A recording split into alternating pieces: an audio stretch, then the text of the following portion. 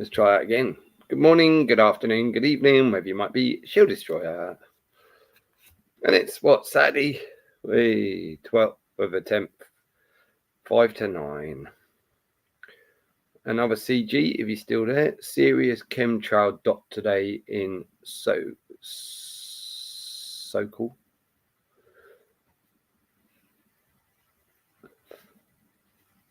Crime levels going to go up.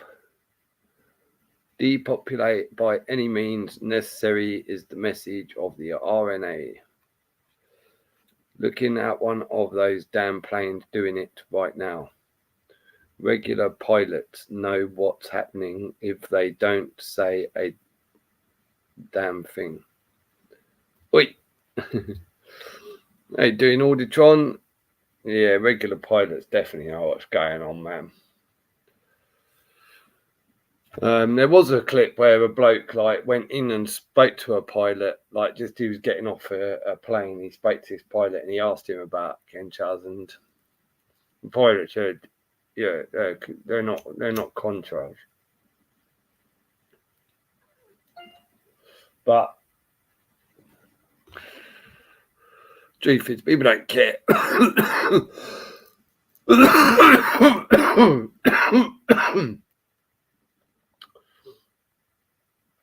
The news channel would say, "Oh, yeah, the geoengineering that's being done across the world is, scientists have said it's to do this, that, and the other." But what they say it's for and what it's really for, of course, and without explaining the point that they're chemicals and they're coming down all over you, and they're doing other damage to you and your world basically. But they'd still just accept that, right? You know what I mean? People just accept whatever. They don't give a fuck what these idiots are doing. Everyone knows that government's corrupt. Everybody. There's not a man alive that doesn't know government's corrupt, yet they still fucking bow down to it and vote for it. And that's just absolute insanity in itself. You ask anyone on the streets, do they believe government tell the truth? And every single one will say no. You know what I mean? It's just a fact, isn't it? They'll still just do whatever they're told and just never question, never care to be concerned that actually what they're doing might not be in for the good of anybody but themselves or their masters. You know what I mean? And it's clear as day that that's the case. I mean, you've got to be a complete and utter fucking fool not to see that it's the case. Everything they do is to benefit their masters and themselves, right? They benefit themselves by being the actors and pretending they're doing something, and getting highly paid for it and lots of favors. And of course, they benefit their masters by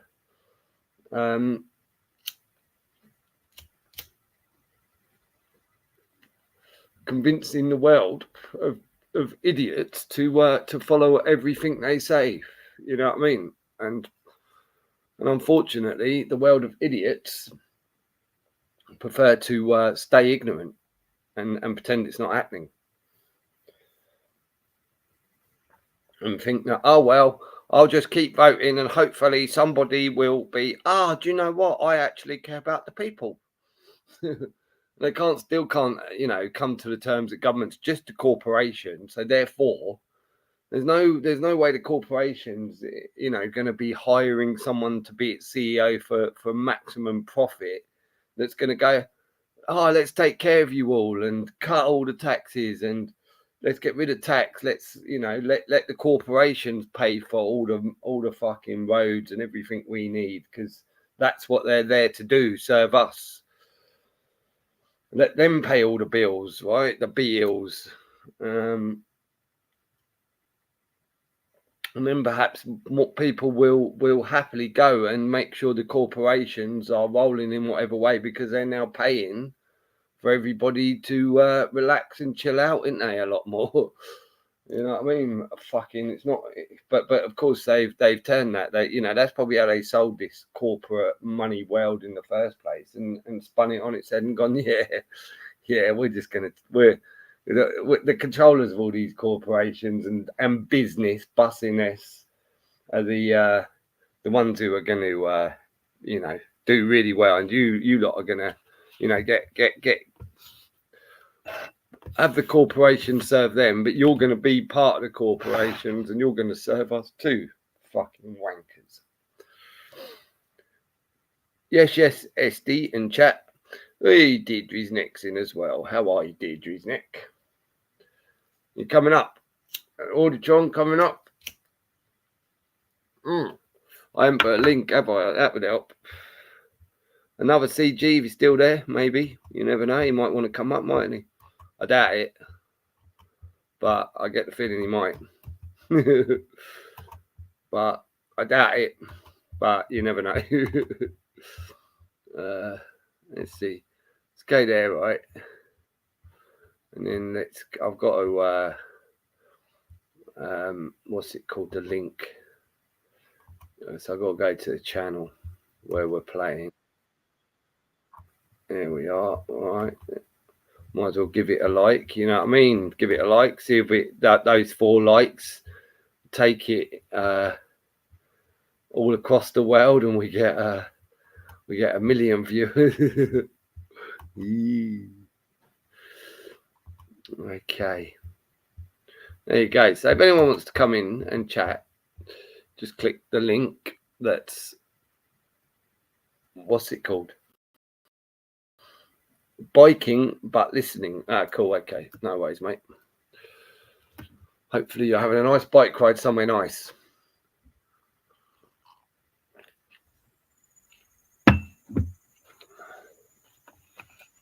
When you think about a bike or biking, like biking is two kings.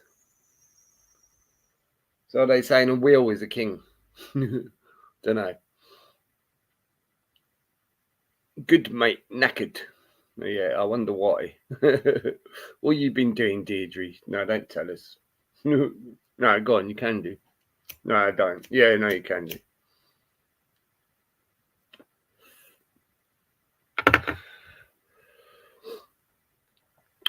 I am. 6 in. So what else has been happening in the world? Anything? I haven't. I got headlines today about some geezer dying at 69. Don't know who he is, but Minister of Scotland or something. And apparently he'd just done a speech, and then he died at 69. That's the only news report I've seen, because it was on YouTube. And, you know, they want everyone to know about it. I thought that was interesting. Forget his name now, but I sound like saying it. Deirdre, yeah, I thought so. Knackered, literally, innit? You're not saying knackered as in I'm tired. You're literally saying, yeah, knackered. Fucking hell. Let's see. Did I put anything up on VK this week? I don't even know if I did. Let me have a look. Live.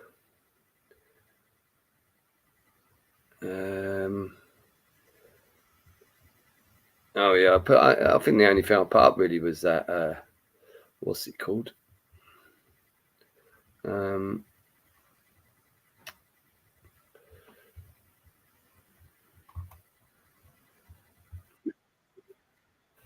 like this one? I'll link it. I think you should all share this one. Let people fucking know that, you know what I mean, you're not one of the meatheads that fall for twats like Tommy Robinson.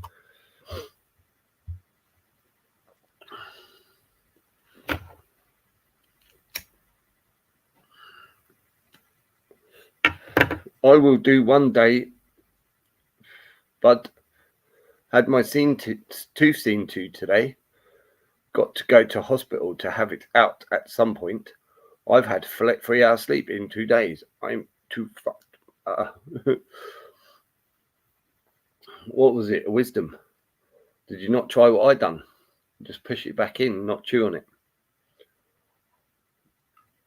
Still, there's still a tiny bit of where I know it's not quite solid in there. A little bit of feeling when I push against it. I still try to like go calm on it and not chew on it heavily. But otherwise, yeah, my tooth's fine now. Weird. That's weird as fuck to me, really. Because I was straight away, fuck, now I'm gonna have to go to a dentist, or I was thinking, how can I get this out about having to go to a dentist? And I thought, actually, let's see if I can push it back in. And I was shocked that it got rerouted. Hate all by the way, hate by Blake. Nah, but got an abscess. Oh, fuck that. Yeah, different story, mate. You know what I mean? Jesus. I'm fucking like, can't be doing anything going wrong with my teeth. Can't be doing with anything going wrong, really, because I don't want to go and visit any of them fuckers anymore, man. You know what I mean? Doctors and dentists. Dentists probably not as bad as doctors, but I just know that, if I'd gone to a dentist for that tooth, he'd have pulled it. And I think, surely true dentists would say, look, push it back in with your thing, it'll probably reroute and you'll still hold on to it. He'd have probably told me that I need all 4 wisdom teeth out, innit? That's what they do, innit? Like, why they take your wisdom teeth out? Like, they're fucking early, innit? I don't like, no problem with them half the time, and people just get them taken out because the dentist tells them it's good for them. I'm like, why? Why'd they call them wisdom teeth? Nobody seems to have any these days.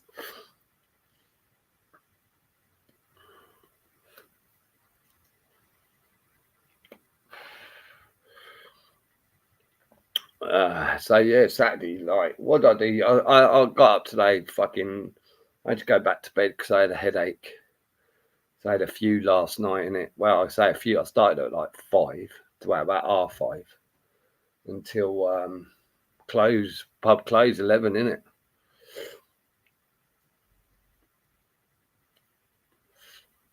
Just fucking died flu as well. My time really flew, man.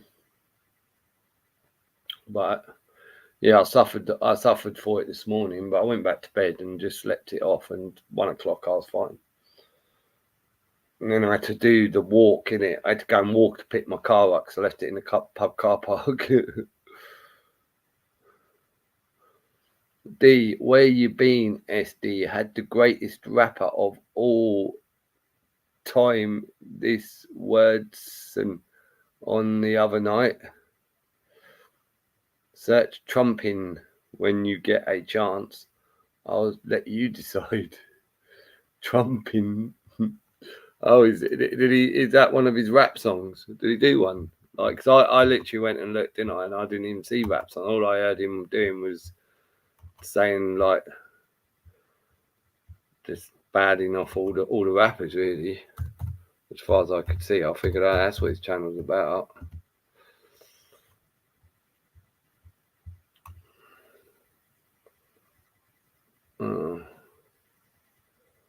I don't know if trumping's finding me anything.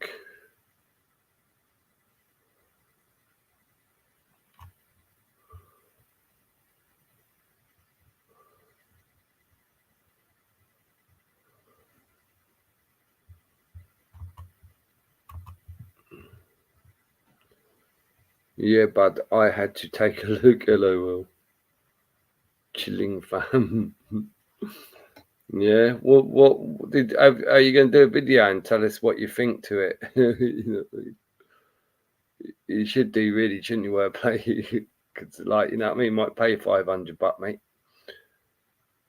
Chilling fam. Deirdre's chilling. I'm smoking some weed.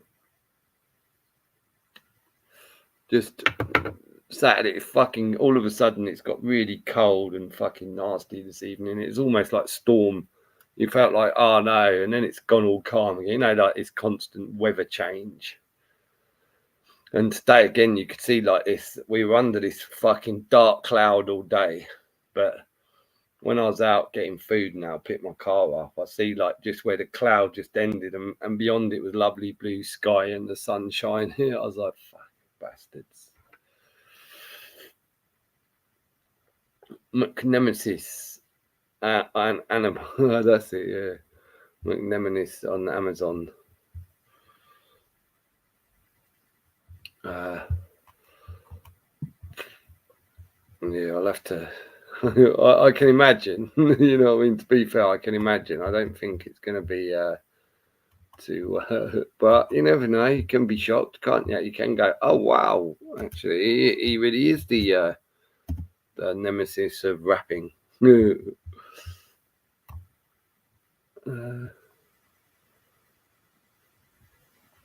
Why don't it just come up without fucking like his channel comes straight up, but then all I get below it is a load of like fucking fucks, innit?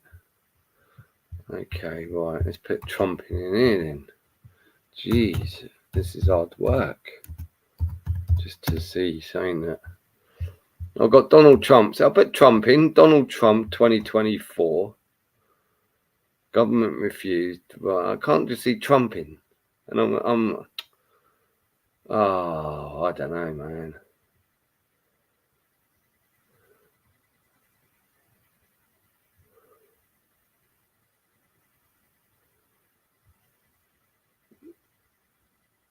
Oh man, well, he is definitely a Donald Trump lover, isn't he? And he made out that he knew government was all, you know, all actors. So why would you fucking be like banging Trump's drum? You know what I mean? If you know that.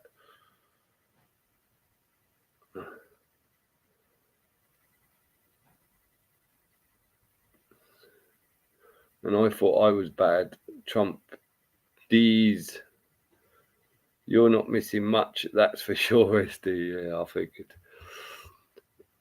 There we go. Yeah, I mean, like there was. I see a video saying him being exposed, and he was like yelling at the screen, saying that he's all these rappers in one, and was it just like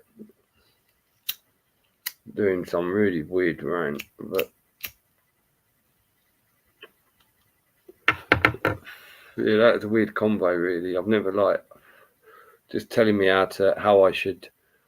what I should do to like, and just all about making money. That's really what it's all he talked about when it was how I should do things to make money. And I'm a level 1, and a level 1, like what? I'm a level 1 or what?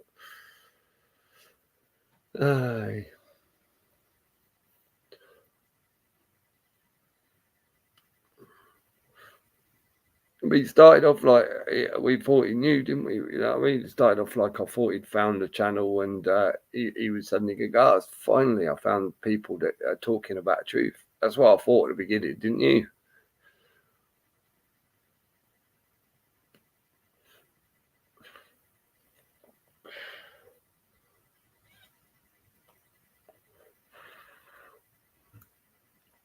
Madness. Anyway, so no one wants to come up and chat. Okay.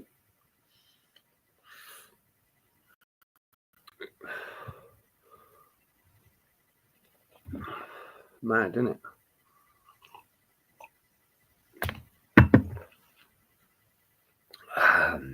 Coffee's good. Jibbers are good. I haven't got really much chores to do. All I've got to do is change my bedding this weekend because I already hoovered all my carpets. I've done most of my washing. Like I've pretty much washed everything on Wednesday, so I've only got a tiny bit, so I don't really have to do any. They'll probably fit in with my my bedding in it, so I'll just wash the bedding with the few bits that I've worn since, and one load of washing in it, and that's it. Oh, ain't it nice? I should clean my car. I'll see what the weather's like. There's no point in cleaning it. It's fucking staying shit. That's the problem with my job, especially when it's fucking winter. You get your car so dirty, you got to clean it, but it's literally 2 days later. You think, why do I fucking bother, innit? Especially if you got to go down country lanes, which I do. It's even worse. I mean, motorways and A roads are bad enough, aren't they, for dirtying your car when it's raining. But country road, and that's it. It's coming back looking like a fucking, 20-year-old car, innit?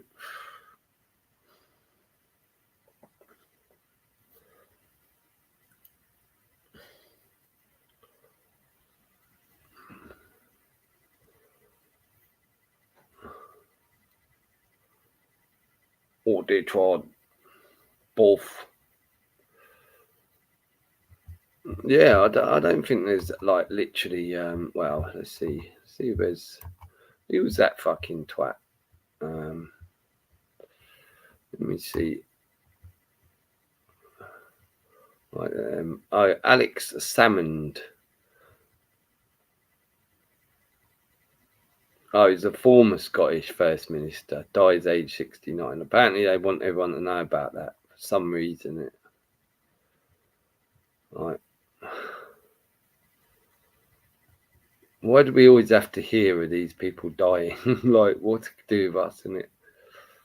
You get that? They always tell you everyone that's on a television that's died, innit? So who? What do we need to know, you fuckers?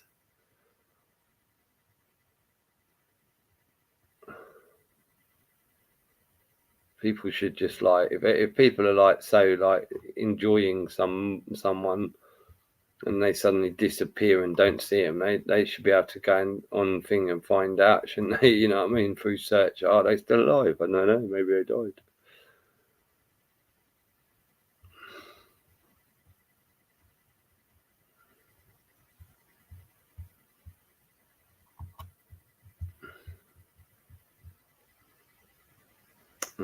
Yeah, fun. Oh well, I suppose I better wrap another one. It'd be rude not to, really. I think, wouldn't you agree? Wrap another, dooby dooby dooby dooby doo.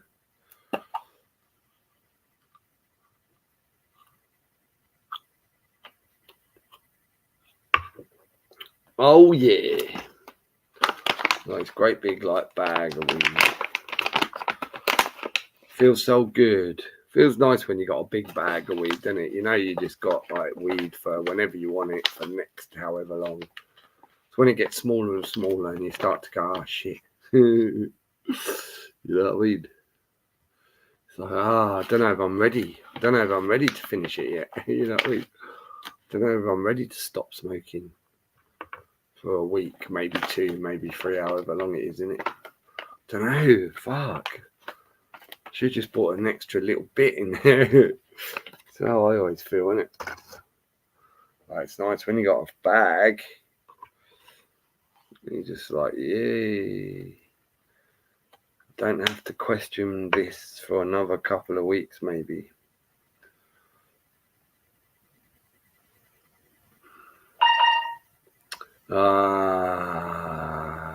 Fucking phone, isn't it? Like, I find these phones I think they're supposed to just like wind you up in it, so you can't just relax. Then beeps, you know what I mean? I'm just so sick of hearing it today. Fucking beep, beep, beep, beep, beep, beep. And of course, it's never like just you've won £1 million mark. No, it's never that, mate. It's always just stressful shit. People fucking, you know what I mean, doing their own heads in and thinking it's all right to do mining.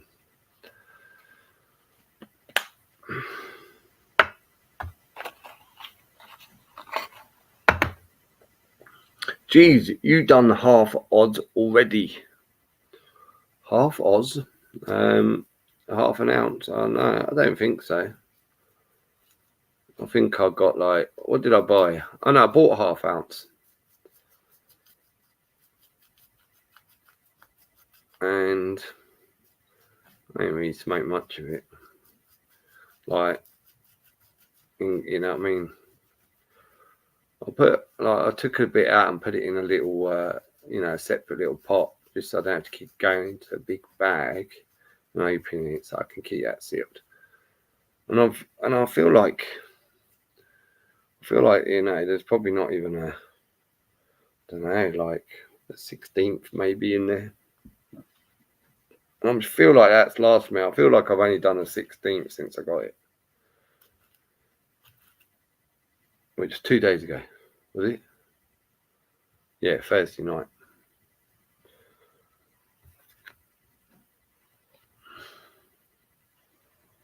We having a weed day. Yeah. See, I didn't start mine till like this afternoon because I was hanging and I just thought, I'll just smoke cigarettes, have a coffee while I was waking up and shit and watching some shit. And then I thought, got to collect my car, so I get showered. And then I got to walk about 2 miles to pick my car up. So I thought I'd do all that. And then once I got my car, I'd go and get myself something to eat and bring it back here. And when I got back here, that's when I'd spark my first Chewbacca. So all my things, I got food. Probably won't need any more like later because I'll probably buy it. I'll probably eat enough just for, you know what I mean, a very late sort of brunch. No, lunch. Lunch, what is it? Lunch, dinner. A dinner. No, a ludding. Yes, I had ludding. There you go, ludding. I had my ludding. And I had Jamaican food. I had a Jamaican patty.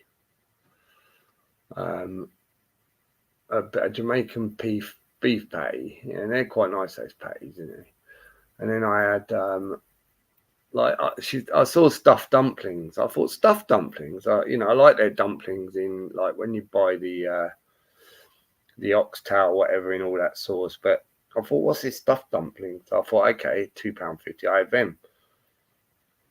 And then all it was she put dumplings in a thing, then just put chicken on top of it, and then said, "Do I want some jerk sauce on it?" And I was like, "Yeah," but she didn't really put that much jerk sauce. So the second one was too dry to eat on its own, really. But by that time, I was full because I also got a 6-inch sub.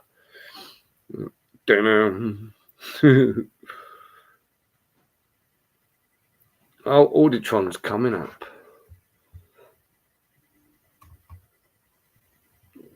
How you doing, Auditron? Mr. Show, how are you, Show Destroyer? I'm good, man. Good, yeah. Show Destroyer.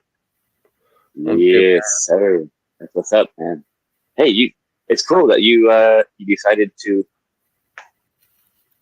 do another StreamYard. So thanks for doing that. That's pretty cool. Yeah. I just thought, like, when was it? 2 days ago, for some reason. Yeah. I can't remember what. There was a reason. I just thought, fucking get a StreamYard up and see what we can do with it. But it's very hard to do anything with it these days. Not like the old days, is it, Auditron, where you'd like have to turn people away from your panel, wouldn't it? That's quite out there, man, for people coming on panels. Are you still there, Audie? I think you muted yourself. Not here. Oh, you're monged as fuck. Not here. Yeah. Just I was messing with some settings, man. So, hello, everybody in chat. I hope you're doing well. It's crazy to say that, but I honestly would like saying I trust you're doing well. You know, because you got to be resilient in these times. Well, I guess so, mate. I think like if you're still breathing, you're doing as as good as anyone else, isn't you? It's the way to look at it. If you're still breathing, sure, you're doing as good as anyone else. Especially in this world. But yeah, I'm just like, it's just a waiting game now, Auditron, isn't it? You know what I mean? We're just waiting. That's all I'm doing now. Just waiting. See what goes down in it. How long it'll take. 5 years probably.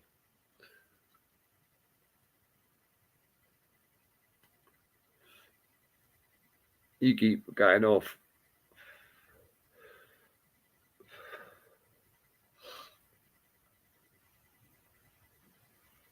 I'm being quiet. You know what I mean?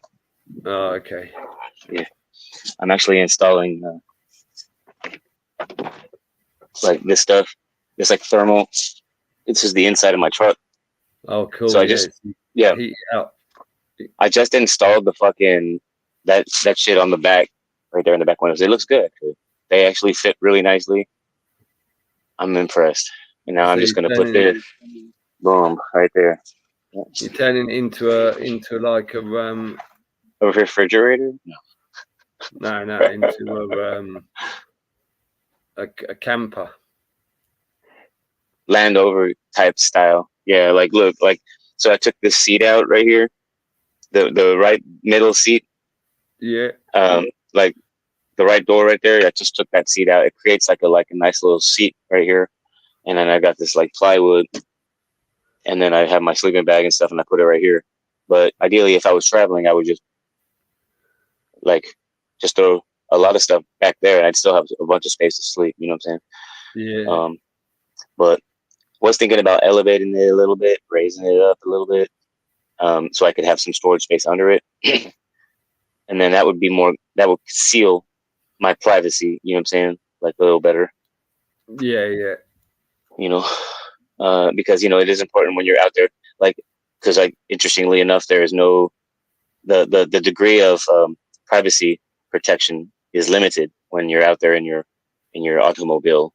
They say Yeah. essentially, it's like, oh, you don't have the same standard of a reasonable expectation of privacy. That's why you know what I mean. Like, officer could just come up and just like investigate. You know what I mean? Like, Yeah, man. it's weird shit. I think you need to get those windows tinted black as well, didn't you?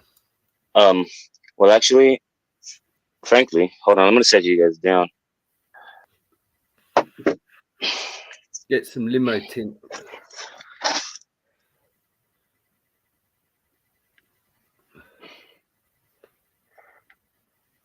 All right.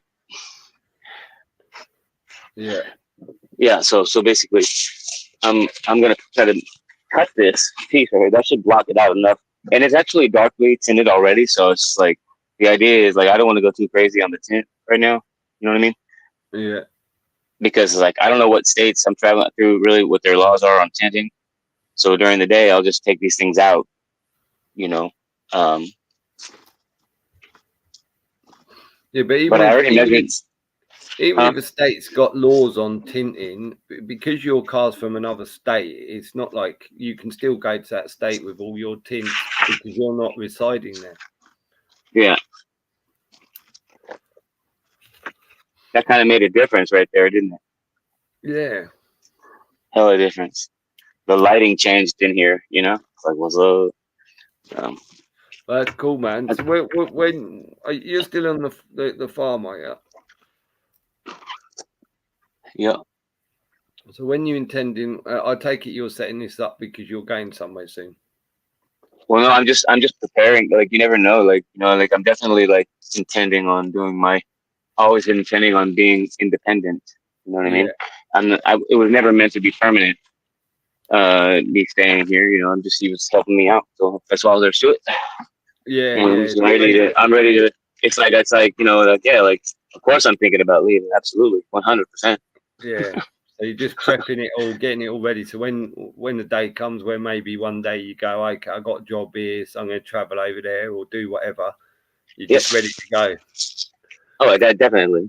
Yeah. Yeah, man. That's sound. It's like, yeah, it's like, okay, let me I know I don't have a great grip of cash, but I'm going to take the little that I have, and buy what's necessary for me to sustain myself and make it at least look like I'm habitating in it somewhat or traveling. You know what I mean? Yeah. Because it's traveling really. It's like, and it's all like, it's important to let them know basically that it's my means of subsistence, and have evidence of it, physical evidence of it. It's like a natural formation of a contract. Essentially, I'm contracting just by conducting myself in this certain way. Yeah, cool, man. Yes, sir. Yeah, man. That's such a cool thing to have. Is it? I'm not sure. Yeah, especially an off-road one as well. Yeah. You know what I mean? You can take that anywhere, Yeah. man. And if things really hit the fan, you've got the perfect vehicle to get the fuck away as far as you can in the quickest amount of time, ain't you? Absolutely. You I know definitely what think so. Yeah. Yeah. I'm fucked in my Astra. Where are you at? Right, in my little Astra, you know what I mean? Oh, on your Astro? Yeah. Astra, yeah, little like 4-door hatchback. Oh, you have that? Oh, okay. I Yeah, see what you man. mean. Yeah, I ain't going I nowhere. don't know about that. I mean, it is what it is. You know, like, not, you got an automobile. I mean, at this point, I'm just like, life is just, everything's just so weird right now. Everything's so abstract. You know, like the way things are happening. You know, how things happened and transpired with everything. Where we are right now, compared to where you are like right now compared to where you were. Not just you, but the listener. You know, a year ago. Yeah. You know, has there been any significant like, you know, changes? Basically, is what I'm saying. And if so, like, What, man, that's not within bad. That's yourself? not bad. Yeah, what's that? What, within yourself or like around you? Yeah, just whatever. Just asking, just in general. Like, the biggest changes is like I wanted. You know, it just sucks when you get what you want. Sometimes, you know what I'm saying. Like, I wanted to have a truck and I wanted to live independent, and I didn't need a truck. I just wanted one. You know what I'm saying? Yeah. It's like, I'm not trying to. It's just a trick, though. You know, the way we manifest and stuff. So I just have to. It just became aware more of my potential, for sure, and I realized that part of manifesting is getting out there, taking action. And yeah, it's easy to fall um into old habits, right? And get back. I'm just trying to take action, dude. That's all there is. Yeah, You yeah. know what I No, mean? you got motivation behind you. See, and I'm trying to figure that way out of myself, but I'm trying to find the motivation first in it. But yeah, I'm kind of like still sort of slowly doing things that are you know, could help me in the future, but at the What same are time, you? I'm also sitting there thinking these cunts might fuck me at any day and steal my job from me by stealing my license, right? So Okay. because I'm not playing their ball game, you know what I mean? So they're smacking me hard every time. Do you want me to mute myself while I'm cutting this, or is it loud? If I'm cutting, can you hear the cutting in the background? Because I'm just like, I don't want to interfere. You know what I mean? No, I can't hear cutting, mate. Okay, go ahead. But yeah, so I'm just like that, and as far as things change, as far as my mindset, definitely. I think the more you watch this world go on, the less you give a shit about yourself, really. You know what I mean? And I think that's probably a good thing, not a bad thing, because it'd be like really worrying if I actually give a fuck. You know what I mean? If I was like, oh God, I want to stay. You know, I want to stay on this world forever. you know, but, like you terrify yourself that way. Whereas when you don't give a fuck, you literally there's no fear. It's not any fear based. It's just the mental torment when you're watching everything that's going on and everyone just allowing it is disgusting, really. You know, and you try and tell people this, and they kind of just laugh in your face. I'll just do this and do that, and you just think, fuck me. You know, I mean, you got no idea, have you, of the shit.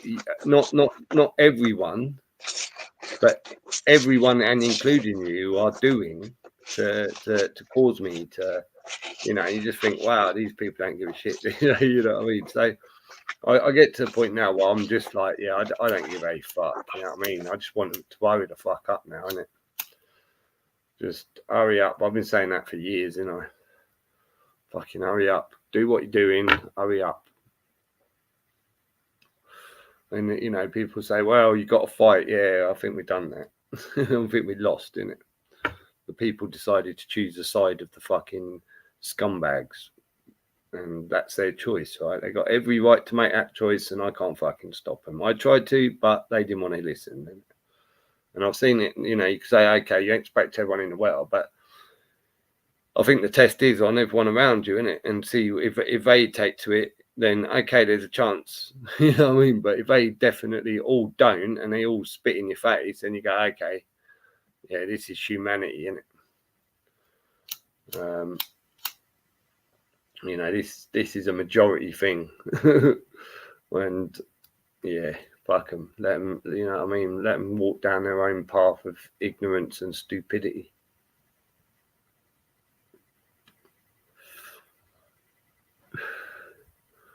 But yeah, it's quite, you know, it definitely changed in that way. Fucking, you just don't give a shit. You just, there's only so many shits you can give in it.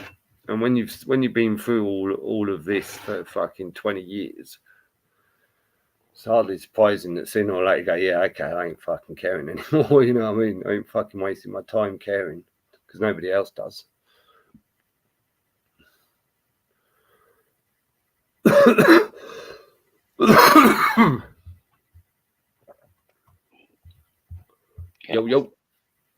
Yo.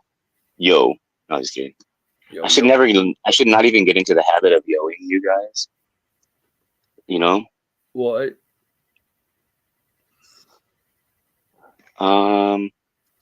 Because I think it's bad manners. Is it? What, saying yo? It might be better than hi. Well, I don't know. Hi sounds alright, doesn't it? But hello sounds bad. You know, I hate the question, how you doing? Honestly, like in today's day and age, anyone asking the question, how are you today, or how you doing? Like, to me, that's like such a low key past mindset for people to have. You know, it's like, you're asking me how I'm doing. You seriously want me to measure myself against myself? Like, there's a whole world around me. You know what I mean? It's just like, and I get that. Like, but I'm not trying to always question where I'm at too. It's a symptom of a sick society. People are basically polarized energetically, and they must have pleasure. I think it's pleasure at all times. You know what I mean?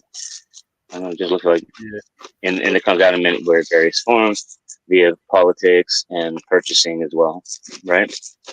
But interestingly enough, the whole driving without a license thing, I looked up a ton of stuff before I became legit, and I was like, it's almost like the state saw what I was about to do because they're monitoring me and shit, and they're like, just give him back his bloody fucking license, you know? Yeah. Just give it back so he doesn't come after us about this shit and create precedents. You see what I mean? Like, that's how this government operates, man. Seriously, I shit you not. 100%, yeah. Definitely, and they use this, obviously. You know, they're using things like this to track people and see what they're thinking. That we've seen it. How many times they fucked with my channel, innit, and done some really weird things, and like, you know what I mean? It's And you think they definitely listen to you to be able to say, okay, that's me dicking all misinformation, but that means they've listened. But you think, oh, what? That's the only thing they use it for, is just to give me a strike. No, they're using it, and that's going back to places, and you know, someone saying this. You know what I mean? Fucking like literally just right there, like that's this. You know, like, if you look at it from one perspective, right? Just this act of independence that I'm doing right here is what I think the government that needs to control people that need to be controlled. Like, they want to take on new arrivals all the time. They're looking to adopt everybody. You know what I mean? Is how I like to look at it. You know? Yeah. And it's like being aware that you don't have to be adopted as a full grown adult. You know, having reached the age of majority and shit. Absolutely, you know? It is a daddy. You know, I'd say a nasty stepdaddy relationship that government has with the people, isn't it? Mm-hmm. The nasty stepfather. You know what I mean? It's like you were awarded this. You know, it was handed down to you by your parents. You know what I mean? This status. You know, it's like, and then you went with it. So what? I mean, we got you. You know? We got you. You went with it. I mean, you made. Do you know how difficult life is without proper legit stuff? You can't do anything. You have to literally go this entire route of exposing how the right to travel is still it's like an ever evolving thing, which basically should be based on natural law, instead of, like, natural law should weigh in on the argument of the right to travel, you know, in the means, by the means of our own choice. You know what I'm saying? Like, this is, it's not the right to travel that's at question, because it's always courts are going to, like, agree that the right to travel is some constitutional thing. They're always going to do that. You know, like, they're not going to say, oh, it's not a fundamental right, but they always follow it up with, you know, the government has the right also to regulate for the safety of its citizens or whatever, and they create these, like, you know, whatever, acts, rules and regs, you know, acts and statutes. Acts and statutes, you know. And you know, technically speaking, right, without any, like, it's true though, if there's no duty, like, for example, those are all, like, civil, like, everything that's civil, like, you know. Did you know that in Illinois, I think I mentioned it maybe in chat once, that it's actually, like, more offensive. It's more of offense. It's a misdemeanor. It's like a crime, right? To roll around with a suspended license plate, and it's you know, if you take the plate off completely, right? It's not a crime at all. Actually, it's almost like what they call a civil infraction. It's way less penalty and all that. You know what I mean? Like, it's crazy. Yeah. It's crazy. I was like, what the hell? That's, you know, so you're promoting me rolling around with no license plate? You know, like, okay, that's the government. This is how they tease. What do you think that is? Like, are they throwing that in our face? Like, haha, you know, like, probably, yeah.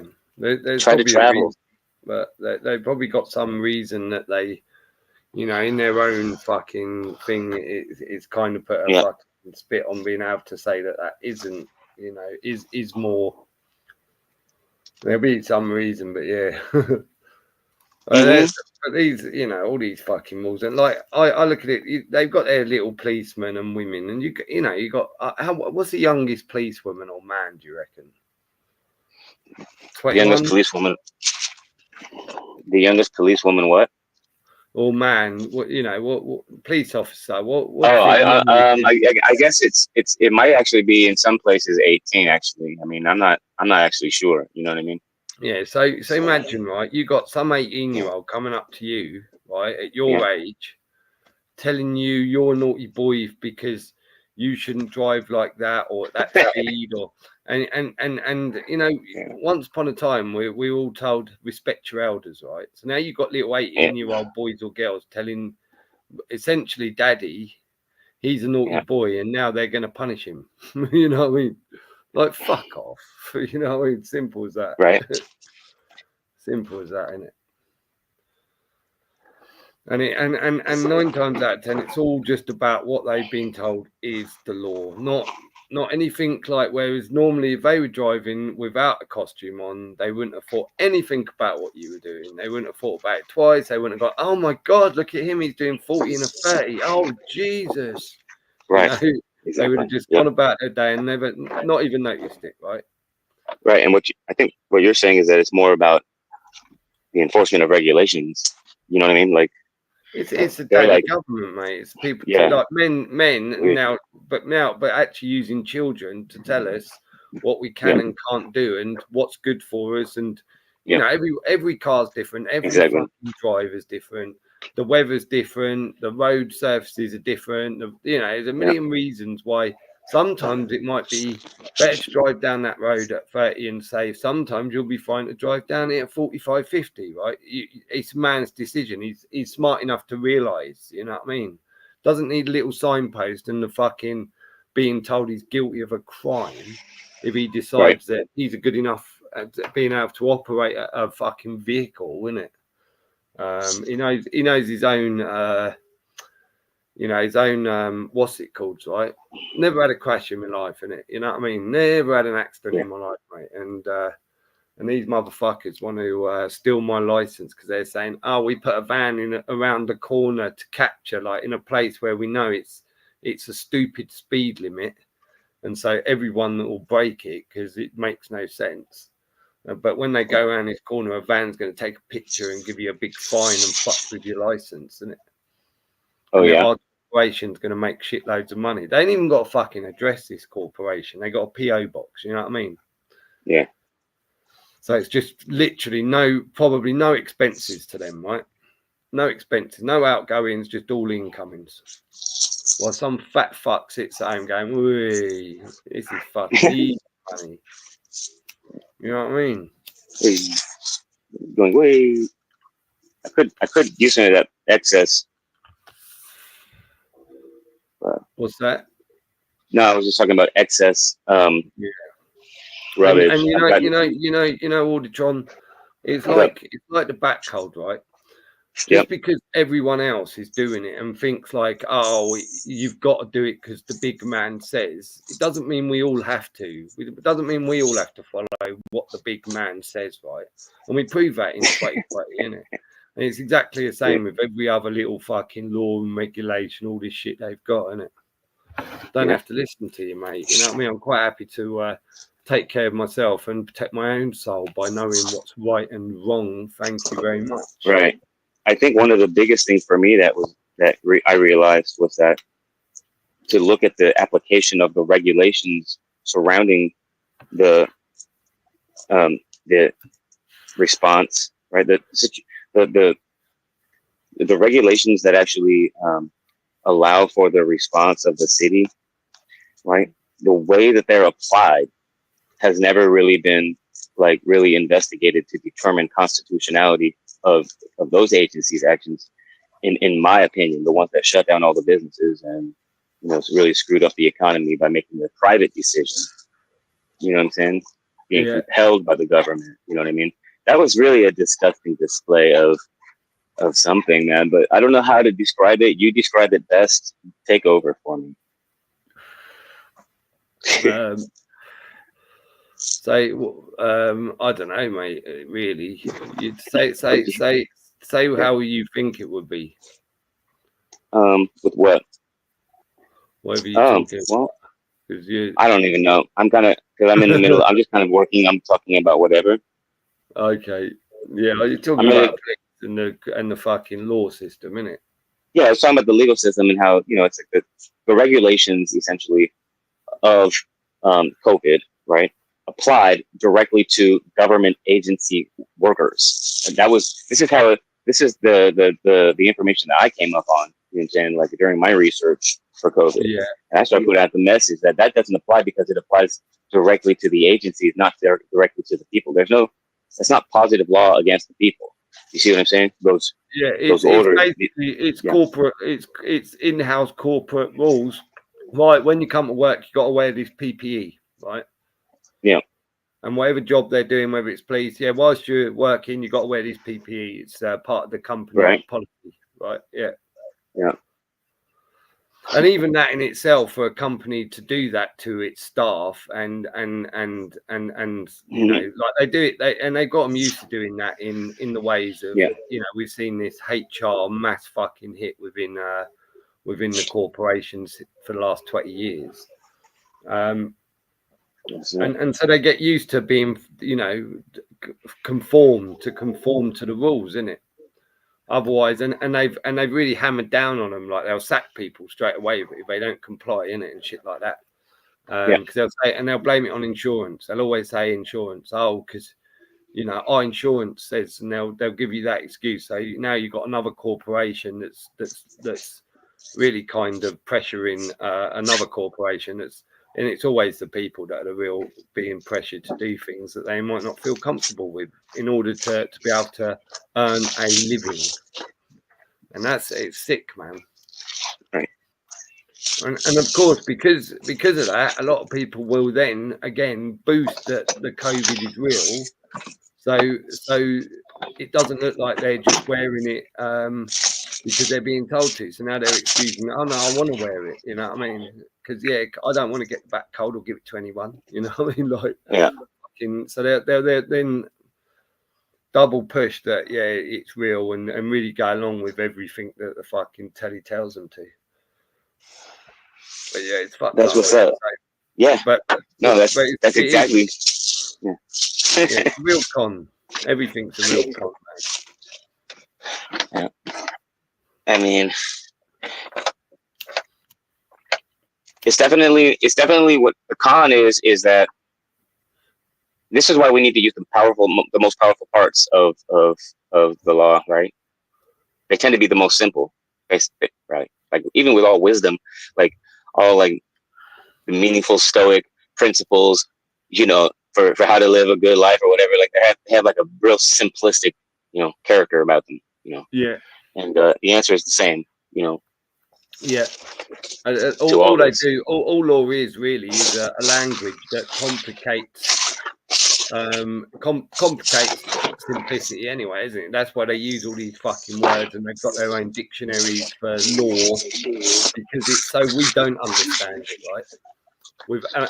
And we then think it's too difficult to learn, so most people don't bother. When actually, when you break it down and you go and study a couple of these dictionaries, you realise actually it is simple and very misleading. You know what I mean? Yep. But purposely so, right? Yeah, everyone still just backs it like fucking idiots. Yeah, exactly. And so the simplicity of it is the age of majority is where they say to you, hey, and this is where I fell off, is that the age of majority says you have to, you know, you're going to be presumed to understand the legal effect of your acts and actions. You know, this is going to be a presumption on you after you reach this age. That's the more meaningful. I mean, that's really meaningful. You know what I'm saying? Like if you think about it, you know what I mean? Like if people knew that and understood that when they sign these contracts, I call them a contract because that's what people are used to, but they're more like these opt-ins. When you participate with these opt-ins at these agencies through their applications and stuff like that, it does create this like action by us that we somehow admit that we have a duty to the public, and then we can by that like conduct, by admitting that we have some sort of duty to the public in writing, you know, it's just a weird, you see what I mean? Yeah. Like it's a weird construct that police officers have no duty to protect like the individual, but they have a duty to protect the public at large, and that's been established by like case law and stuff, right? But as it relates to my duty to the public, that there's a test for that as well. You know what I mean? Like, so I think it's sick when they treat us as if we're not aware of the tests that are required to meet certain standards before they classify. You know what I mean? And then also walking right over our age of majority status when they, in one way, they'll walk all over it, say, oh, you don't, do you understand the legal effect of what you're trying to do? Right. So they may, you know, try to stop you. Right. I think you're like really radical. Or you just play along and just, you know, I don't know. And then they try to devise another way if you don't want conflict, because you will run, you know, it's just like, is it worth it? What's worth what? You know what I'm saying? How old are you? What do you got? What can you know, how long can you sustain yourself? You know what I mean? Shit like that. You know, like, are you going to do you have the mind for it? Are you have any medical, you know, if you know about, you know what I mean? Like where, before you do any like uprooting, because in a sense, like the right to travel does have to do with actually moving from one place to another. It's like a residence thing, you know what I mean? It's like looking for a new place to live or looking for a new place to do business. You see what I'm saying?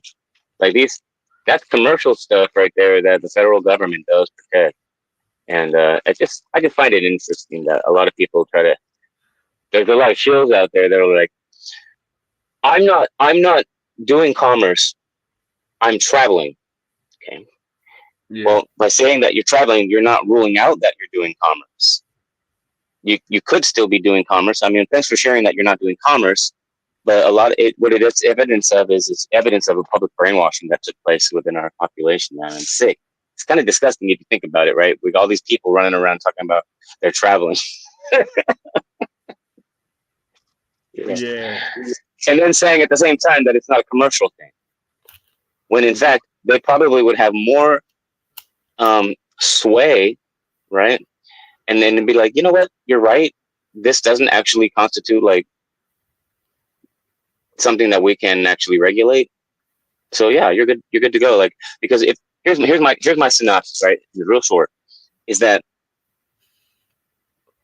if the restriction of a driver's license works like a prohibition on your ability to choose the mode of transportation to take advantage of the right to travel, Yeah. right?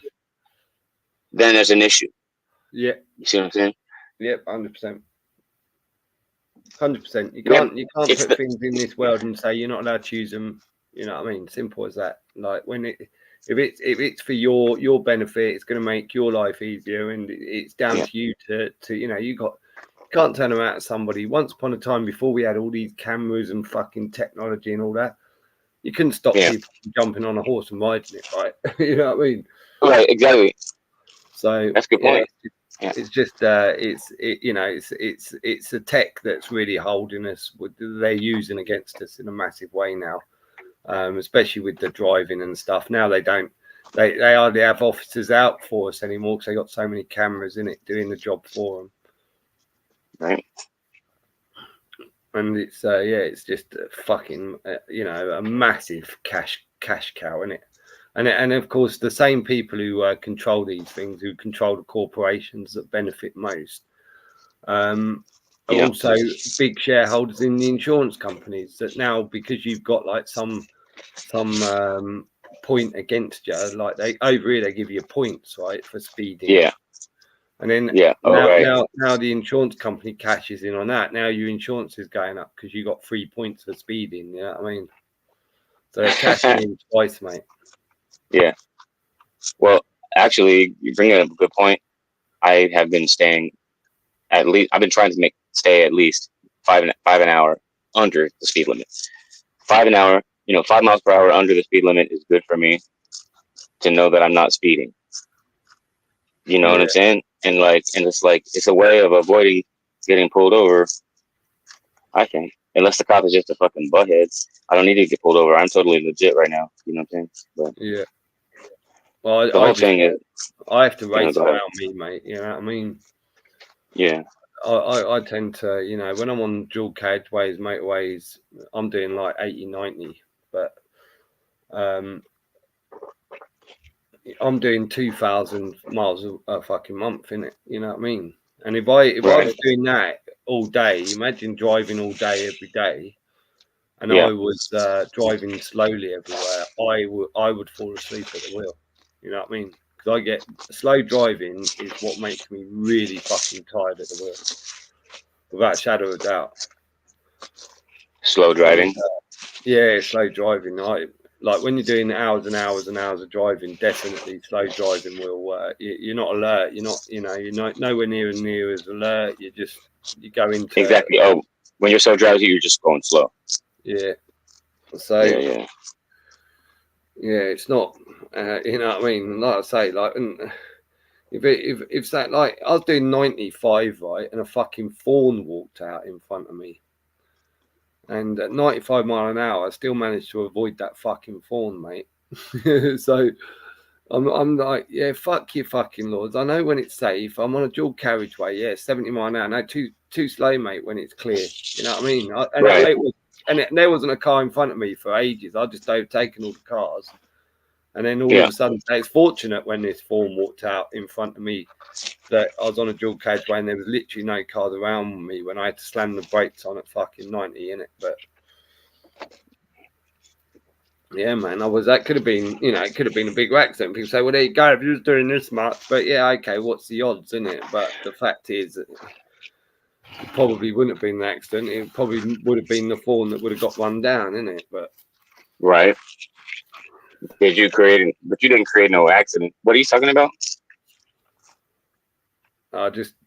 Just not running over a fawn. Right, exactly. because of like, you know, basically just saying like if I'm doing 95 and I can miss a fawn that walks straight out in front of me, then I'm feeling pretty confident that, you know, I'm a good, alert, fine driver. I don't need some little kid telling me that I drove too fast, or, you know, whatever it is they're trying to accuse me of doing, because some right, exactly. This how fast you're allowed to go on this road. And we got a road over here, like toll roads, right? And toll roads are private roads, so they're privately owned roads. Hence why you have to pay money to use them, right? And that means people don't realise, but therefore you can go as fast as you like on a toll road anyway. You know what I mean? There's no because it's a private road. You know what I mean? So, and people don't realise that all these people with Lambos and that, and I think go on the fucking M6, you can't. You know what I mean? The M6 toll. Or the Dartford crossing toll. You can bomb it down there and test out how fast your car goes, isn't it? That's what I would be doing, mate. But people don't realise it. They all stick to the 70 mile an hour limit even on those roads, man. Everyone's so scared over here now, you know. So everyone's driving fucking slow, which just winds me up when you can see like. Everyone's so scared of a van, or they've got it on insurance for young people where they got a black box, so they're being tracked, their speed's being tracked, all of that. So driving over here is a real fucking bitch now. It's not enjoyable at all. Right. You know what I mean? It used to be. No, I can imagine. Yeah, I can fucking imagine, bro. No, it's fucking. I haven't been doing it. I'm just grateful, you know, like to have the opportunity to stretch my wings, you know, and fly somewhere. Like it's cool. You know, like and it's. I mean, that's what I'm saying. Like it's just like it's ready. I'm ready to like. I mean, that's not ready, but I bought some wood to actually make like a quasi platform. I was gonna cut this. So this is. It's like how freaking. Where's my tape measure? You should. You should carry 36 inches or something wide. You know what I mean? Like or more, maybe 48 inches wide. What's up? You should get things like a new alternator. Oh shit! Get a new alternator, a new starter motor, and the tools to fit them, and figure out how you fit them. Make sure you know how. And then that way, anytime you're out in the wilderness, if anything like simple things like go wrong with your truck, you've got the parts and you can get it running straight away, innit? Yeah, you're right. You're right. Just and absolutely shouldn't be expensive things, so it's good to carry them, mate. And know excellent tools to put them on, innit? Because you never know where you're going. Yeah. And maybe a can of gas, of course. Yeah, and you know, like, it's good to just. I'm just glad. I don't know. It's hard to explain, you know. Like, I feel weird about it, about a lot of this. You know what I'm saying? Like, this is just like to me, it's like an awkward situation of manifestation. You know, where I, you know, became aware that I had thought about something already. You know what I mean? And it's kind of like, you know, you put it out there and shit happens, you know what I'm saying? And it happens, and you're not happy about the return.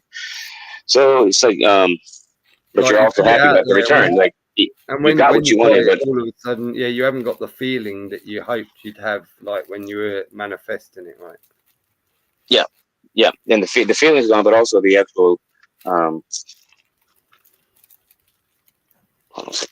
fucking, I think the meaning of it, you know what I mean, is also,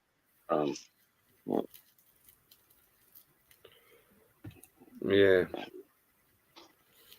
You're not so excited about just fucking off. What do you mean?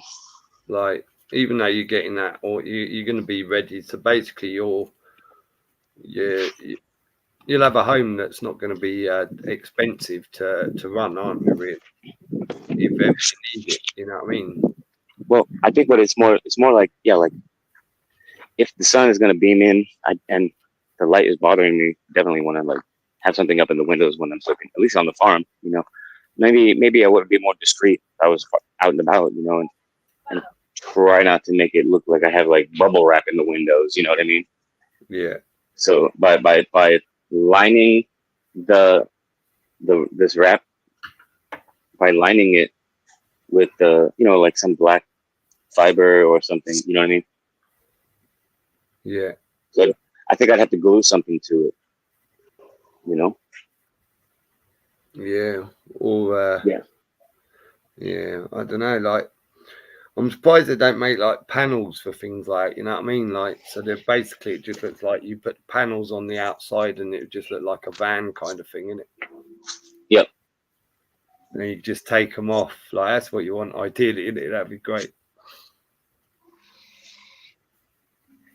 Anyway, speak to the audience for a minute, Audie. I've got to put the kettle on, mate. Speak to the audience.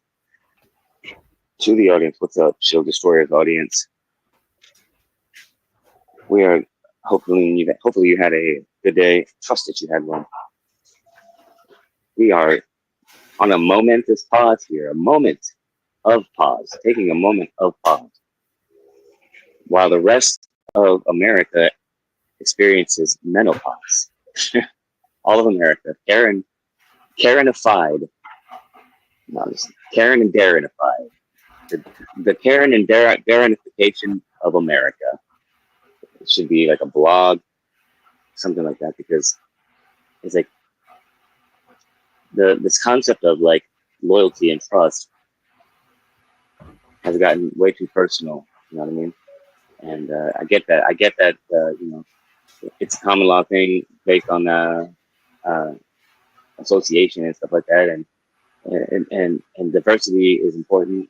But we do have to protect the discriminatory rights of certain decisions in our lives. So discrimination is actually justified on a lot of levels. We always discriminate in our life, or we wouldn't be, you know, reach the level of livelihood that we would want to have. You know, we don't have the chance to get the livelihood, right, when we're not taught or guided, or we're guided in one certain direction, you know, and that's essentially, you know, like can happen, you know, in a society that's just absolutely falling apart. But it looks good though, because the thing about falling apart is someone's going to be there to put it back together, and you can basically play a role in that just through your decision making, everyday life, kind of like really taking the energy of creating a better world into your daily activities, knowing that you're not necessarily like with an organized global agenda, but you do understand the principles around uniting under common good, basically. You know what I mean? It's not necessarily even that's even the right thing to do.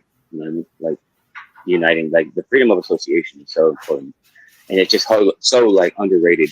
Also, freedom of association should be against government, but a lot of times it's perceived as by courts as your right to join a group, you know, or whatever. Like, well, no, it's actually my right to say no to a group such as municipalities, you know,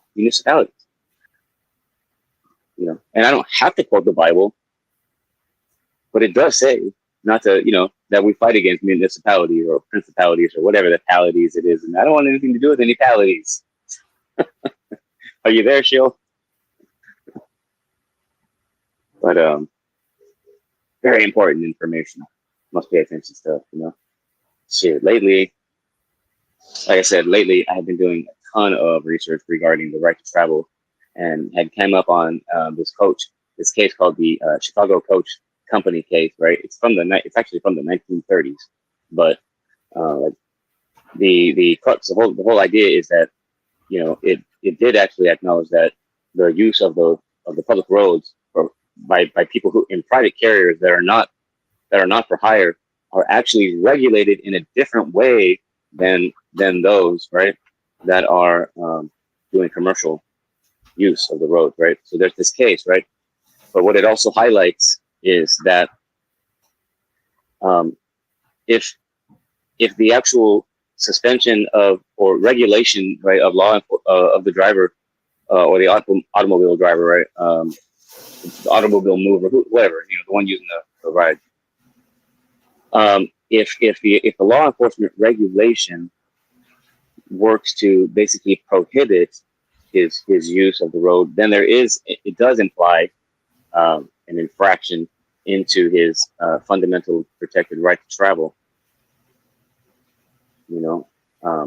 And that's really interesting, because he's not doing commerce. In this case, recognized that they both are regulated, but one can be outright prohibited. Is basically what the case was found, and it was the commercial use. They claim can be prohibited if you've proven that you can that you're going to be a danger. And so they're trying to apply the same commercial standard on the private level, but that doesn't mean that they're pulling admiralty over. And there's a lot of like disinformation out there, so don't buy into everything. Do your own research, stuff like that. But getting back to the freedom of association, it's disgusting that we're actually born into this system of presumption where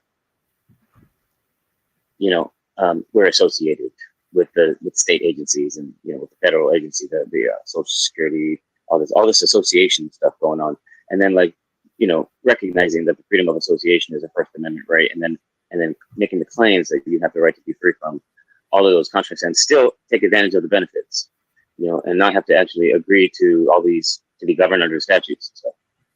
You know what I mean? And still actually, operate with your freedom guaranteed. See what I'm saying?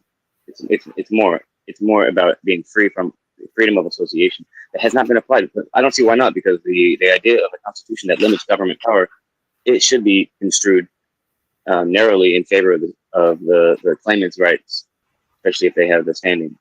But it's interesting to think about that we're forced into this association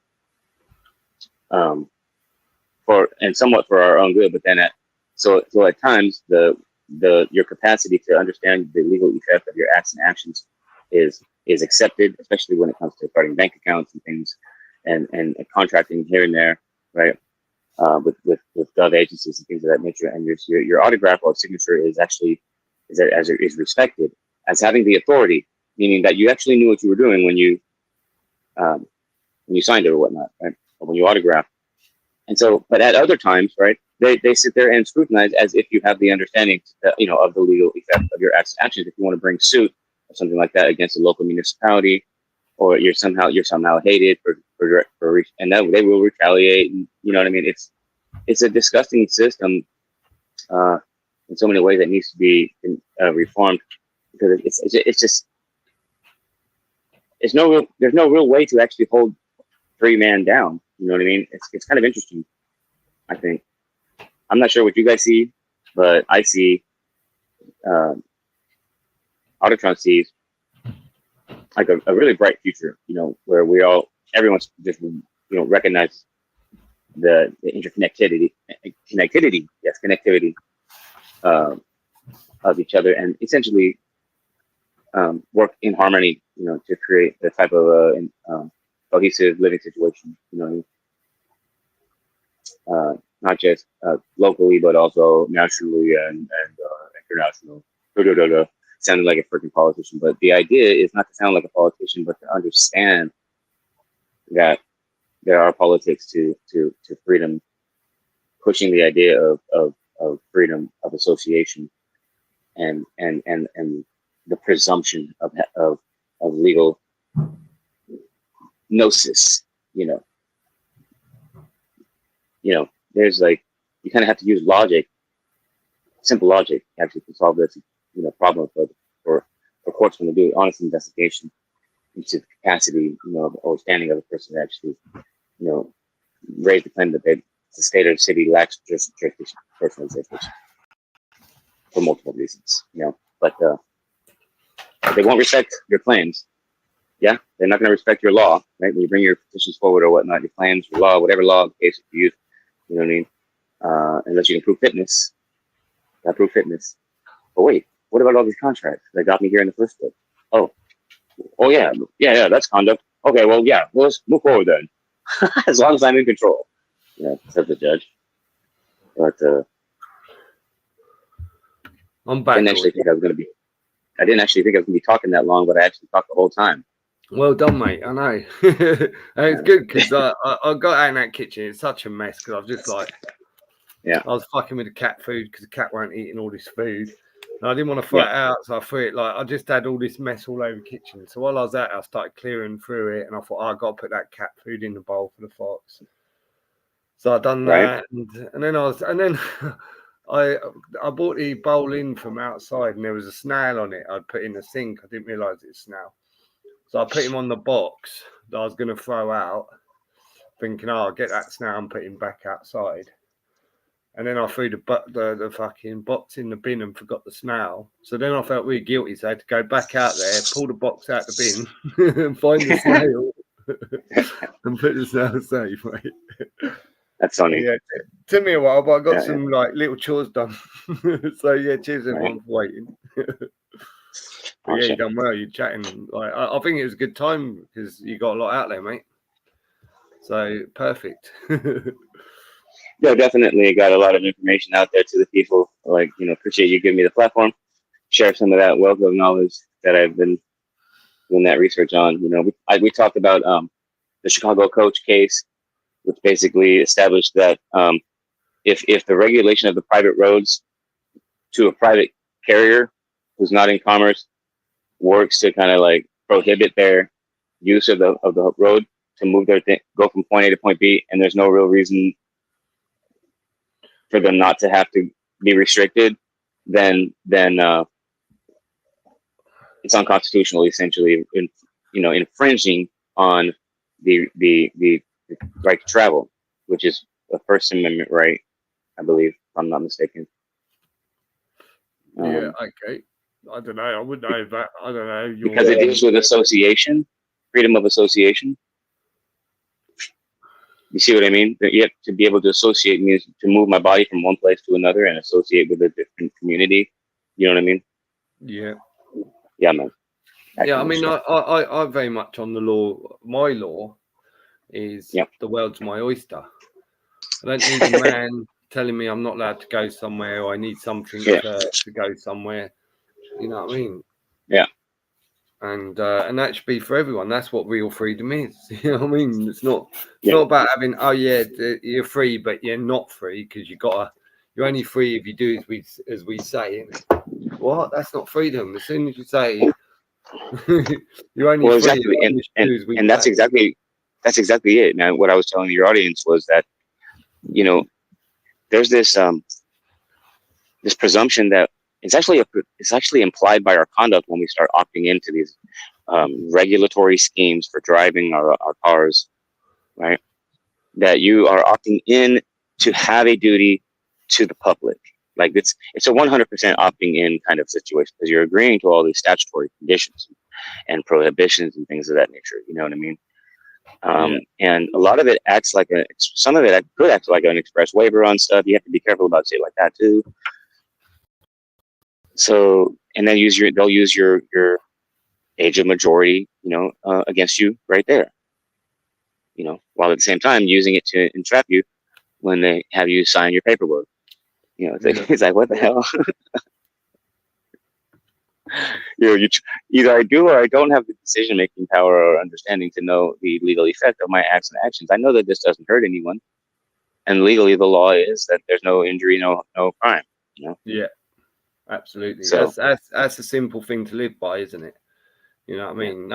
No. If you're not harming anyone, then you're doing no harm. You know what I mean? Simple. Yeah.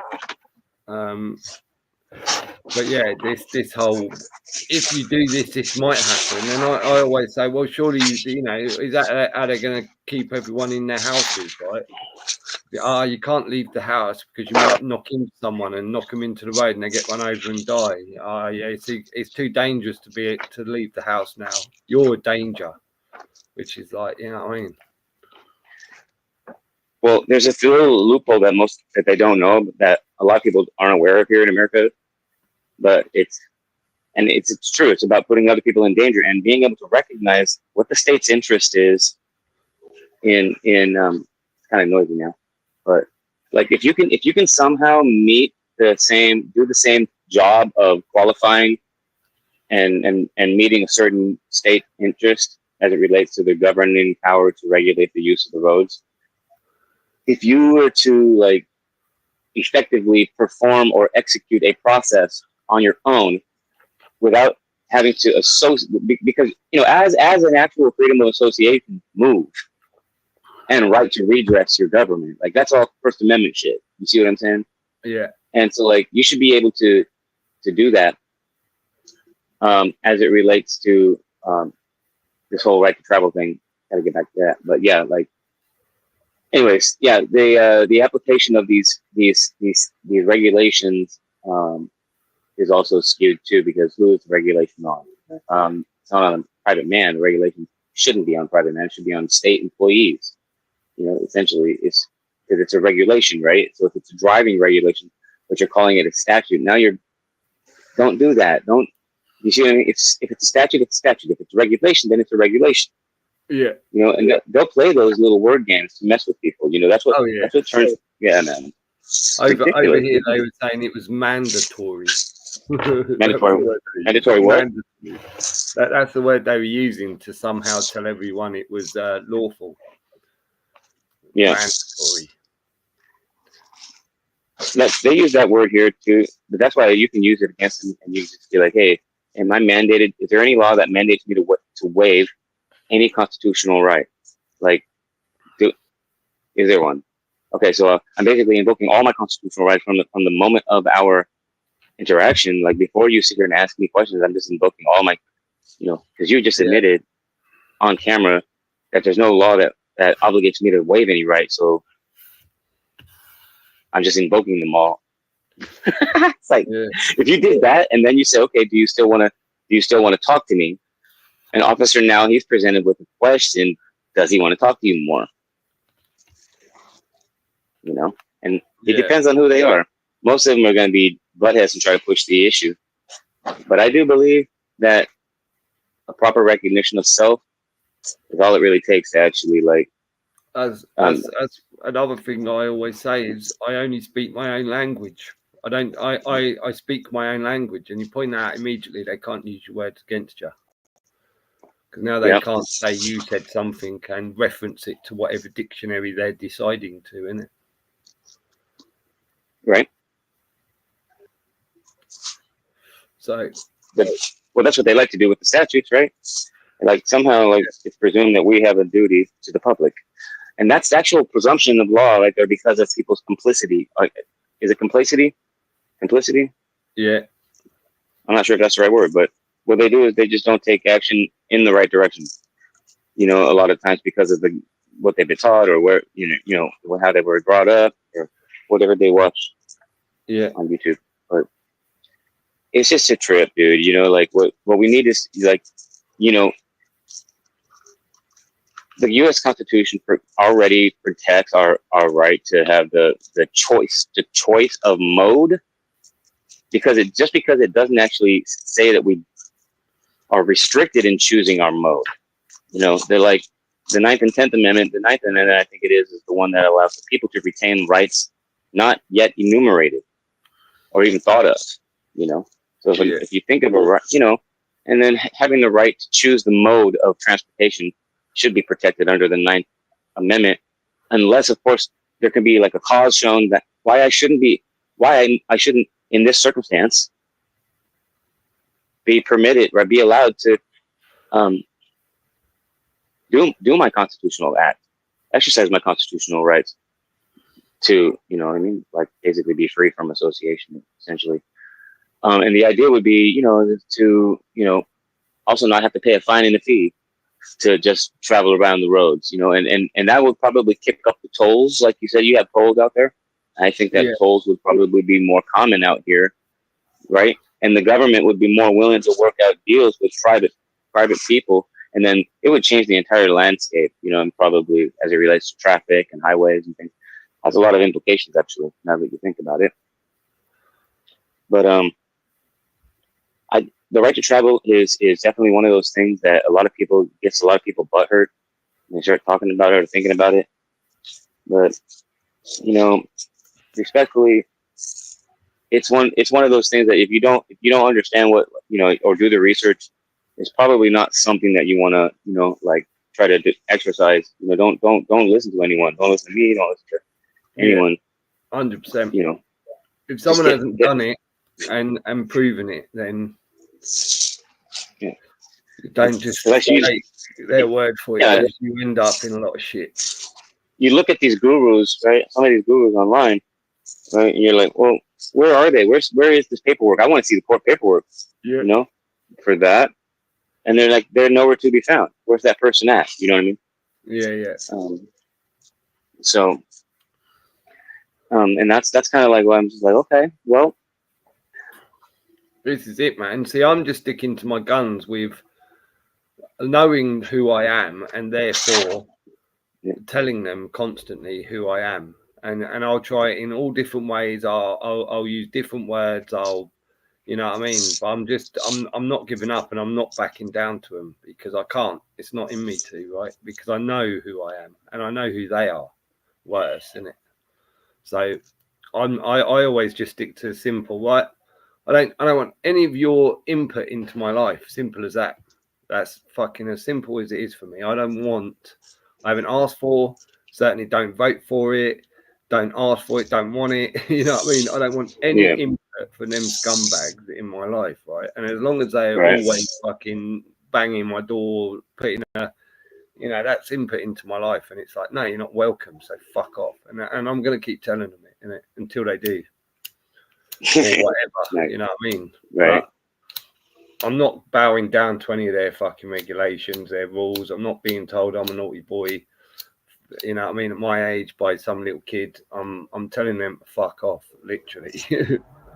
And I'm doing it trying to do it in words that they'll understand. You know what I mean? Yeah. But and they keep pushing me. You know what I mean? By sending me fucking new letters, and I'm like, fuck off. I don't open them, right? But I know who they're from because they got the PO box fucking return address. And it's like, right now I've got to write another letter and put these two in with that letter saying, fuck off. They're just doing all this administrative process with you, right? They're doing this, but they're threatening, you know what I mean? Yeah. So, and I'm not bowing down to them. I'm not taking their threats and, admitting something that's a lie anyway. You know what I mean? They are threatening. Yeah, they're threatening, man. To take away your fucking driver's license. See, I hate that. Yeah, nah. Yeah, but it wouldn't bother me that. But it's the point that by doing that, they take my job, innit? So yeah, absolutely. They take your means of subsistence away, and to me, they're violating that whole. Like you said, I think someone said, maybe it was you, maybe it was someone else, that And if I startled the UK, you are, but the UK isn't under the International Covenant of Civil and Political Rights. Was that you that said that, or someone else? Let's say again. Sorry, the UK. There's a thing called the International Covenant on Civil and Political Rights. No, it weren't me. Yeah, because it talks about at Article 1, Section 2, that no state shall deprive its people of their own means of subsistence. In no case shall it. And if the UK is a member of that treaty, right, if they are participating, they may have a duty to adhere to the provisions if you can find a way to apply the treaty provisions. The same to look into, isn't it? Definitely. I'd even put that at the bottom if it's so, you know what I mean, and quote it. So. Yep.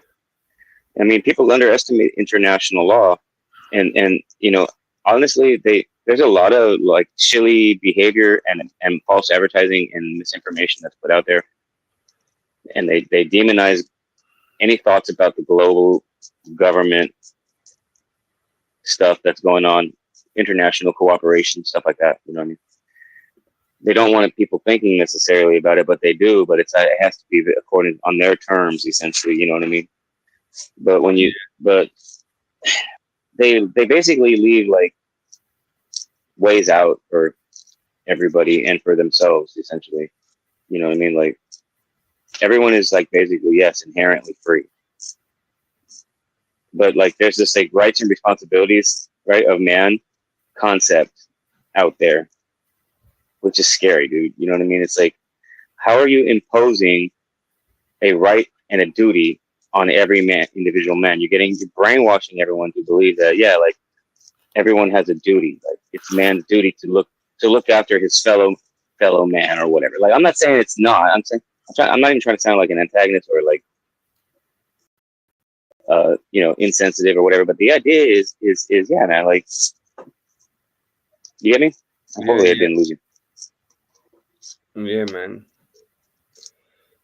It's like the world and the way in which we live and what we sort of conform to in our own minds should be very simple, and unfortunately it's just all been very complicated, and you know, it's to have this somebody and you don't know, well, who said you got the right to tell us what we can and can't do?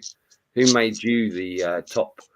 You know, and it's based on, you know, who is the man or woman who's the police state.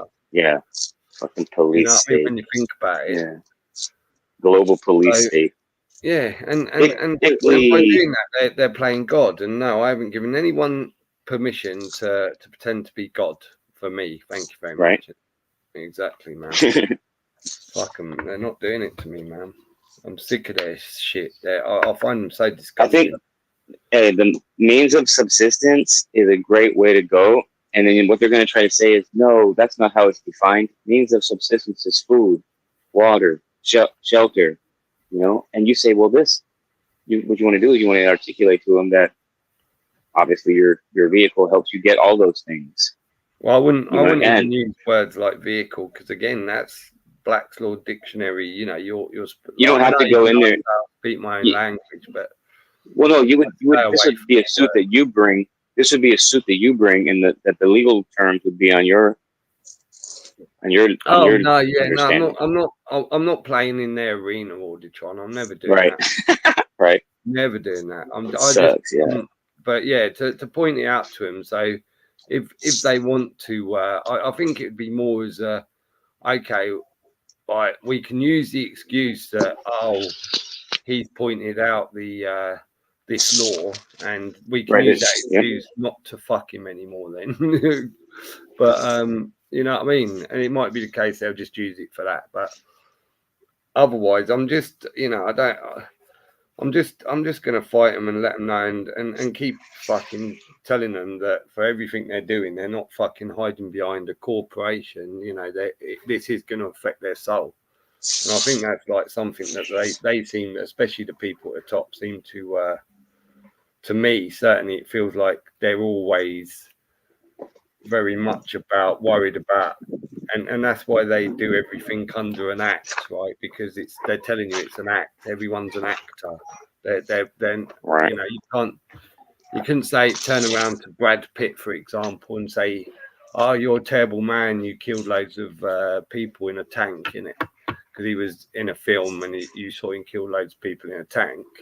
He was just acting, in it, and that's why I think they get away with it, right? I think everything's an act. They're actors, so therefore it wasn't them that done it. If everyone believed it was real, then stupid them. But we were just, you know, acting. it was a fucking a television soap opera, isn't it? Really. And everyone believes they're real. Everyone believes the king's a king. Everyone believes the polytrickster is a polytrickster, right? You know what I mean? Like, no, they're just actors. They're all actors. They're all fucking actors. Like, just like, fuck's sake. I'm just, and when you know that, like, why are you going to play their game in it? I'm just like, fuck off. Just leave me alone, you pricks. You got all these you got billions of people that are all bowing down to you. You don't need me, do you? You know what I mean? You don't need those that are well aware of the disgrace, what you're doing to them and their minds, and how you're making them evil. You know what I mean? Like, I'm not fucking being party to that. and that's the biggest reason as well. I'm not playing party to any of their games, so therefore I want out. I don't want anything to do with them. Don't want to hear from them. They make me sick. Simple as, man. They are the fucking evil of the world. You know what I mean? They're turning these people wearing costumes into absolute fucking sickos, and everybody's fucking clapping them. It's very sick, man. Yep. Plus, it's everyone's distracted with the holidays. It's like, okay, you you allow yourself to literally be sucked into this holiday thing, which costs you money and time, and it's all based on tradition too. Like, if you think about it, half these people wouldn't give a fuck about their families. Honestly, I believe. A lot of reason why a lot of them participate is because they feel like it's a societal duty and shit. Like, that's disgusting. If you don't really even love your family and you're doing it because you think that you have a societal duty to do it, there's something wrong with you. Yeah, agree. Yeah, everyone's doing it for this little. It's almost like they wait for these holidays to have some kind of morphing, hit where the world's great and look how wonderful, and also that need for material things, isn't it? Like, they're always hoping they're going to get a gift. Even adults are still like fucking in that. Oh, look, I want to open a present and it's going to be something wow that I really want, innit? You know what I mean? Like when I was a child, like when I was a baby, innit? It's going to be something that I really want. Oh, hell yeah. You know what I mean? That's funny as fuck. What's the new government? I don't know. I don't know what adults are getting for Christmas these days. You know what I mean? Oh shit, dude! It's funny. Again, it's like you're telling your wife or your husband you love them based on the material that you get them at Christmas, innit? And then it works both ways for them, doesn't it? Because if people are a bit skint and they get their partner something shit because they just haven't got the money, their partner then looks at them like they don't care. And if they buy them something stupid amounts of money because they've got too much money, it's just a way of saying, yeah, look, I got you that. That's enough quite a lot of the time as well, isn't it? Like, you don't need to ask me if I love you, and I don't need to come near you and give you sex because I've shown I've loved you at Christmas. No, leave me alone. Right? You know what I mean? Get bugging. Yeah, bugging. It might be one of those days, isn't it? It might be one of those days where a lot of rich men only get sex off the missus. You know what I mean? Once on special occasions. Christmas might be one of those special occasions. Isn't it?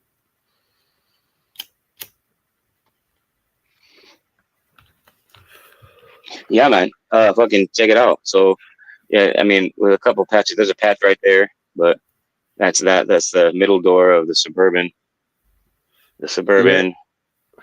Well, that's pretty good, isn't it? Here's that. It's just bubble wrap in the windows. Yeah, and how long does that take to put up and take down? Well, I mean, I had to cut it all into place. So it was just a roll and 50-foot roll, and I cut pieces according to size after measuring. What you need to get is, what you need to get now? Get them perfectly cut into the windows, and then get yourself some. What's that? What's that? Velcro. But I also have this. Velcro. Yeah, I also have this. I have this right here. It's like a curtain that I made, right? Like, it protects the front from the back, but it needs to be a little bit longer, I think. And I need, I need to close off this gap right here. You know what I'm saying? Somehow. But just a pin. You just need a pin, didn't you? Yeah. And check it. So I screwed this in here earlier today, and it's like a screw inside. And I was like, oh, I could just screw this in. This is like a sheet metal screw, right? I just screwed it right there, and it's nice and taut, right? It's tight as hell in there. I can just unscrew it if I want, but the idea is tie like a string right here. I got some twine. See this twine right here? Yeah. And then basically, I'll do another screw right here. And then you can literally put curtains up. And just have this curtain, have this black thing also as a double protector. So, and I'll do that individually on each one as well. So I can, I can either, if I just want like a chill, like I don't have to put the whole Yeah. installation up. I can just pull my curtains, you know what I mean? And there'll be Still got some light coming in. yeah, still got light, and I'm letting light out. I'm not being like, oh, I'm not being creepy, like hiding in my car. I'm just just camping, whatever. You still got some privacy. It's a little bit of privacy, yes. It's more. I'm creating more privacy. Yeah. So, because it's like it's weird, kind of, sort of. I mean, obviously, like you get used to it if you have to, right? Just waking up around others, being around others all the time, strangers, people that don't like you, people you probably don't know, don't want to know you. It's just weird, like Yeah. you don't want that. Like that's you learn to get good at that when you're like a beggar, when you're homeless and begging. It's like you deal with that a lot. I think. Anyways, that came out of nowhere, but yeah, man. It's a trip. They want that homeless. They want the whole population homeless, and relying on their money. So pretty sick, pretty disgusting. Yeah, very, very fucking sick, mate. But like, honestly, I'm pushing the issue of the what? I'm sorry. What's that? I was going to say the homeless play a big part in the mentality of society as well by making sure, especially now they've got so many people homeless compared to maybe 20 years ago, when it was still bad, but today it seems a lot worse. Right. You see. Yeah. But of course, people work. They'll stay in their jobs. They'll conform more because as long as they can see people like that, they'll be so scared of going there that they'll conform with the rules and regulations in order to not turn into a homeless because it scares the shit out of them. Of course.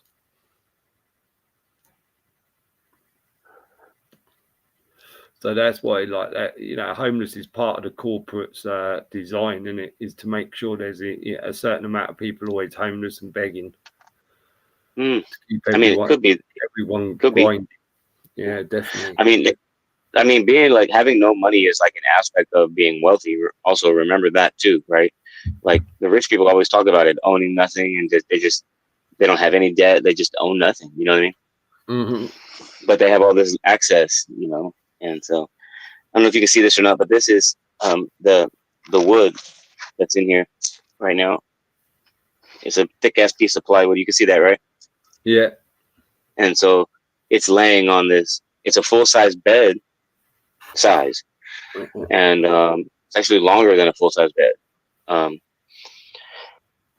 So what I was going to do was, I think I'm going to cut it from here. I was going to cut this from here all the way back, and leave this section on the ground, on the lower level here, and raise this up. So I would remove this seat. Yeah. I'm going to take this seat out, and then I'm going to cut this. Take that seat out, cut this, and then raise this up about 16 inches or maybe even 15 inches or something like that. Yep. And then I'll have like all this space under here. You know what I mean? Like, so, because this seat will be gone, I can stuff everything underneath of this area right here, like this, like whatever, And what things that I need. Is that opening going to be like a lid? Like this little opening right here where I'm at right now. Yeah. Is basically like an entrance point, to the it's like the front door to the housing unit, in my opinion. Because this will be like a quasi seat, and I've got stuff up here that I can put stuff on. I'm trying to go super low budget, like no budget almost, Yeah. And also I didn't want to have to like do a lot of work disassembling if I need to like take it apart, So by having this separate and this part raised up, so I can put stuff under, that also serves as a protector. I can basically be more discreet about the display of my whatever properties in here. You know what I mean? As well. You know what I mean? Yeah. Because it is a vehicle. I don't want. You know what I mean? Just to be having stuff sitting out in the open, like No way, man. Definitely not these days. Especially. So what you want to do is probably put something in there that's 16 inches high, sit on it, and make sure you're happy with your headroom first. Yeah, I measured it. There's not a lot. I mean, there'll be basically. So you see the top of that shelving area right over there. That Yeah, is so that's about 16, 17 inches up from the board, right? That board right yeah, there. So, um, I'm taking the wood up 16 inches basically, which is basically underneath that lip of that dash right there, yeah, essentially. But I also have to shave off about 3 inches on that side all the entire way down, so that way as I raise it, it doesn't conflict with the tire in the back. So there's that safety tire, right? Emergency tire, whatever. yeah, Uh, my safety wheel or whatnot. But it's basically right there. And as I raise this board, it's gonna bang into that. So I had to create some clearance back there, you know. So potentially I could just cut out that section. I won't have to cut off the whole thing. Maybe just enter in over there where the wheel is, you know what I mean? Do a yeah. cut right there and cut out what I need to raise that up. So this way I'm not actually having to trim off everything. I might do that. See, this conversation actually has been good. Thank you. It's been good. Let's see the back door. Where's your You want to headboard see going the, to be? Which way let will me you open up sleep? this door. So usually I sleep right here. So that's My your head's head. right here. Yeah, Yeah, I sleep. But I was contemplating actually going down there with my head in the future. Um, I don't know why. I like it because maybe the head's not so close to the foot space. Maybe it's yeah, like perhaps like a feng shui thing, you know? yeah, Not, I don't want to sleep with my head next to where I just walked in shit is being stored. You know what I mean? Like I've got goat shit everywhere. You know, and I'm bringing those shoes inside. I'm putting them right there. Okay. yeah, No, man. I suppose don't, don't. if you're sitting in your truck ever, you're probably always going to be in your driver's seat or your passenger seat anyway, ain't you? Maybe you should turn the Yeah. passenger seat around, Auditron. Well, here I had to think about the future, and I was actually looking about the passenger seat. You're talking about the one in the front. Yeah, The, yeah, passenger seat. Okay, turn it around, eh? yeah. So it's facing into your home kind of thing, isn't it? I kind of like that idea. Yeah. Yeah, that's actually not a bad idea. Um, I mean, and then they I could pull. obviously they do like them things in the big campers, don't they? What they call them, captain's chairs, where they swivel around so you can have them both ways. But I think like your needs to have it as like a front room chair sort of thing, turning it around would be just It could, ideal. you know what? It very well could be that actually. You know what I mean? That's not a bad idea. I'm gonna try and think about that because it does create more space, but it would also allow me to stretch out my legs a little more in case Yeah, I don't have enough room to you sleep get and I need proper, to. yeah, Yeah, you can get proper comfy, yeah, man. So you can yeah. just No, chill you're right. out. You don't have to just always be laying down in or just sitting in like looking out your window. You can just like chill out in your own little place. No, feel No, like that's you're in your own a sick little idea. world, isn't it? But I think yeah, like even if I don't keep this chair, and if I can't, if I can turn it around, I will. But it should just go right into place, right, brother? I think so. Yeah, I don't think there'll be much to do. You might just need to turn the frame, whatever it's sitting on the frame. It'll probably be just a Yeah. case of turning that round the wrong way. Let me show it to you. We'll take a look at it. Let's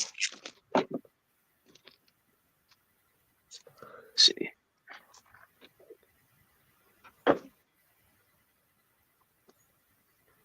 So here it is. No, all the electrics. That's a bit more of a pain in the ass, probably. But I don't know. Probably the electric. I don't know.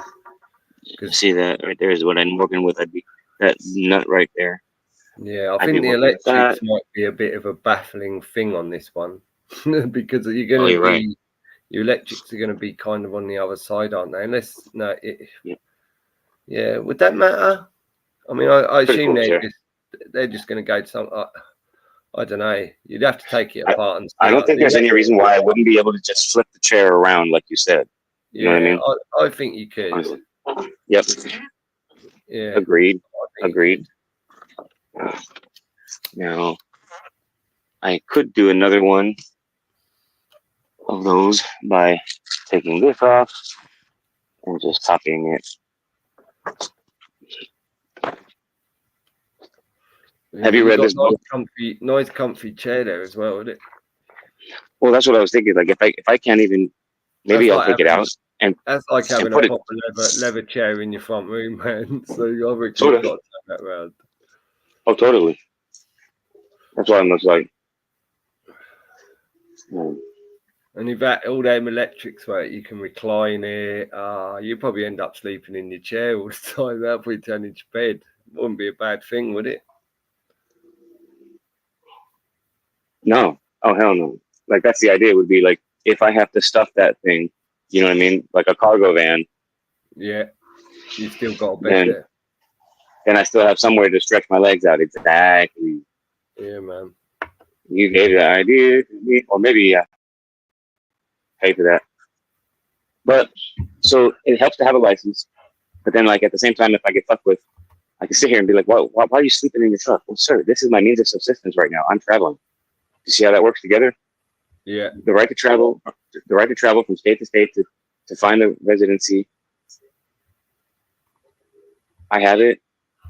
Fundamental, right? But I also have a driver's license at the same time. So I've opted in. I've given you proof that I'm,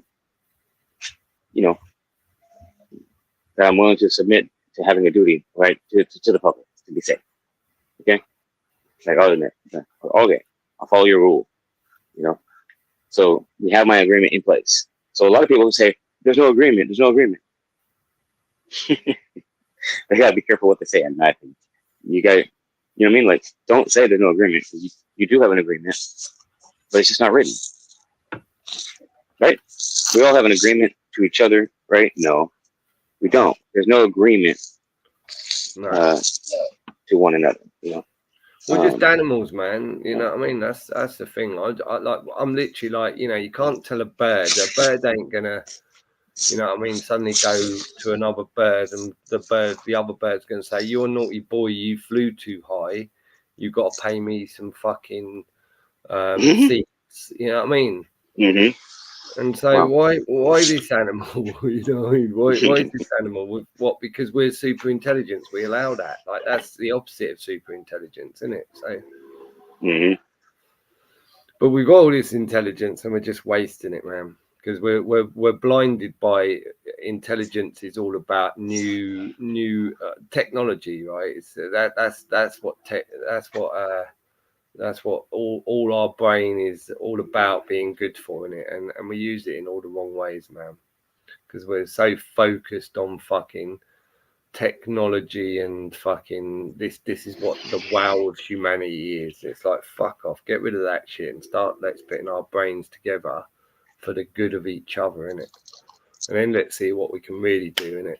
But unfortunately the majority is still behind fucking tech and the tech world, and fucking they all think they're just going to be lazy bastards and everything's going to be done for them, innit? They don't want to think anymore. They just want to stick their heads into their screens and let their whole life just flash before their eyes, innit? I think you're right. Yeah. But unfortunately we're trapped in this world, so, and it's never going to be a point where we're not, unfortunately. True. Well, there will be, I guess, when your body's gone, right? Well, yeah, I mean, during our living life, there's never going to be a time, where we're not trapped in this world, man. True, yeah, I got you. We have to, well, certainly I see that as a complete fact. Like, it is a fact. It's something you can't deny. It's a realist approach. I like it. Yeah, and and it could be different where you don't feel like you're trapped. You want to stay. You know what I mean? And that's the difference between being trapped and unfortunately the way the world is. No, I'm trapped here, mate. You know what I mean? Fucking, I want to get out, but you cunts ain't letting me. Keep telling me I got to do this and do that and fucking stay here, innit? Along with all these. But when you say trapped here, you don't mean you mean in the legal system, right? Just trapped in the system in itself, innit? And more the mindset of humanity. Exactly. Like, trapped within that, in it, you know, and having to watch it and just see how much better it could have been. Like exactly itself, in it, knowing how much potential there is there, but nobody wants to use it. It's like when you wake up, you realize that you know, you don't want to force people to wake up, but people generally wake up naturally on their own. Yeah, you know, and so like the woke movement, right, is evidence of a hijacking of the spirituality awakening going on with everybody. It's also an effort to stifle it by making it less relevant. You know what I'm saying? To what it really, the real meaning and implications of you know, and waking up to your true self, or waking up to reality. Do you know what I mean? It doesn't mean like realizing, it's not limited to realizing that, you know, people were lied to. A lot of people have this tendency to just be like, oh, we were lied to, you know, and that's not, no, well, I mean, that's part of it, but that's just, it goes way deep, right? The control mechanism, but it's also a psychology thing too. I think it's like it's a mass consciousness type thing that we all collectively participate in, and we manifest this government, you know, because it, you know, it's evidence of how we treat each other, you know, in our society. You know, it's you look at it that way, you know, and see how easy it is that it's all manifesting, you know, that, and it'd be easy to change if people just manifest what they really want, you know what I mean, instead of the thing that they don't want anymore, you know. But no, they honestly are fed the thing that they want. They think, oh, the government's stepping in to help. But you know, that's why I really appreciated those stories coming out of North Carolina about, you know, that showing the truth of how the government doesn't step in, you know, how the government's not actually administering care. You know, kind of reminds me of what happened with my brother. Remember, they didn't administer care. It seems to be like there's something going on there. There's like a little common thing happening there. What's going on with that? Yeah, they've been doing that sort of. I get a feeling that they used COVID as probably some excuse, because certainly over here they were telling the A&E people, the fucking ambulance crews, not to administer resuscitation on anyone who dies in it. And I wonder if that has become, you know, to them quite normal for a year or 2 years, whereas and all about a back cold, and now it's just like something that they haven't even realized hasn't changed. Yeah, you know I mean, so used to just not administering that now. So exactly, it morphed. How did it morph? You know, oh, new norms. You know, and it's sad, and then the government knows that. They know that this is a flexible society, that it's in England too, you know, that the norms can be created by this intense outpouring of what could appear like public sentiment, you know, but actually is subject to mass manipulation, you know, by nefarious people that would like to have things work out more in their favor rather than in the people's favor, you know, just general people. So it's like wicked, man, you know. And at the same time, it's you, you know, it's you. How you see others is how you see yourself. So it's true too. Like, I know it contradicts everything, you know, by saying, like, well, that person's a fucking asshole, so that means I'm an asshole. You know, that's how I see myself. Well, kind of. If the other person is the larger part of you, then then that's you. That's an asshole. Just the larger part of you. You know. So it's really easy to see how I'm an asshole sometimes. You know what I'm saying? Yeah, man. But you know, I get over it because I realize I'm also a loving person. I'm also someone who actually can be sensitive when he wants. You know what I'm saying, to the interest of others. You know, but to be compelled to be well, isn't it? Is you take it on board and you realize, oh, I was a cunt, or I done this, or, you know, and you're admitting it to yourself, and you're telling yourself off you know what I mean, and dealing with it. And it's called learning, isn't it? Learning. People learn from their mistakes, right? And they try to be better. That's you know, we don't need somebody giving us fucking ruining our lives because once upon a time we made a mistake or done something that we felt bad about, right? Yeah. As long as it wasn't too vicious, of course, you know what I mean? But there's always a limit in there. But yeah, otherwise I'm sure everyone can just deal with their own shit. And if it goes beyond the limit, then man makes a claim against man, and people step in to back the man that's making the claim if he is being harmed, isn't it? Right. Yeah, they do. And we resolve it in the best way possible that everyone agrees with, isn't it? That are all backing the man, and it's simple as that, man. And if that means, oh, get the fuck out of our village, get the fuck out of our village, you dirty bastard, isn't it? You're not welcome to join our fucking clan. You know what I mean? We're not allowed. We're not having sickos in our clan. And actually, yeah, like it's that. So there's a monopoly on society itself, right? Is that what? I mean, that's great. I love it. You know, yeah.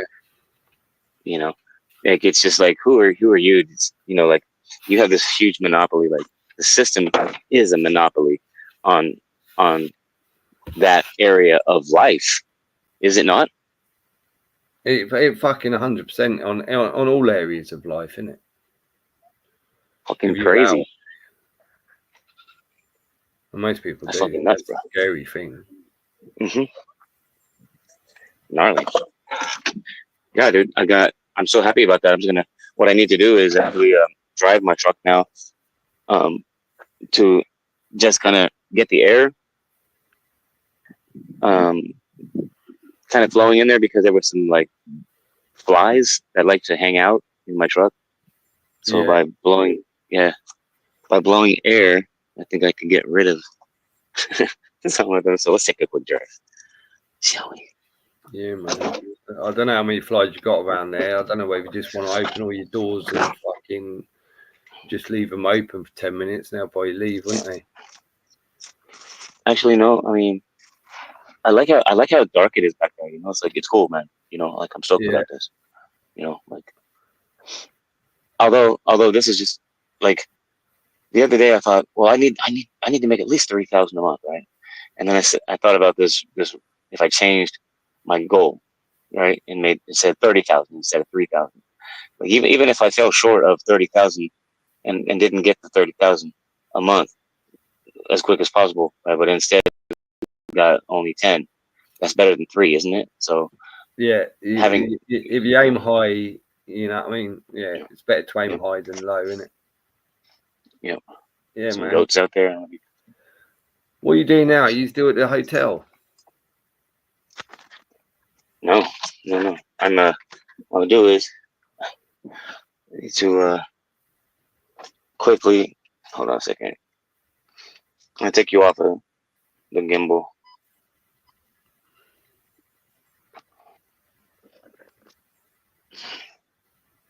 See if I can.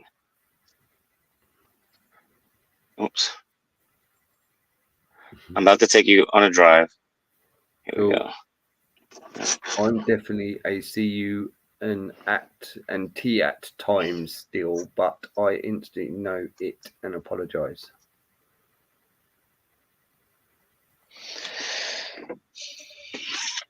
I think it's so important to recognize that how you see others is actually how you see yourself. With this basic understanding of reality, you start to view your interactions with others with more value instantly if you're really sincere, because it's like now you have an opportunity there to actually be kind, when before maybe you always chose to be the other one, the one that doesn't feel so great, you know. And it's just like, oh, here's this opportunity that I create for myself by having this perspective. I've created a mechanism for creating kindness, you know what I'm saying, that I can work within. You know what I mean? That works for me.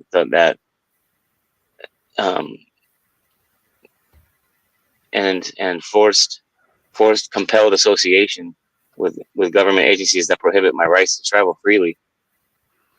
Like that's not nice. That's not kind. You know what I mean? Like, yeah, it's like that's opposite of my vibe. You know? yeah.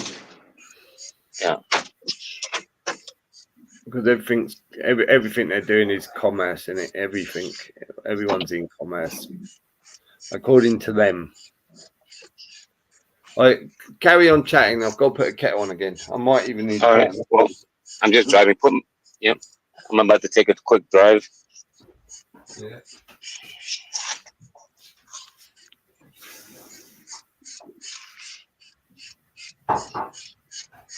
To try and get these bugs out.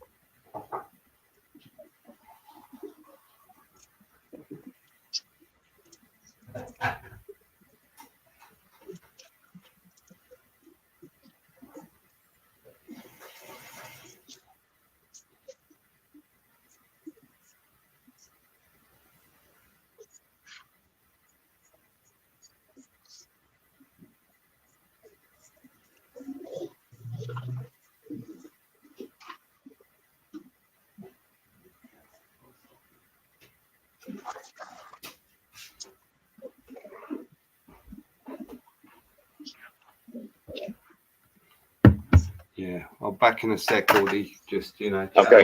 Yeah, no worries. Yep.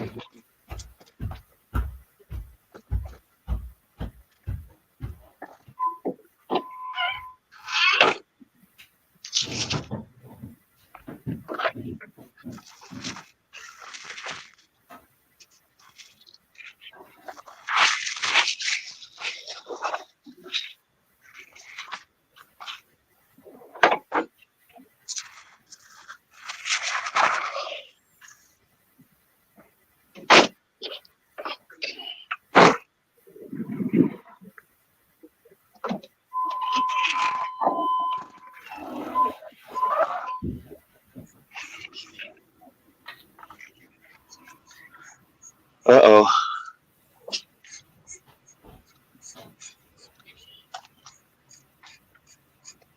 Yep.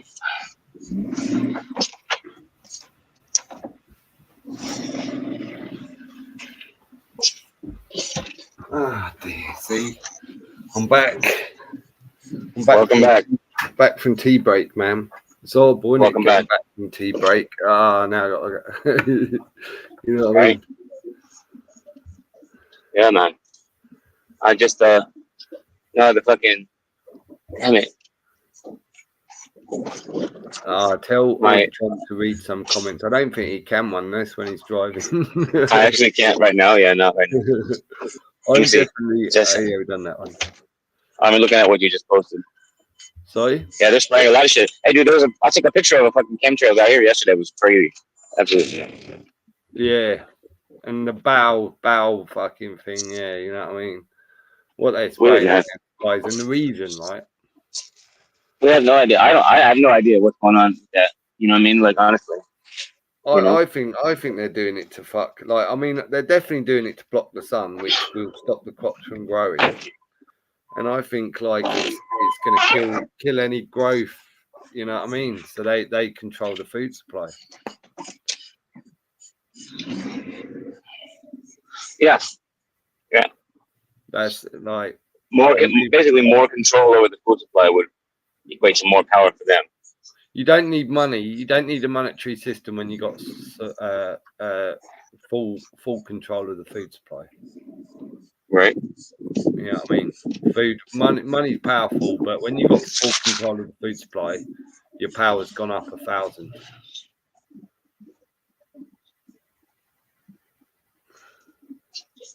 Yes, sir. And without an automobile or a means of transportation to get to the fucking to the place, like they shouldn't be prohibiting reliant, anyone's use of the road in a car, right? At all. Reliant, isn't it? They shouldn't be prohibiting that shit. Being reliant on a drone, dropping off your food, your medication, and you saying thank you very much because you're going to allow them to decide what you're eating this week, what meds you need, because it's all on a computer, right? Yeah. A little drone. Don't need to go fucking get your food anymore.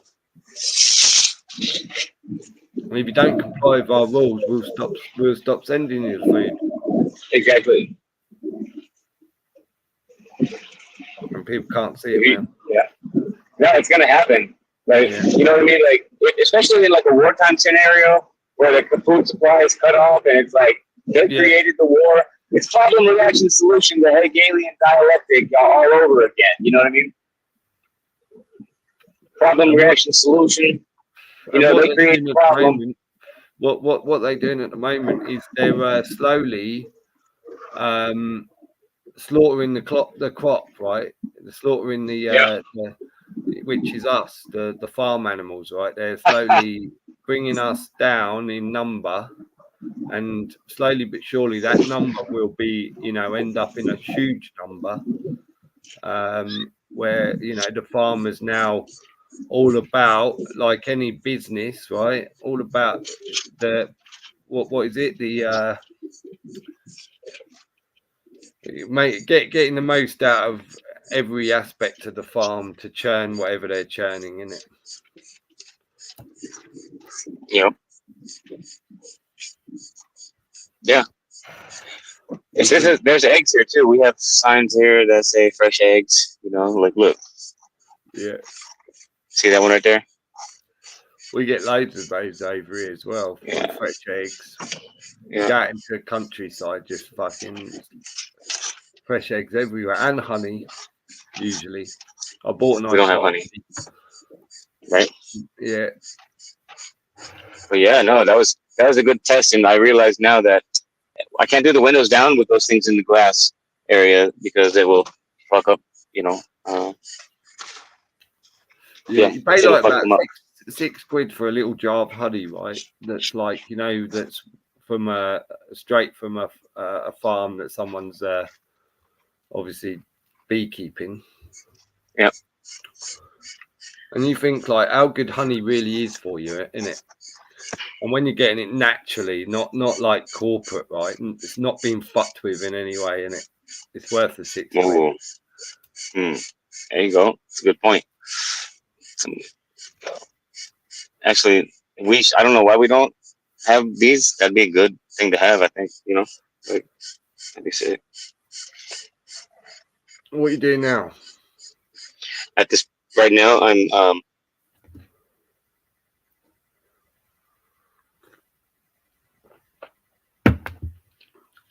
you gone. It sounds like you're like sawing or something. I don't know, sawing or like even I don't know, like shearing. Hear me? You're doing what? Can you hear me? Yeah, I can hear you. Can you hear me? Okay. Yeah. No, what I'm doing is I'm done. I was driving the truck to blow the air inside of the truck to remove flies that had accumulated, and in the process, these lightweight things fell out of the windows and stuff, and I just looked. Well, it was fine because I didn't really need them up while I'm driving, anyways. So, but yeah, no, they stay up, and I think that they block out a good portion of light. You know what I mean? And that's important. And maybe they'll keep in some heat as well if it gets cold. I won't have to use like a heater, you know what I mean, like to run electricity or whatever. Have you put any insulation at the base of your truck and around the sides? No, I haven't. Maybe you should Not just yet. invest in a little bit of that. Just buy. I don't think it's that expensive, is it? You can buy it from a DIY store, say maybe, and just insulate the van a bit more, and then you're definitely holding a lot more heat by doing that. Yeah, no doubt. I'm just you said so get some new pay for new what do you call that, insulation? The door trim. You just put insulation around as much of that van as you possibly can, right? All it is it's only I see. Easily cuttable, anywhere you can, floors, sides, roof, wherever you can get like it this, stuff like this. That's insulation. Yeah, like stuff like that, isn't it? But like, I guess like, so you're talking about cutting it and then putting it in those places. Yeah, I guess. I mean, yeah, like your car's probably got a carpet in it, so try and get some under, like, if you can get the carpet up without like fucking, and get it back down easier, then put it under the carpet in it, and as much as you can, but for a place that you're going to sleep like that, the more insulation you got in it, the better, mate. You're going to really enjoy the warmth of it, because the warmth will stay in from your car heater. You know what I mean? Once you turn the engine off, that warmth that you've built up, if you're insulated, that'll stay in your car for a few hours as well if you want it to.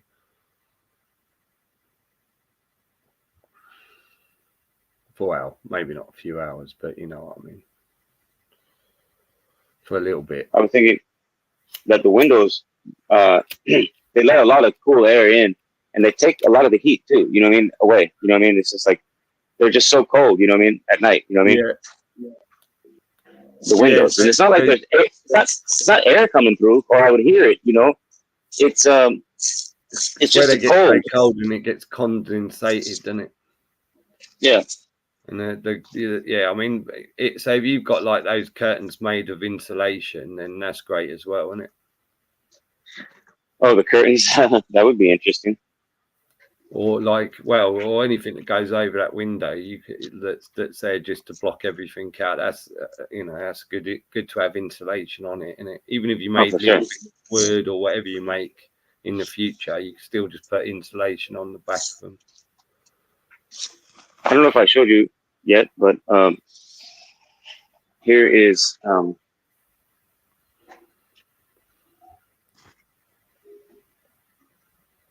some wood that I'm using as legs. Okay, like I'm gonna go up to about like right here, probably like 16 inches. Right here, that's 16 inches. And another like longer set there that actually I'm gonna try to figure out how to use that on the front end of it. You know what I mean? So like each part will go around the front, and it depends on whether or not I take the seat out or not. I have this wood as well to stabilize. It's a long pieces basically to I guess brace the frame a little bit. You know what I mean? Brace these legs together that I'm putting on. Yeah. You know, it's just a bed for me to sleep on, and it's not supposed to hold a bunch of stuff like during the day. You know what I mean? And all that. I should try to figure out a way to make it easily, attachable. I might just use these brackets with no, just quick access, so I can just unscrew them quickly. You see what I'm saying? I'm not gonna like sit there and screw each platform. What do you call it? It's like, what the fuck is it? It's like it's a seat. Let me see. Yeah. It's called a straight top plate, essentially, and it's this. And what this is it goes underneath the leg. The top of the leg is going to sit inside this round section, and the flat part on the other side pushes up against the wood. You see what I'm saying? And inside of the top of one of those pieces of wood over there, there's a screw that I'm going to be screwing into the top of it, which is right here. but not screwed.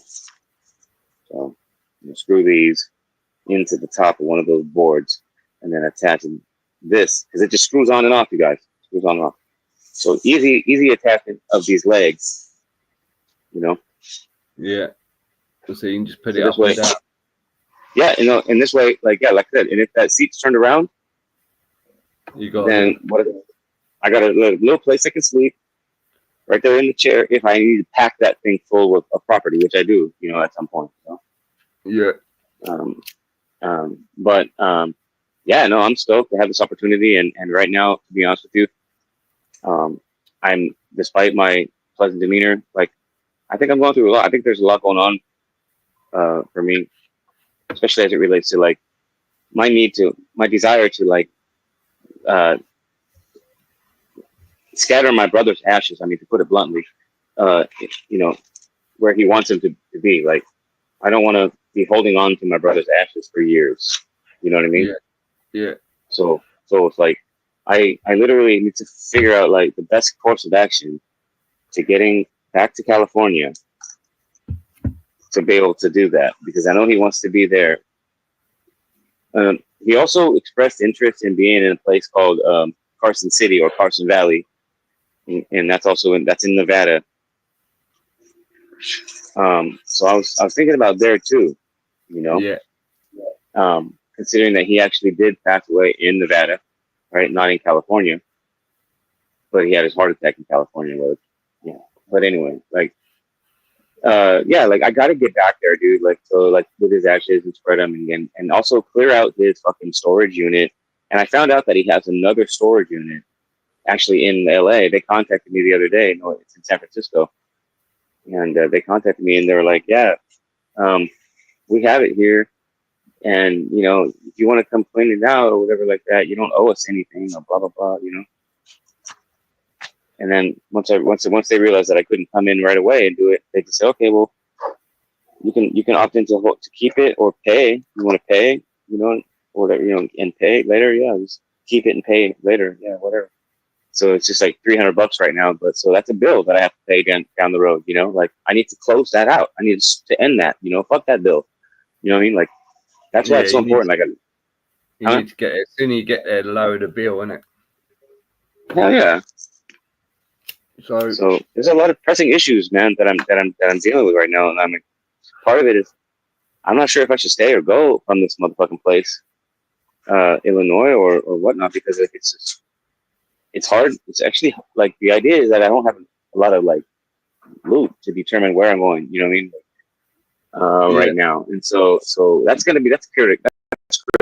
No loot, no money. Although I have money in the form of other people's, like my wealth is deep. Right? I need it, so I can drive. Like, so I'm trying to do like a fundraiser. There's a fundraising site called Fund My Travels, and they do fundraising. So I'm just like for travel purposes. So I'm just like since I'm traveling to spread my brother's ashes, then I'm thinking, okay, that's a worthy cause. You know what I mean? Like to fundraise over it. Like, come on, like I already spent my rent that I was gonna move into a new place, went to my brother's cremation, and also to traveling, out there. You know what I mean? Yeah, man. Well, just to try and bet your own life is a good enough reason, anyway, isn't it? You know what I mean? So people should not hate on anyone because they want to fucking try and get the fuck out of somewhere and try and find better time somewhere else. They should be pushing them to do that, innit? Because it's good for your health, innit? You know what I mean? Yeah. It's not good for your health when you're tied down somewhere you're not liking, man. Or even if you like it, but I think like you got an open place there, really, ain't you? I mean, if shit hits a fan or saying can you need to go back, I assume you're always sort of welcoming your Auditron. Oh, at the farm, yeah.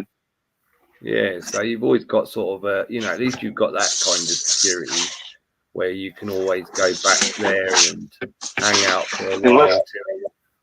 Unless the ownership changes. Yeah, unless the ownership changes. which it might. Oh shit. Okay. Yep. It might. And Yes. because it just depends on health and what's up. But the new proprietors are definitely in house already. You know what I mean? Yeah. His kids. So they're Uh, taking over the property essentially when everything goes to shit. You know? yeah. So, Yeah. but yeah, no. Anyway, so that's what's up with Chill. Have you been working a lot or what? Yeah, just same old, really, mate. You know what I mean? I'm just Same old. Yeah, I'm just doing it. I'm just like literally just going, okay, I'll just do this so I don't have to suffer like fucking trying to struggle to get through to feed Yeah. myself in it. But Yeah.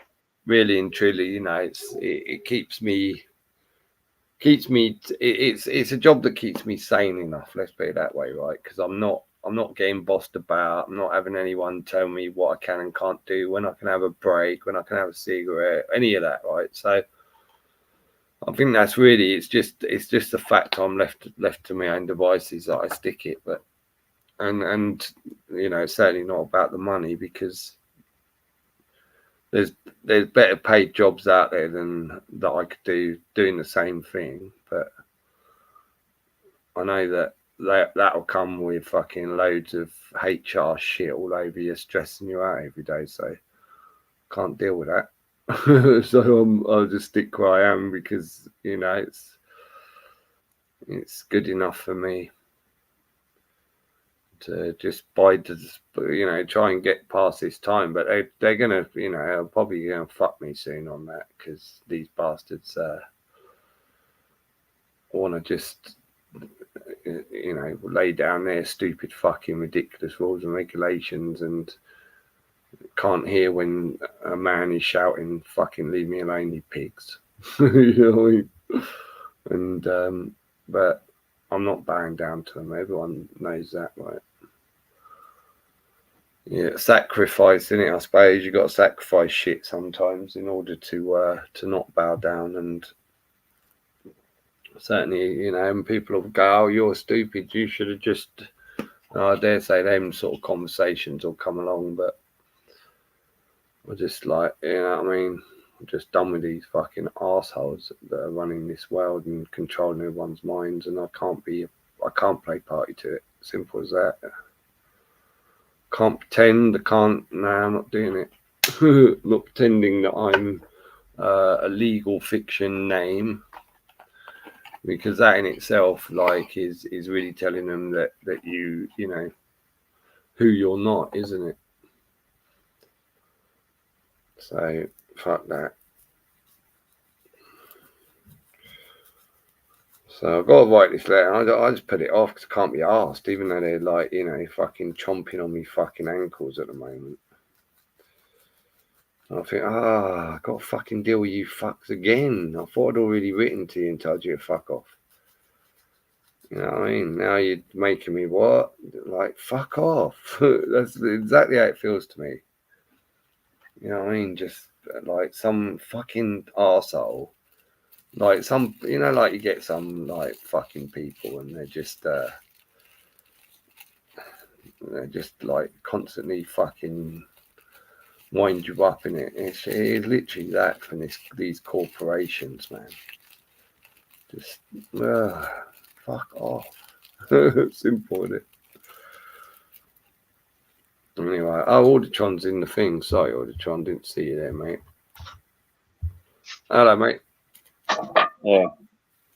You there? Yeah. Cool. Yeah, no, these headphones are better and they're more charged, and those headphones are changing. And actually, it's 5:29 p.m. here on a Saturday. What are you? Where is your mind? Not your mind. I'm talking to the listener. I'm putting on that 11:29. the super auditor news anchor voice for your listening pleasure. The commercials, the commercial voice. Yes, sir. Because everything is commerce. Actually, it's funny because I had got to an argument with someone and who's not even a friend anymore. But he was trying to convince me that everything is commerce, and I'm just like, no, it's not. It's not commerce. You know, in the sense, in the traditional sense, in the constitutional sense, that Congress can regulate it. If everything is commerce, then Congress can regulate me because I'm part of everything. You know, like use your words wisely. You know? Yeah. You're saying stupid things. You know, stupid people, man, say stupid shit like that, and I have to deal with it. So I got that person out of my life. I was like, goodbye. Like no more. Who was that? Yeah, no, We can't say. Can't really say, man. I'm not gonna talk about it. But I mean, it makes sense to let to not have that in my life at all. You know what I mean? And so therefore, that person is gone now, from the life because that's where that thing was coming from. So it's like, I'm good. No need to have. I mean, I get to choose my friends. That's the beauty of being free. You choose your friends. Yeah. Yeah, you choose who you spend your time with, innit? And how much time. Yeah. 100. Yeah. Glad to share the time with you. Thanks for having me on. Yeah, man. It's a pleasure. It's a shame we're not getting more people come up, innit, Audie? Wordplay's gonna when he's two-faced on. Yeah, it is actually to get these other opinions would be good. Get some other thoughts going out here, Yeah, it's good, isn't it, when you get a few different people, a few different stories and shit. Makes it a lot more interesting. Rather than unless you're dealing with shills. Yeah. Unless you're dealing, because there are people, right, that are plants, and they lead people down these false narratives of their life. It's some straight fucking psychopathy shit. You know what I mean? Yeah. Actors. Yeah, just acting. Yeah. On these calls, getting on, and it's hard. The only thing that validates us and our terms, our relationship, our history, everyone knows that you are it's never been dissolved, actually, decided whether or not you're a shill destroyer, where shill is being used as a descriptive word, or you're the shill, right, as a noun, and shill is being used as a noun, and you're a destroyer. You're a shill. Shill destroyer. Yeah, you're a shill. I am shill, the destroyer. Okay. It could be, innit? But it's not. Yeah. Like you got to have all shills have an agenda, right? They'll always lead people with certain truths, but then all of a sudden you'll see they're leading them to a certain agenda, whether it's a protest, whether it's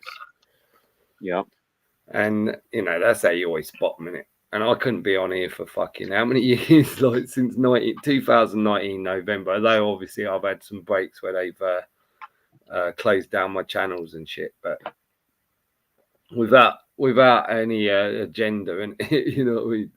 Like, where am I leading them? Just fucking telling them what the fuck is going on and how the world works. I'd have changed my script by now, innit?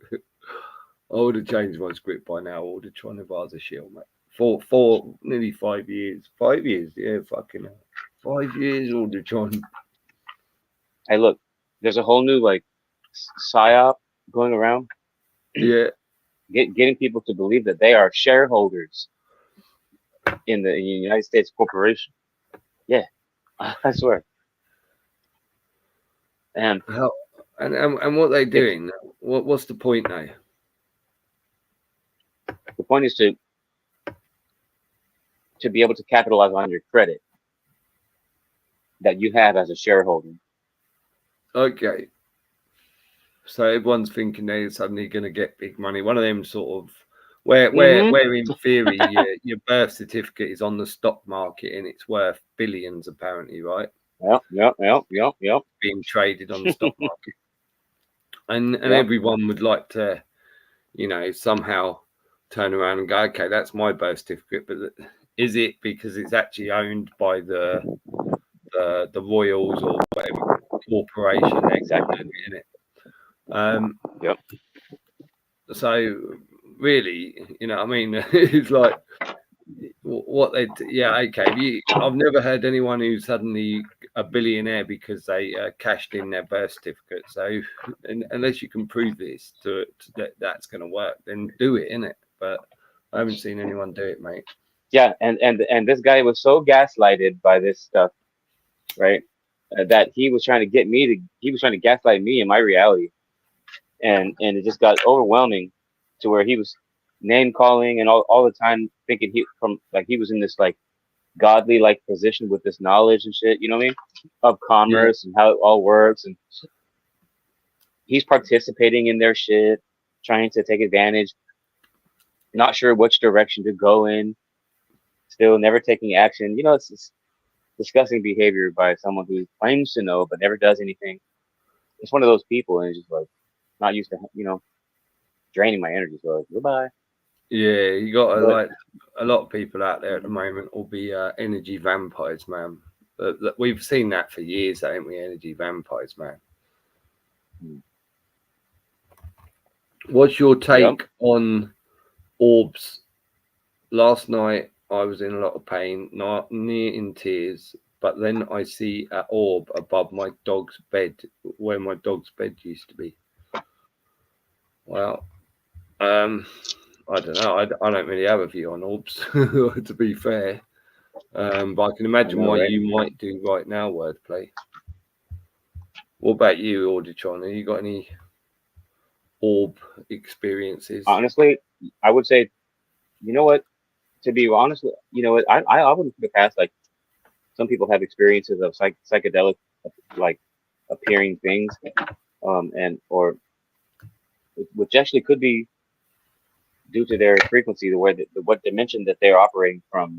We might not witness it because we're in a completely different frequency.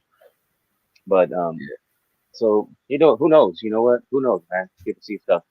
I think like something like that, it's very hard, isn't it, to because without actually seeing it yourself, to you it's like it's probably a light shining and mirroring from somewhere at some point for some reason or something. But until you're actually there seeing it, or it might be in a dark room and there's no windows, no lights, no holes, and that's fucking weird, isn't it? Which one is it? You know what I mean? And hopefully the latter for wordplay, innit? But yeah, so it's very I don't know, unless you've seen one and it's had that kind of effect on you yourself. I don't know that I'm going to be able to really give you any opinion on that one wordplay, unfortunately. Well, it's like I don't know about this view of like ghosts. A lot of people think orbs are ghosts, spiritual entities, that are trapped here in this plane or whatever between the spiritual and the physical. It's just like, nah, I'm sorry. I get you're either with Jesus, in heaven, next to God, right, with God in heaven, or you're in hell. Those are the two options. There's no like just walking around like Earth or whatever like that. And I don't even believe in that shit. I don't believe in heaven and hell, guys. I'm completely agnostic, and I don't believe in any of that crap. No, I'm more of an existentialist. Yeah. Nor me. I don't do belief. Simple. Right. Was it like a ball? Was it wordplay or like like a little ball of light? Or that's how I'm viewing it, kind of thing, an orb, in it. Right. Yeah. Yeah, man. Why don't you get a dog, Audi? Honestly, I will be able to afford it once I develop the mindset to always say, yeah, I can afford it. But yeah, I can't afford it. That's fair enough, mate. If it like too many people will get a dog and then decide they can't afford it. Fucking hell.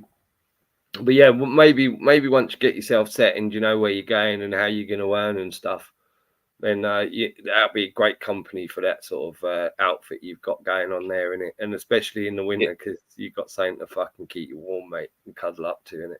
A nice Alsatian will protect you. Yeah, it's great suggestion. That was one who was saying that. I love it. Who was saying that? Oneness was asking in chat? earlier, why don't you Yeah. get a dog? You know, 'cause it'd be Oh, great. okay. I appreciate the question.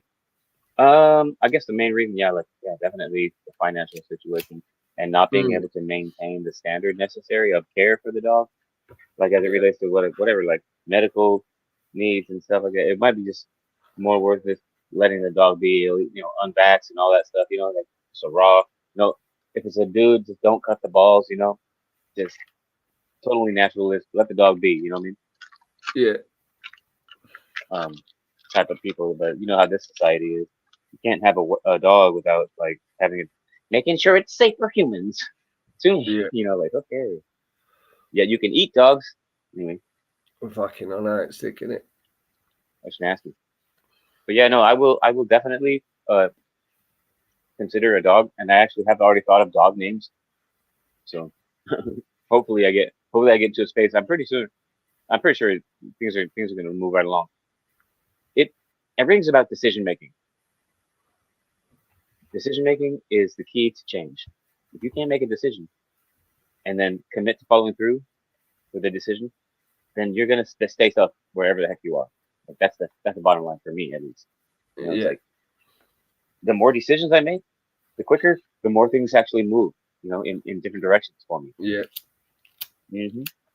That's it, mate. You got to get yourself on a certain path, in your mindset, and start to push your way towards it.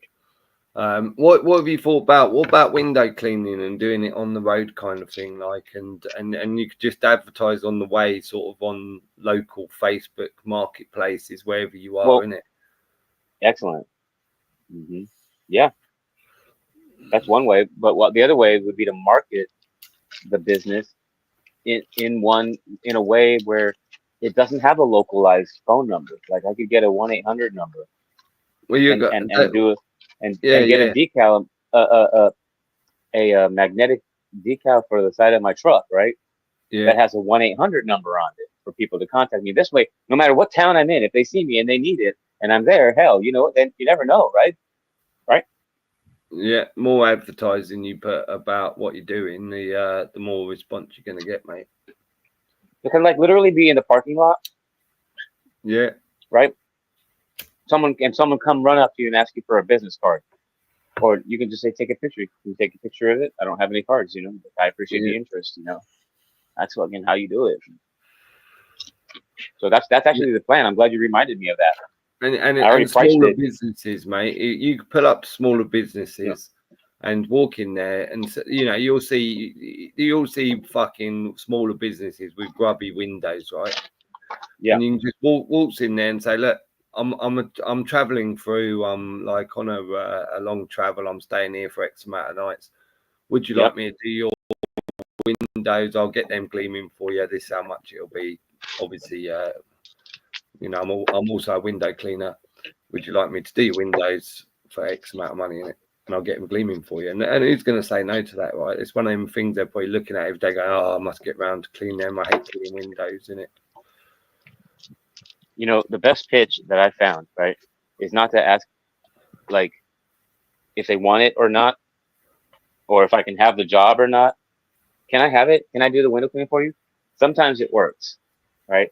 It depends on the buying questions that you're getting from, or the buying language of the customer, right? If you can pay attention to the signals, then you know that they're about to buy. Then you might actually start off with a presumption too. This is the way that's worked best for me, is when I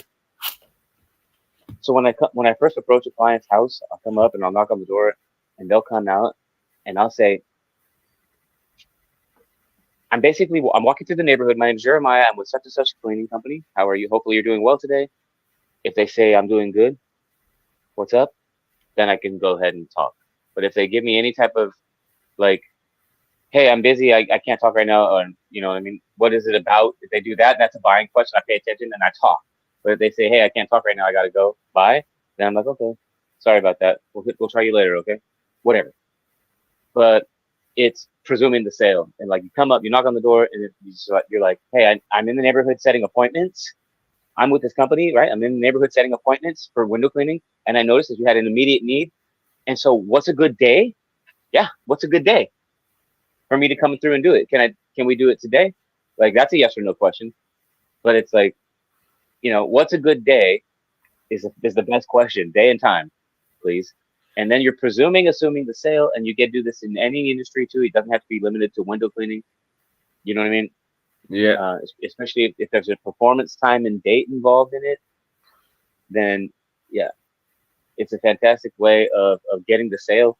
It's just assuming that they already want that and recognize that they need it, and you just showed up and you just want to set the appointment and let's go.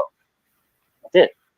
Yeah, See what I mean? and also you that know, works, yeah. it kind of works well for them in a way in their mindset because they feel like you're now taking a problem away from them and dealing with it, and in the easiest possible way for them. They don't have to think about it anymore, right? Yep. So they quite often will turn around and go, "Oh yeah, actually," you know what I mean? And then all of a sudden you're in and you can start talking money in it. Well, look, that's why I'm coupling my business as a housekeeping company, because what I'm going to do is I'm going to say, look, here's my basic advertisement. Window cleaning is great, but housekeeping with professional window cleaning, right? Now that's even better. You know what I mean? Like, if you're gonna, housekeeping is great, window cleaning is great, but housekeeping with professional window cleaning is fantastic, right? And it's actually thrown in free. So essentially, when you do the housekeeping, when you let me clean your house, right, or maintain it, I will also professionally clean the glass as well, which includes, getting in corner to corner with professional window cleaning skills, So I'm advertising the window cleaning skills as a bonus, as a reason why they should use me to clean their house. And then once they see they might actually, I have room to upsell. I can basically bump them up if I need to. Actually, this technique can be used in digital marketing campaign using funnels. Yeah. What about leafleting as well? Yeah, buddy. I'm sorry, what? What about leafleting? Leafleting is fantastic. I actually, if I can find time at work and not be so damn drained, I plan on printing out a bunch of leaflets tonight. Yeah. And I'm gonna just on my day off in the next couple of days, just walk around and post less. Yeah. You gotta get your number first, though, ain't you? It has to be an 800 number first. Yeah. There was something I found on Facebook, bro. It was like $9.99 a month. You can only get like 1,000 calls or something like that per month, right? For $10. But I mean, that's not that bad. And I'm just like, okay, cool. I got an 800 number. That's great. I don't expect to have 10,000 people calling. Yeah, that's good for $10, I suppose. I think so. And even if it was $19 per month, it might be worth it. I think it will be. You only need one call in it to pay for itself. Yep. Exactly, bro. Yes, sir. So now I'm basically turning the truck into a business. Yeah. What that means is, like, if I really wanted to take my life seriously, I could start doing taxes, right, for the business. And write everything off, so this way I'm not having to pay to have a truck. And also, like, if you got a set of ladders or something on the roof and you've got advertisement on the car, even if you're keeping in the car and that, even police and that are going to think you're just like in the area to do a job, and this is like you move around the country and this is how you you bunk, because so they're more prone just to leave you alone as to start bothering you, giving you shit, because they love to bully homeless, isn't it? I mean, there's certain. Well, see, this is the thing. There are well-to-do homeless people that have like vehicles and ladders and stuff like that, and they're also crackheads, and so cops are well aware, and they actually make, doing what you're talking about a little bit. I don't want to do that. I would be hesitant to do that. Yeah, hesitant to. That's why I kind of didn't want to like have anything exposed except for the sign, and that's why it's really pressing for me.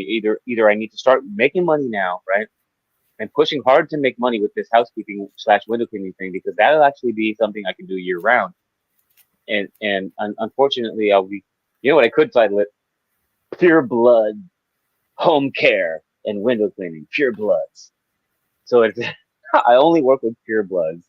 Yeah.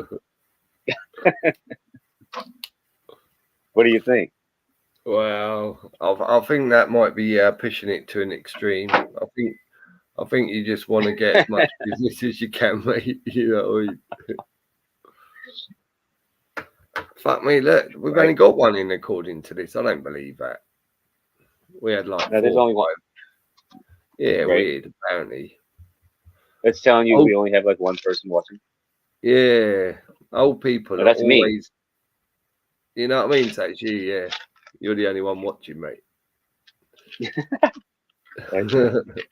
on YouTube. Yeah. But Wordplay's just like, put this up, like literally, I think. So oh, I think really? like at least 2. Old people always need helping out. Look out for them, guys, and they'll pay you well and even feed you. All our best customers was old. Once they know they can trust you, the relationship blooms. Yeah, agreed. Because they'll enjoy your company. Because old people tend to be lonely, right? So they're looking for someone who they can have a good conversation with and trust, and not need to be worried about. You know what I mean? Make a cup of tea, have a fucking bun. They want it. They invite you with all the niceties because they want to hold you there to have a good conversation with. You know what I mean? Right. So yeah, that's. So you get fed as well, see Auditron. If you play your cards right. Fed? Yeah, they'll look after you, the old people. I guarantee you that. If you get some of these old people where they really appreciate what you're doing for them, and you give them a good conversation, make them feel safe, know that you're not going to fucking rob them or do something horrible, they'll soon invite you in, and you'll have a cup of coffee. They'll probably ask you to go weekly. You know what I mean? Yeah, you can do my windows weekly because they'll have a bit of cash. You know what I could do? We're not talking. You know, one way of doing this is, if I want to fund my way across the country, a good idea would be exactly what you're saying, right? To arrange a window cleaning on like an elderly care facility in a town that I'm going to be traveling through, and advertise it ahead of time. Say, this is what I'm coming to do. I'm coming to clean for free. I already organized it. We're going to clean up this place. It's totally free. It's just for the love. You know what I'm saying? Yeah. And you never know. While I'm in town, someone might hit me up and be like, hey, do you want to come clean my home windows? Are you going to be in town long enough to clean my home? You see what I mean? Yeah. And that could actually lead to real money, Yeah, man. Yeah, there's so many. It's you got so many ways with that, and you can't foul on that, really, Auditron. Essentially, it's like I would arrange it ahead of time to do the job, and then also arrange it ahead of time to go and do the performance, the private job where I'm actually going to get paid. Yeah. See? And so this way, I'm not going to have to stay. Yeah. How many jobs, say on average, on an average house or whatever you're cleaning, how many jobs would you need to do to get through a day? One, right? It depends on the dollar amount of the job. Like if it's just me, I think it's okay to take 3 hours to clean a job where you make at least $240 or $250.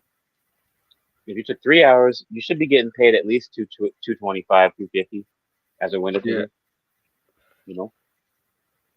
So factor that in. Yeah. So like one job then, really. And if you're living in that truck, your outgoings are minimal, isn't they? Bit of fuel, bit of food. Yeah. I don't know, probably a gym membership, so you can, use it for not only gym stuff but a shower. You know what I mean? I'd get that. That's another thing I think you need to do is join a gym that's all over America. One of them ones. This could actually start a nationwide window cleaning company, because let's say I get these clients, right, and they still need their windows cleaned. Now, what am I doing? I have to give the work to someone else, right?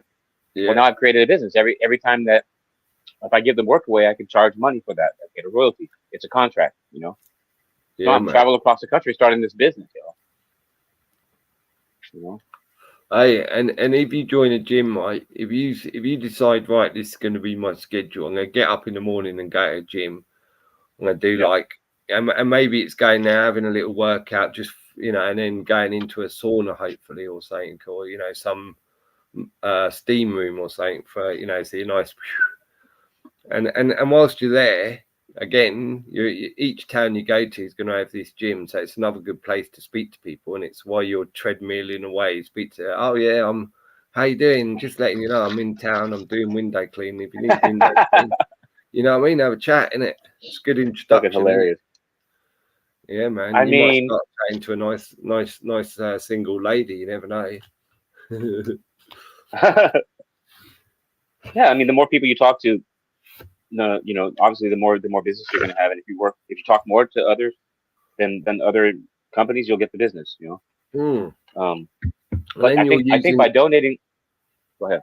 You're using that gym, like the money you're paying for that gym is now about the business as well. You know what I mean? You're now working while because you're in there networking, exactly. Yeah, but then you're also using it for your wake up, fucking keep fit session, and then a sauna, and then a shower, and you're fresh every day. You know what I mean? Exactly. So I think that'd be a really a good investment, would be a gym membership, mate. Well, the other thing is if let's say I'm traveling around, right, and cleaning windows, and just traveling and working, and I don't have a domicile, what like, how am I able to keep my driver's license? See, because the driver's license has to be issued by the state that you're in, and in order to get the most driver's licenses, you have to have a residency in that state. Most of the time. Yeah, but I'm pretty sure as far as that would go, you don't have to like get every time you go state to state get a new something. All it is you're just using the vehicle from your state, wherever that's registered, and that's your address, and you're just traveling. You might be going to pick grandma up in 2,000 miles away. You know what I mean? That's none of their business. But that's pretty much what it is. Yeah. So, how long they say you're staying in a place makes you now, need to, is probably different on each one. But chance of them picking up and going, oh, I saw your car on this day and it's still here. Well, they might be with all their cameras now. It might be another thing they're doing, seeing new vehicles entering and when they leave. You know what I mean? But probably more than likely, I dare say they'll, whatever their rules are, they're probably not pushed too hard, because everyone's going to have trouble saying, oh, you've been here 6 months living in your car, innit?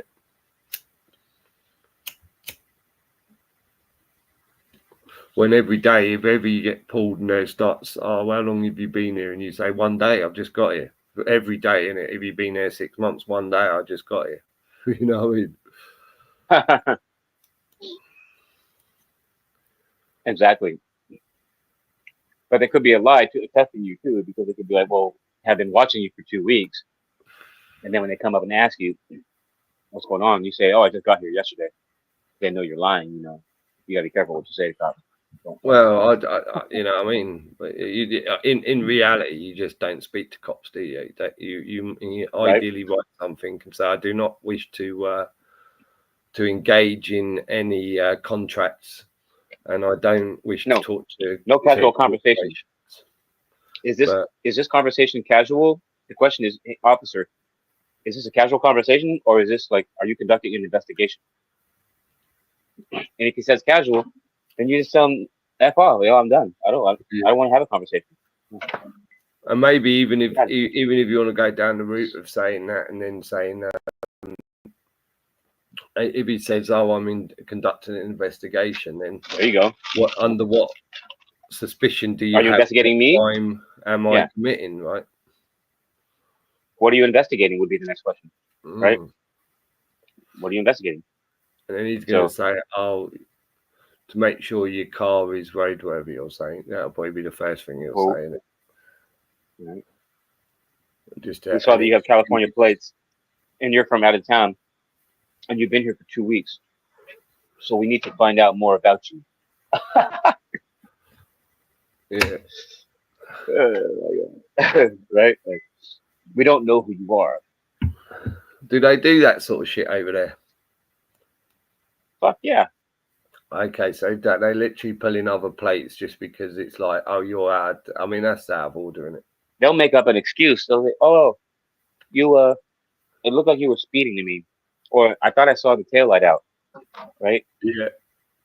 And oh, now that I go back and look, it's not out. So you're good to go, sir. But do you have your driver's license on you? You know? Yeah. And turns into this whole like testing thing and seeing what you're made of and shit. It's horrible, Yeah. man. It's just, yeah. It Cops are bored, bored police officers. Exactly, man. I think like penning something on a piece of paper and just passing it to them through a small gap in the window, telling them you don't fucking. Yeah. You know what I mean? And you're not willing to speak to them. Like they've got very little way to go then. You know what I mean? I don't think they See, you know. so now check it out. Here in some places you can, for not speaking, that can be construed as interfering and obstructing. Believe it or not. Well, You have to answer the questions or it's obstructing. That's fucked up, huh? But wait, what about my right to free speech and right to silence? Fifth Amendment protection, right? yeah. There is that. So you got to know how And to also in a court, you don't have to incriminate yourself. Right. That is actually the Fifth Amendment, which basically says that we don't have a duty to incriminate And they've ourselves. perfectly got a law that might incriminate yourself. You know, Mm-hmm. they might push Yep. you to incriminate yourself. Yeah. Well, that's just what they do. And then they assume that you have the legal mind to understand what you're doing. You sign the agreement for the application for the driver's license, and you opt into the state statutes and into the duty, and they just, yeah, it's totally presumed that you knew that that's what you were doing, was Well, opting in. they say ignorance is no excuse of the law, and when you think about that, it's really it's a double-edged knife or fucking fork or whatever. You know what I mean? It's a fork. Tongue. I don't know. Yeah. Forked tongue, in it, where ignorance. If you're ignorant enough to believe that we have the power to do this to you, yeah, and you're ignorant enough just to pay up or be put in chains and locked up, then that's no excuse. You know what I mean? Like, wow. So yeah, people read it a different way, right? But that's the way I always read it. It's messed up. I was homeless for 3 weeks. I used the swimming baths to shower at. Yeah, like, have you got swimming baths and that? But fortunately, there is always a place that you can get. And ideally, I mean, a lot of these gyms are stupid amounts of money. I'd never pay them. It's like, fuck that. But if it's a case of I was homeless and I could afford that amount of money to pay to have a shower every day, then to me that'd be worth it in itself. And just to feel human in it, you know what I mean? Like, I think it's a good place where people, people never notice that you're living in a truck, a van, on the streets. If you're right every day getting to and it'll give you that lift anyway, just to be able to carry on with the day, innit? Hey, look, I'm not even, to be honest with you, my brother, my mind is not in living in a van for a year or 2 years. That's not at all where my head is. I'm only getting this van ready, to travel across the country, and to city, wherever I end up, I'm gonna, if I don't have a fucking place lined up, like Airbnb or like fucking, a Zober home or something. I don't fucking know. Right? Something. If I don't have that, at least I have the truck, and I have what's necessary, to make it work. Yeah. I mean, I could drive to. I also thought about camping. Like how worth it would be to, just maybe there's a campground 20 miles away from Seattle, right? 20 miles. That's Yeah. only 15 minutes drive. You know what I mean, or something like that. Okay, just drive to the fucking campground and camp out and pay like $15 or $20 or something like that per night, and then drive to Yeah. another campground. Huh? You should work out a way of putting a canopy so it comes off the side of your truck in it. Right. So and then So you that, could have like a little sitting area or so. I don't know what sort of how much room you'd have for a little table or something. You know, a little fold away table under that storage area that you're putting in. You could have a little like quite fold, literally. or just a Sorry. fold up chair will do, wouldn't it? You sit outside Right. under your little canopy, mate. Maybe one of them little throwaway barbecues on an evening, isn't it? Yep. That's not a bad idea. I mean, get it like just something to fit over the back end of the vehicle, like you said. You know? Yeah. Or just a towel. You could just lay down on a towel outside, isn't it? Right. Yeah, man. Or I could go to the desert. I could buy a speaker and go to the desert, right? And use my generator to throw a party and be like, I got a generator, a gas generator, and we could, I could just take the canopy and my table and my gas generator and some records and a computer, right? And just do a fucking party in the desert, bro. Oh yeah, definitely, innit? Why not? You know what I mean? Out in the middle of nowhere, just have just send out some invites, innit? Yeah. Like, hey, this is going on out here. Oh shit! What? Oh yeah. So next thing you know, you got heads showing up with speaker systems and fucking heavyweight sound systems, like batteries and shit. Like next thing you know, we having a fucking full on concert in the fucking desert and shit. Yeah, You man. know, all because people just want to help out. Yeah, man. But and what place to get away from fucking civilization? Exactly. I mean, and that's got to be it too. I'm not really trying to have this lifestyle where I live in my truck unless I can sustain it and travel and work like that. See what I'm saying? Like in other words, this model of traveling from city to city and state to state and doing window cleaning, like, yeah, I think it's viable. I think it could work, but there has to be some sort of like hook to it, a catch. It can't just be me traveling around looking for window cleaning work, and you know what I mean. It has to be something more like me driving to different elderly facilities or care homes and cleaning the windows for the elderly. Yeah. You see what I'm saying? I think what you got to do, Auditron, is you know, if your mission is to get to California, I do. That's a right now thing. Yep. Then I would use that as a test grounds for your new business, right? And then so on the way you're earning, so see how much you can earn on the way. Maybe even try to figure out a campground to keep your costs down to begin with, right? As you're moving on, so you're putting more money to back you up, say if you have a short day. Right. And then once you're done, I don't know, however many days that takes, then start to like go, oh, maybe I'll do an Airbnb today. And maybe you'll do 3 or 4 days and you go, actually, it ain't too bad. If I do 4 days of that and 2 days of like fucking living it up in a motel or whatever it is, you know, you'll figure out what you're able, and I dare say from some place to place you'll go, actually it'll be really enjoyable to stay because the climate's better and the car's great. Definitely. You know what I mean? Yep. So exactly. And then that'll be a good test ground.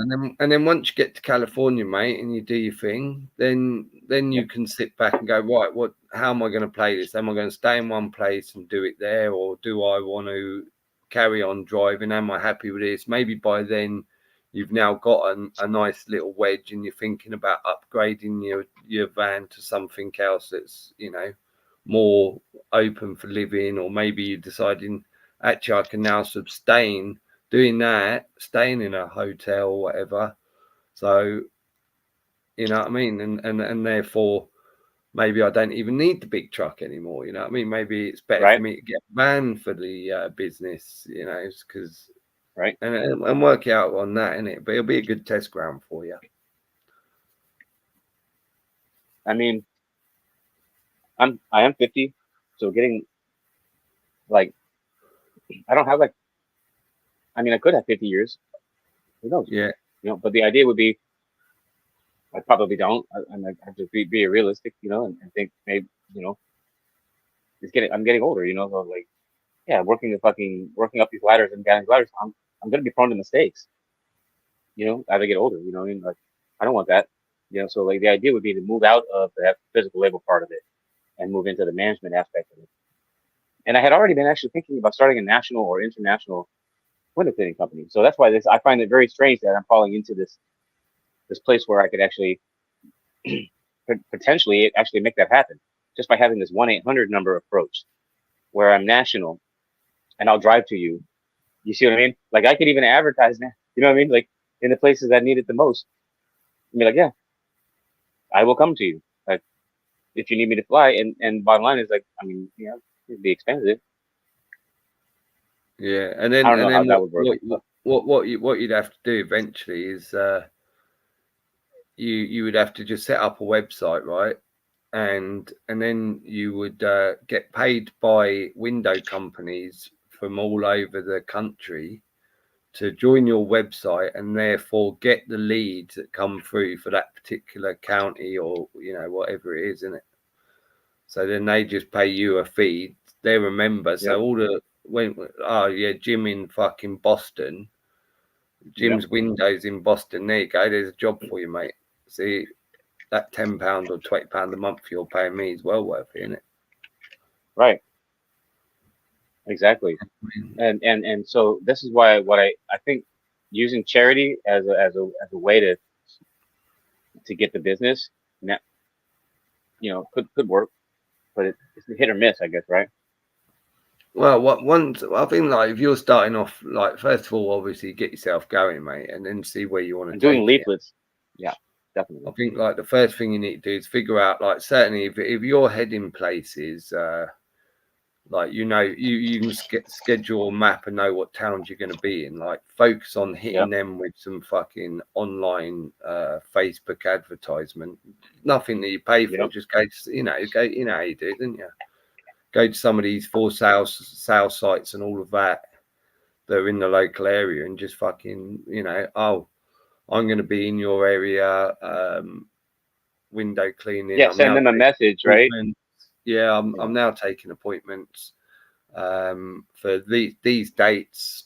You know what I mean? And anyone who's interested, be quick because our book is getting full, something like that. And it's just put a bit of urgency on them. And you're talking about doing direct marketing through through Facebook Messenger or something, right? Yeah, because you can just copy and paste that and drop it on loads of fucking like for sale sites. You're right. People selling stuff in the local area. You can drop it on chat sites anywhere you want. Just that little message, bang, this, and wherever you can, and eventually someone's going to call you, mate.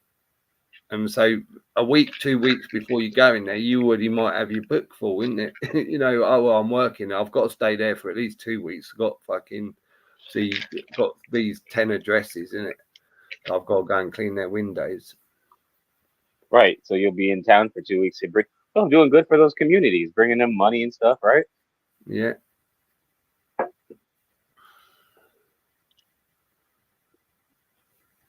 Exactly, Shill.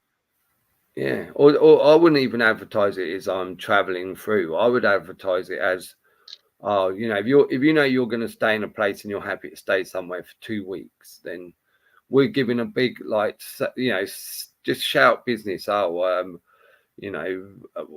it something. Auditron's fucking window cleaners or whatever, right? These. From October the 25th till November the 7th, Auditron's window cleaning has got some great offers, you know what I mean, and just throw it in as a 2 week fucking offer and they'll all just think you're a business in town anyway, you know what I mean. They go, oh, okay, right. It's an offer, my windows are dirty, quick, it's only 2 weeks. You know what I mean? Right. So, Yeah, you could just do it. I'd just do it always as an offer. So, and just, you know, that they'll just assume, and it's not, you know what assumption is, right? Right. Right. But Exactly. yeah, You don't, in other words, you don't pitch them, hey, I'm traveling across the country. I'm doing all yeah. this. No, you just offer to advertise your services and let them And hit you straight up. away they think you're bona fide, or you know, been in Yeah. business years, you're local, and look, you're giving everyone this offer. Bang, be quick. You know, only Yeah. so many appointments can be taken. And everyone's like, oh, that's good. And straight away they're going, okay, 3 windows. You know, I don't know however many windows or whatever you price it, but you could price it to give them an idea so they can work out in their head how much you're going to charge for their house, right? Yep. And then put friendly, happy service, you know, friendly, professional service, you know, just give people a All little the bit of, keywords. yeah, just give little people that trust feeling, because you're telling them you're friendly Right. and you're professional. Like, we're not here to, you know, we're not going to turn up with a gang of fucking hoodlums all like sniffing Right. around your front door and looking in over your shoulder to see what you got. You know what I mean? Yeah, I and think that's that's it. the biggest aspect is the trust, you know, building trust to where people let you in their home and shit. You know, that's Yeah. got to be difficult, you know? Yeah. And that's it. And I think like by having like the business where you can on those things, you can just take them off, mate. So you don't have to have a business highlighted on your truck all the time. They're magnetic, Right. so you can just Yep. peel them off, put them in the car when you want, and put them on when you want, right? And Right. by having that on the side of your car when you're pulling up to a customer's, maybe getting yourself some kind of like t-shirts or something, just with simply Exactly. the business name on it, mate. So it's, Yep. you know what I mean? So again, it just gives them that professional kind of, oh, you're a proper business, and therefore they'll Yep. treat you and won't try to fuck you around and all that, right? They'll give you more respect than they would, you know what I mean? Because that's how people are, isn't it? And so therefore, you know, when it comes to bill time, the only thing is a lot of them will therefore maybe assume you take card, but I think you can always say that, no, sorry, we only take cash. But you probably state that when you're booking their appointment, in it, we only take cash. Well, why would you want to only take cash? Well, unless you got card where you can take card, but the problem is you'll Right. start to get you know, authorities will start to be nosy about, oh, where's he? You I see. know, banks will All these start to like, transactions. look, where's this money coming from? You know what I mean? Right. For someone like you, I'd say cash is king, but also the problem with cash with you is carrying it, right? It's, you know, you get fucking, someone breaks in wherever you're stashing it, someone breaks into your Yep. truck, fucking steals all your cash, you're fucked, right? So it's a two-way fucker for you, really, isn't it? But it's up to you how you play that game, mate. Well, yeah, it's going to be, you know, necessary to just make frequent deposits to my bank account via like Walgreens, Yeah, because Chime will let you to add money to those accounts. You know, they're non-traditional bank account basically. You know, so yeah, I'm looking forward to it. Definitely not looking forward to sleeping in the truck though. I'm like, every day that I can get out of the truck and get into a regular place and have something steady going, I feel good about. But at the same time, this idea of traveling around, you know, and working towards growing this business is also very alluring, but the risk is very different. You know, the risk involved is very, very different. You know, like I stand the chance of literally losing my ass if I travel around and I run out of money or something. You know what I mean? yeah, Now I'm just stuck.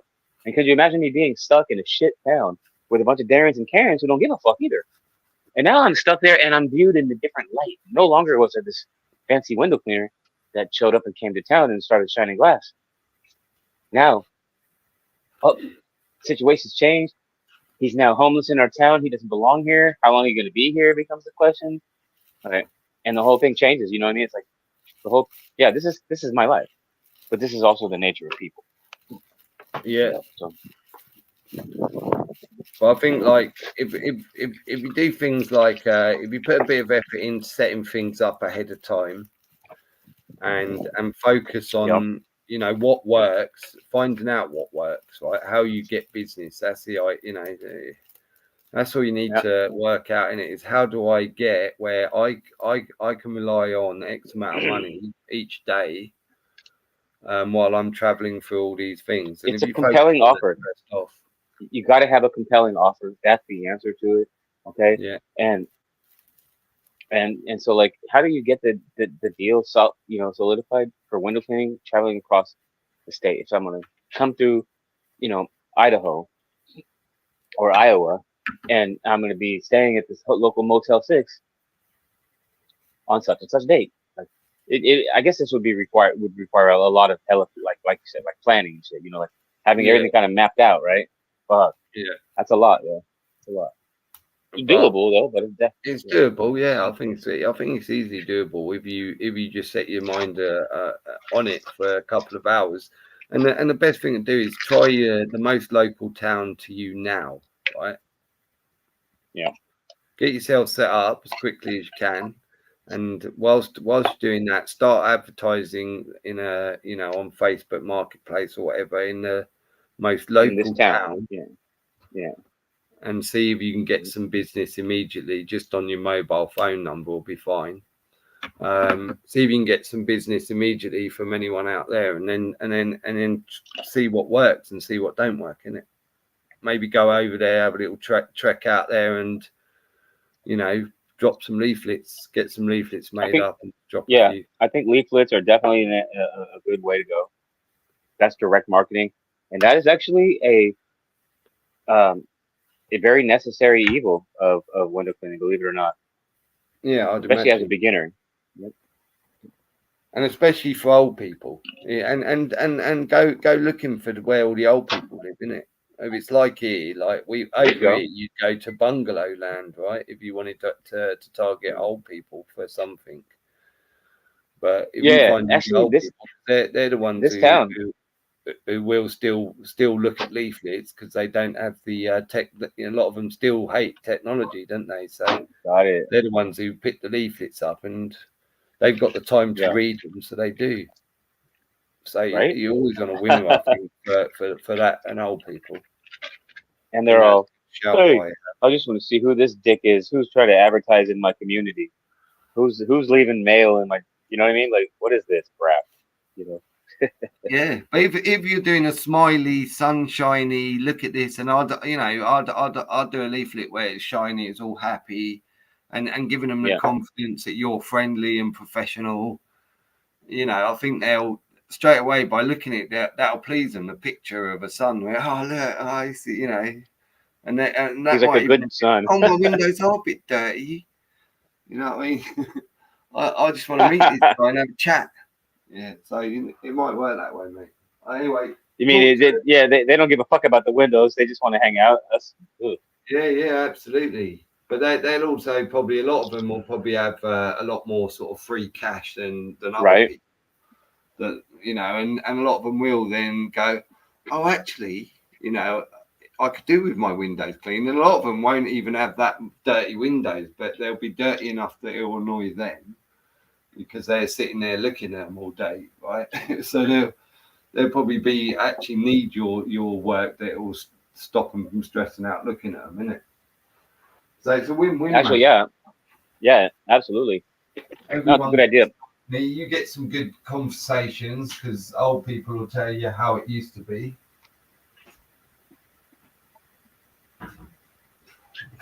Right.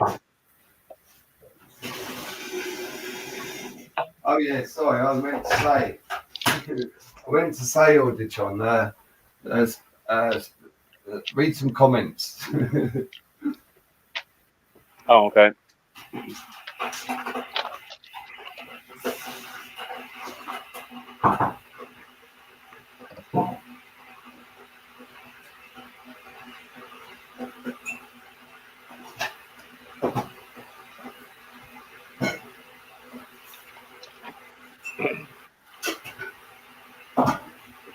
I'm just eating. I'm kind of done now, actually. And I think the way what you should do, Auditron, is set up a channel and do a YouTube of your journey as well. You know what I mean? And see how it goes. Like, you know, explain to people what you're doing, where you're going, all this, and again, people might even, you know, go, oh well, you're coming to my town, you can do my windows. You know what I mean? Right? It's a good idea. Yeah. And then you never know. People like I watch concrete guys. I watch like people watch all types of whatever, you know, if the conversation or, you know, they can add a story to whatever they're doing every day. So you never know, you might fucking all of a sudden just be making money off the YouTube channel more than you are the fucking window cleaning, mate. Right? Yeah, it's more interesting than just the window cleaner, isn't it? One that's going across the country and surviving on it and, you know, telling people, you know, and say, yeah, I've decided, you know, start it with, I've decided I've given up the corporate life. Say that, Auditron, right? I've given up the corporate life. I've just got myself a truck and I'm giving it a try. That's awesome. To live off grid and, you know, maneuver Yeah. and see if I can make money. I'm testing myself and I've decided to do the most simple thing based on what I can carry, window cleaning. And it started off like that, and everyone's like, "Oh, I want to see his journey." Fuck me, he's giving up the corporate life. He's just getting a truck and going living it, kind of thing. Wow, brave, right? But it is really, isn't it? That's pretty funny. That's true, though. Yeah, man.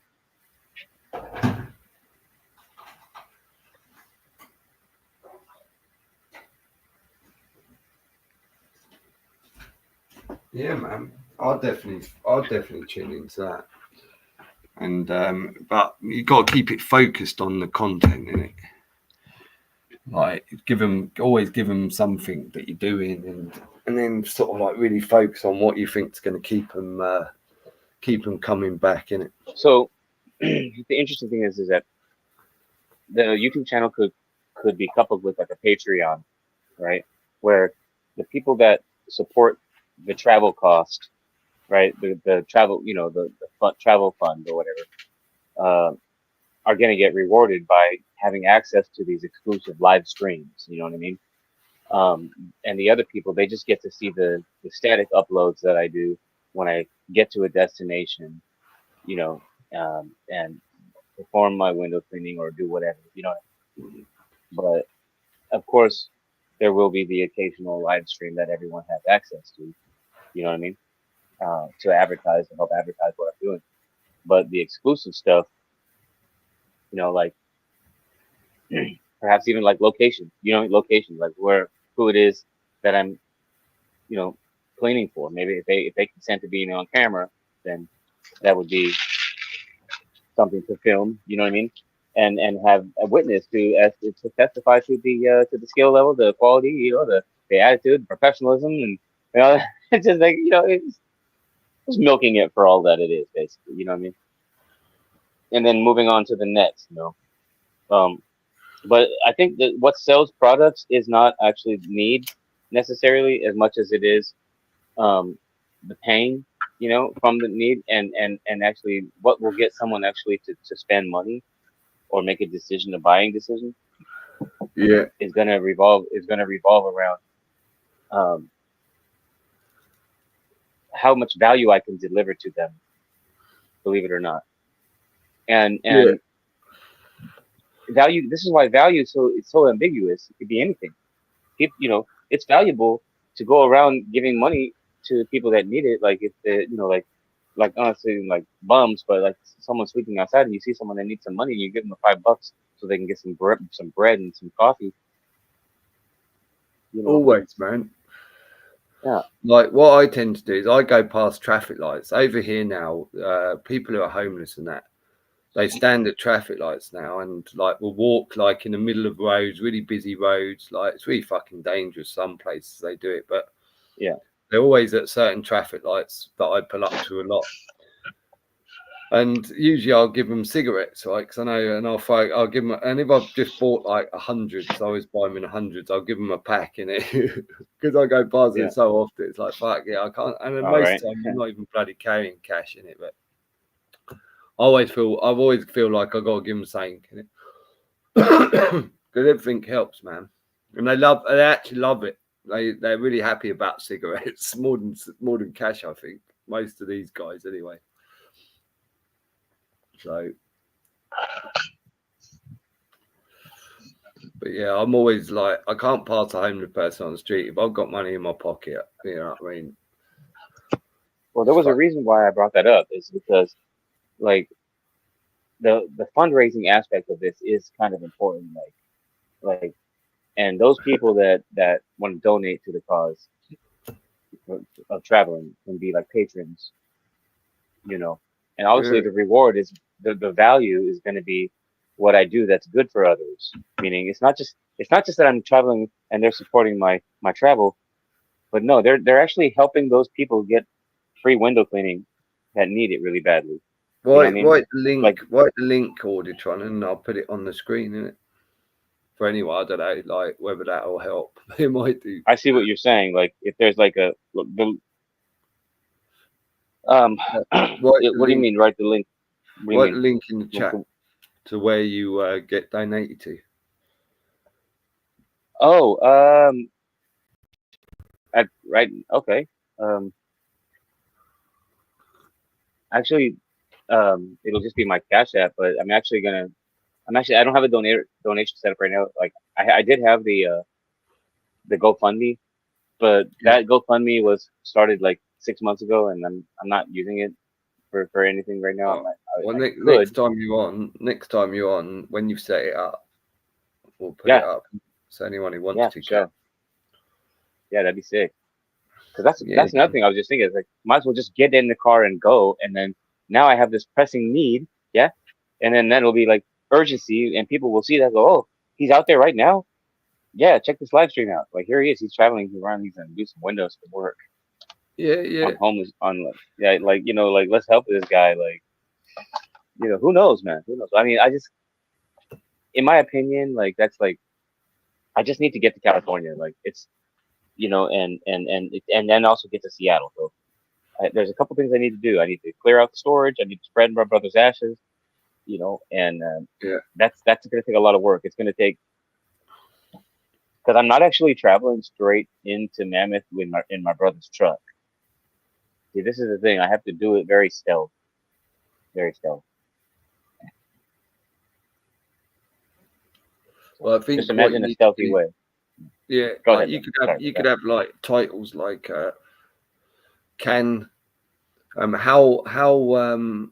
how much do you need to earn to be able to live on the road and travel across the country? You know what I mean? Start off like that, mate.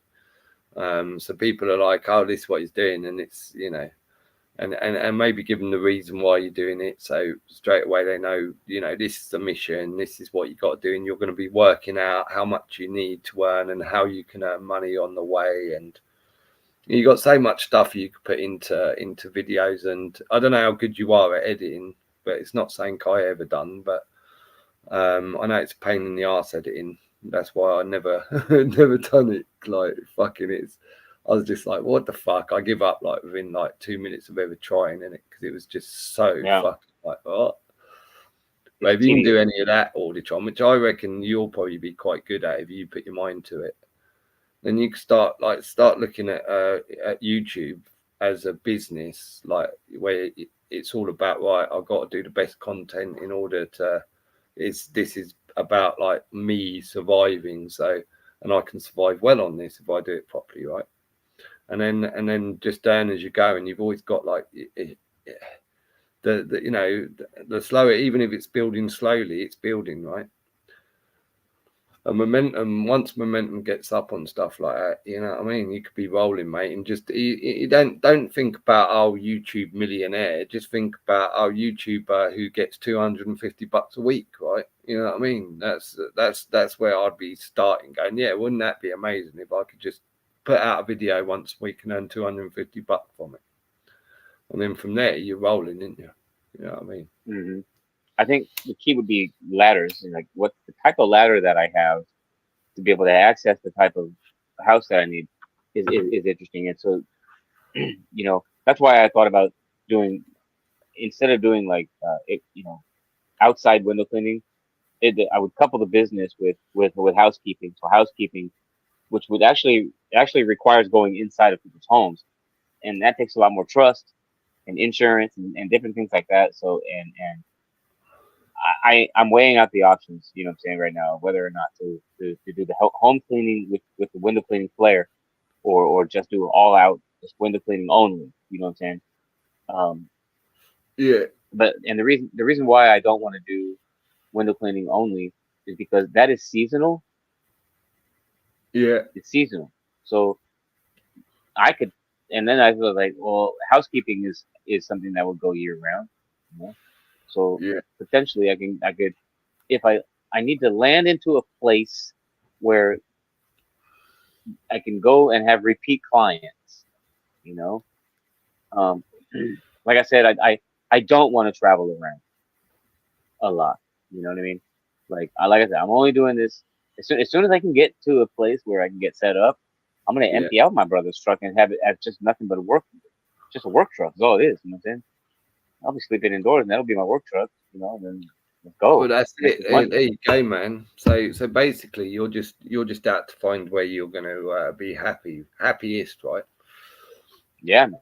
So yeah, I mean that's another thing in the mission itself, isn't it? You know what I mean? So I think you got so The much pursuit of happiness. story there that people will definitely be interested in seeing how you get on, and from that you're building yourself even maybe a little bit of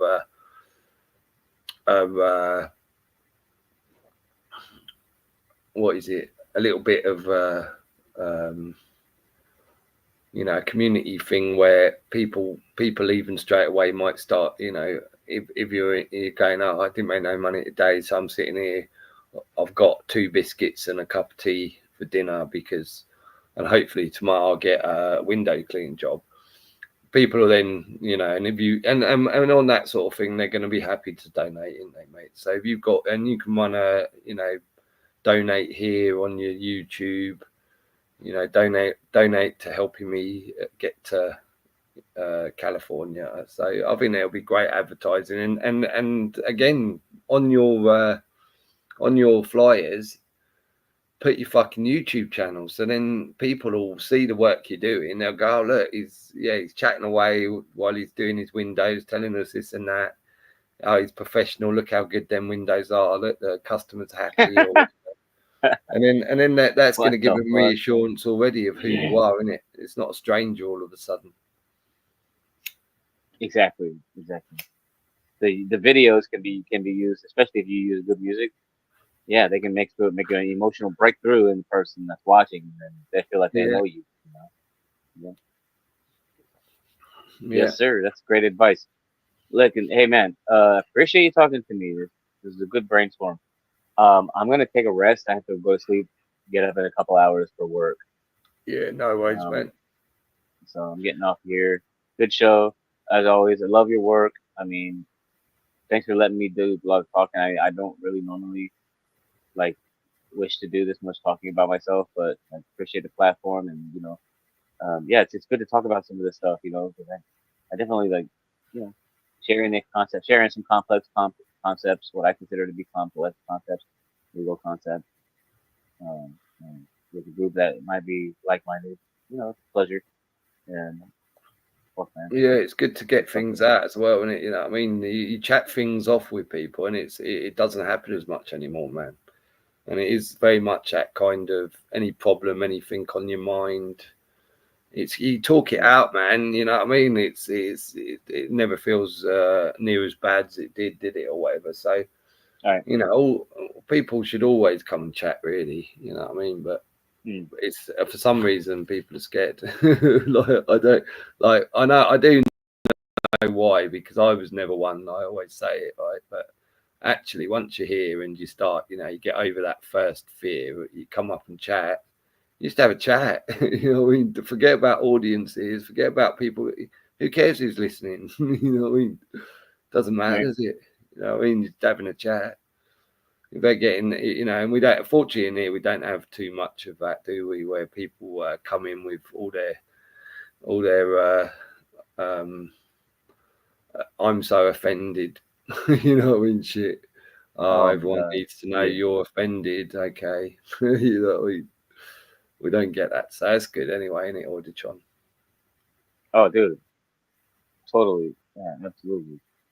That's the trip Yeah, because, like, you know, my brother had a following on Rumble, and when I had access to his Rumble account, and so I went live when from my brother's hospital room because I wanted to share with his audience from his hospital room, you know, because it's a special time, you know what I mean? yeah. And some people believe that some of his people got upset at me for doing that. His very own people mad at me because I went live from his hospital room. Man. Fucking Well, definitely brainless people. They just get things set, mate. And don't worry about what other fucking idiots are doing, innit? If people like are getting yeah, so right. offended and like, you know what I mean? Yeah, Again, that's going to be your, you know, if you think about them too much, they're going to just drain you, right? definitely, definitely, What definitely you're get doing, things mate, set up. you know what I mean? I know it's tough and it's not like, and then people like, but fuck me, a lot of people be envious that you got the opportunity now to be able to do something and you know, go on a fucking really you're going on another, and you always do it, I know, but you go on a mission, didn't you? You're going on a you know, the unknown, but it's exciting. It's more exciting than our fucking life, mate. You know what I mean? Sitting in a fucking 4x4 fucking wall place, watching fucking screens, and you know, getting up at the same time every morning to a fucking alarm. And they call it an alarm for a reason, right? Like you were saying earlier about we should be waking up naturally, 100%, man. You know what I mean? The body is very good at telling you how much sleep you need. Simple as that, right?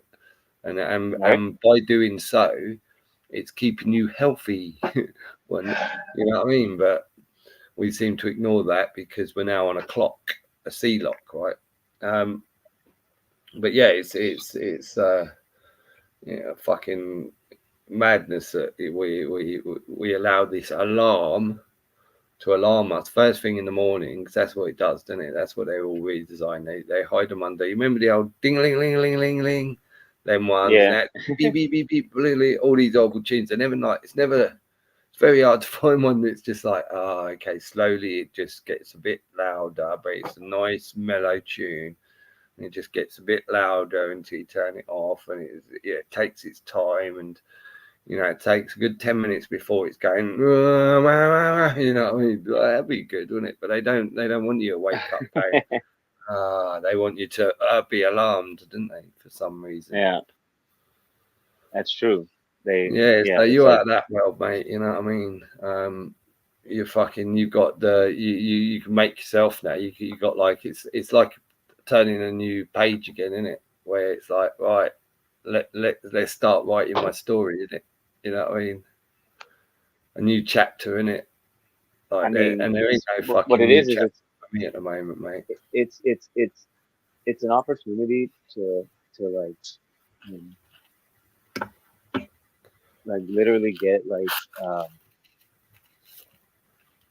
basically like this business going. You know what I mean? Like, and also you know, like if my brother was alive, right, he would like want me to like pursuing that business and working for myself with his truck and stuff. You know, like, you know what I mean? There's no reason why I shouldn't be doing that. You know what I'm saying? Yeah, Like, it's just what it is. You know. Um, yeah, hundred and also percent. either that or using it to actually get to a job where you know, just the point is you know, it's as sad as it is that you know, he's gone, but it made my life, it didn't, you know, my life got better, you know what I'm saying? Like, and it feels I'm torn between how to feel about that, you know what I'm saying? Yeah, no, I And get you, obviously, but you it's know really that's fucked up. it's you're never gonna trade off the opportunity that your brother's death has kind of given you, because you've now, like, if anyone dies, some people get left millions of pounds. Yeah, we're not talking like that, but yeah, suddenly their life might change, where now all of a sudden, oh yeah, I'm really, you've got to separate. You got to separate. Obviously, you get through to a certain stage of grieving where you can carry on, and so you never say grieving's over, but you get to that point of grieving where you can get on now with your own life, and we have to, right? Otherwise everyone will be fucked, right? It's not the way the world goes. You have to carry on, and once that's done, mate, then obviously you've got to move on with your life. And if you've, based on your brother passing away, it's helped you, I'm sure he'd be, if there was a thing of looking down, you could certainly say that everyone would probably think he's looking down and going, yeah. And especially now you're using it for literally to change your life for the better and give you better opportunity. Everyone should be kind of going, wow, what a hero brother. Look, even though I don't know how much he left you, but based on millions, obviously probably nowhere near that, but you don't need to have millions and be left millions to all of a sudden have a new opportunity in your own life, right? So that's what I'm saying. It wasn't money, Shield Destroyer, that was left to me. Nice. It was things, weren't it? Like guns and and I mean, it was basically some possessions that actually did have the effect of changing my life. So all you are really, Auditron, is you're thankful that your brother had been smart enough to have these things that he was able to leave you. And well, thanks very much, mate. And look at this, bro. Exactly. I'm now using them, and I mean, look up here. You're always my hero, innit? Look at this. Look what you've left me, and at a time when I needed it, right? Although, of course, I would never have, and that's obvious, Auditron. So I wouldn't beat yourself up about enjoying what he's left you, mate. I think he'd be happy. I think, he doesn't want you to be sad about what he's left you, right? I mean, that just, no, hell no. Imagine, put you in the opposite frame, right? You're looking down and it's your brother who's you, and you're seeing him use what you've left him, right? How you feeling? You know what I mean? Good, feeling good. Yeah, exactly, mate. So there you go, innit? You just answered your own question, really, mate. Yeah. No, I already know what's up. Just like, yeah, man. I'm proud, have the opportunity. I think you should be, yeah. And I think, to be honest with you, like, it's crazy because, like, I'm really proud that I stepped up and asserted the next of kin status, because it's true, not just because it's true, that I'm the only one that had a relationship with my bro, and everyone, you know what I mean, like, and it's been over 45 years since the parents stepped in as well. Like, and it's just like, that I was able to actually stop them from getting a lot of the stuff. You know what I mean? Like, it was a critical timing thing. Like, just because I had a relationship with him, and that's the only reason why I was able to be there. You know what I mean? Like, and do all that. And it's perfect that they didn't, because they were trying to get it all, bro. The stupid, scandalous ass family that tried to come in and, you know what I mean? Like, literally, like, after 45 years, man, that is awful. 45 years, the parents, the dad coming in after 45 years, saying he's the next of kin. He's fucking telling people, like, basically lying to people about me. Yeah, man. Like, right now I have what they call a FOID card in Illinois. It's a gun license, essentially. So I have 2 firearms that I inherited from my bro, right? So I want to do the right thing and get the firearms, the right to carry it, permit. Yeah. So I have that. And then, but in order to have that, you have to be, not a felon. You can't be a felon and own a gun. You know what I mean? At the same time. So I got my FOID card when I came to Illinois. Now, prior to coming to Illinois, that creepazoid biological person who claims to be our dad, right? Like, he was calling around telling everybody that I was a felon. He's literally calling Mammoth PD and the sheriff and telling them I'm a felon Wow. for not backing up the claim. So just trying to make me look bad, you know? Why, And man? he just did some fuck up shit, my G, you know, because that's just how he was. And there's a reason why my brother hated his guts, you know, and the reason why he did that was probably because I told him that my brother didn't want him to inherit anything. And so I'm going to do my best to not let you have anything. Yeah, You're man. not getting Seth's things, you know. And this was the first time that I had actually any communication with them also in over 40 years. So it was a reunion. It was a Wow. reunion. Yeah, at the same time where I had the choice to do what my brother was, you know, Yeah, wishes yeah. were, Fucking hell, right? man. Or to just be like, oh, whatever my brother's wishes were, that's less important than my Yeah, need to have a relationship with these people. You see what I mean? But yeah. so I stuck to my guns. I made sure that Seth's wishes were granted, Yeah, man. and it cost me a relationship, which actually I'm glad it did expose him as the fucking nasty fucking person that he is. You know, the two, they're still together. That my mother and father are still married. They're just disgusting. No wonder they were gone from my life for so long. You know what I mean? And just like, it's good that they're not in my life. I would not want to be influenced by them, or I would not want to be like those people. You see what I mean? So Yeah. it, so it's good to see the contrast. And by the way, I have a recording where I pretended to be an attorney, right? Well, it was a counsel, really, just pretended to be someone's counsel. And he thought this is the first time he'd heard my voice in over 40 years. So he didn't know what my voice sounded like. So I pretended to be this counsel for, you know, Seth's boss, you know, Yeah. and just so I could find out what he wanted to do, what his intentions were. Why was he reaching out to everyone? You know what I mean? Yeah. Like what are you like? Why are you contacting everyone? And he laid it all out. He just said he wanted to get Seth's things, Seth's goodies and stuff, and pay Seth's bills and all this stuff, and make sure everything. And then he would just disappear again. He was just in it temporarily, and he was going to disappear again. And that just goes to show you his intent. You know, he had no intentions of developing a relationship with me. You see what I Yeah. mean? Like it was I mean, only a father who's gone for 40 years and then only suddenly turns up when he thinks there's some money to be made is never there for any heart in it. right.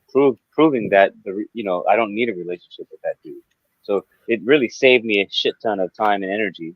Yeah. Yeah. And So it's the just like, fact wow. that there's no doubt your father knows that your brother hated him. So the Yeah. fact that he would then come along at that time knowing that is even more disgusting, isn't it? It's quite Yeah. vile. Yeah. He knew, and then he knew that I was standing up for what was right, you know, and then he still just fucking had to interfere, and Man. yeah, he's a fucking vile human being. And then he bragged about it in a text message to me when he got one time he had access to Seth's bank account, right? And apparently he got the mail. Seth's mail was getting delivered. He had the mail changed over, and in the mail was Seth's last paycheck, which actually I had arranged to pick up because I was the acting next of kin. I'm the one that did everything, including Yeah. cremation, being at his bedside in the hospital before we took him off of life support and shit like that. All that was me, dude. You know, like Yeah. he wasn't. This guy wasn't there for that. So, um, yeah, like I just kept doing what I knew was right, and he interfered. And the backpack that started this whole thing, I went down to the police station to pick up Seth's backpack, and they wouldn't give it to me because he had called them and shown his ID, showing that he's the father, and therefore they claim that he has next of kin status and not me, and I can't get the bag. and he didn't authorize me to get the bag. You see what I mean? Like that kind of stupid Man. shit. But then, like Yeah. months later, they contacted me and said, "Oh, he gave up interest in the bag, so you can come get it if you want, or we can ship it to you." So they shipped it to me. So now I have the backpack that my father didn't want. You know what I mean? That he gave up on. Yeah. Like it's crazy, man. And in that backpack, bro, is like there's like 4 or 5 like fucking USB drives, like thumb drives. I have no idea what's on those, but I can imagine there's some images and video, hopefully, of him, and I'll be able to see my brother in different ways. You know what I mean? Yeah, Um, man. and then share that on his social media stuff that I started for him.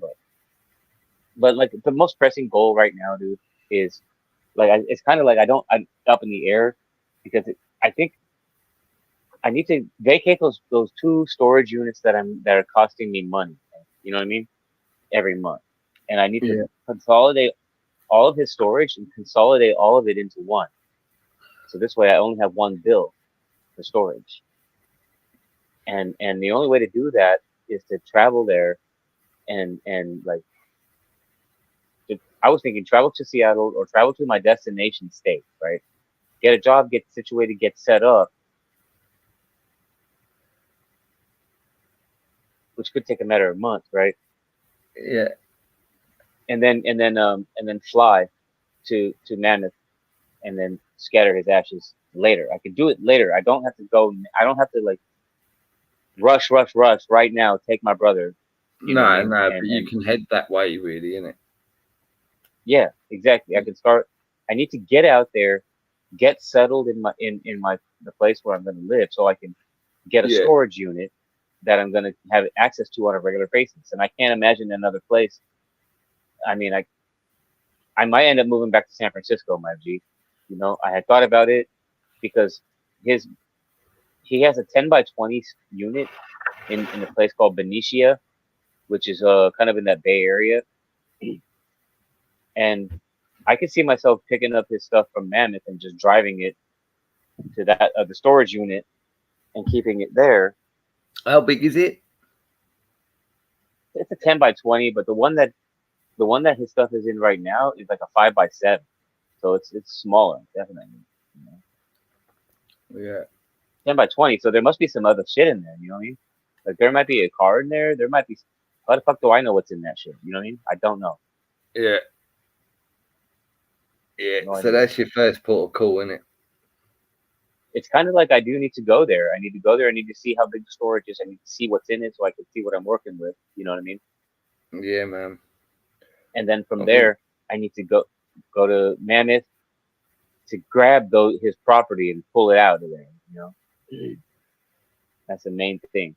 Get it close down that freaking storage unit, so I don't have that bill of $200 a month. So that's pretty much how it is. How much it is, my bro? It's about $200 a month to Yeah. maintain Or that. you'll see storage wars in it, mate.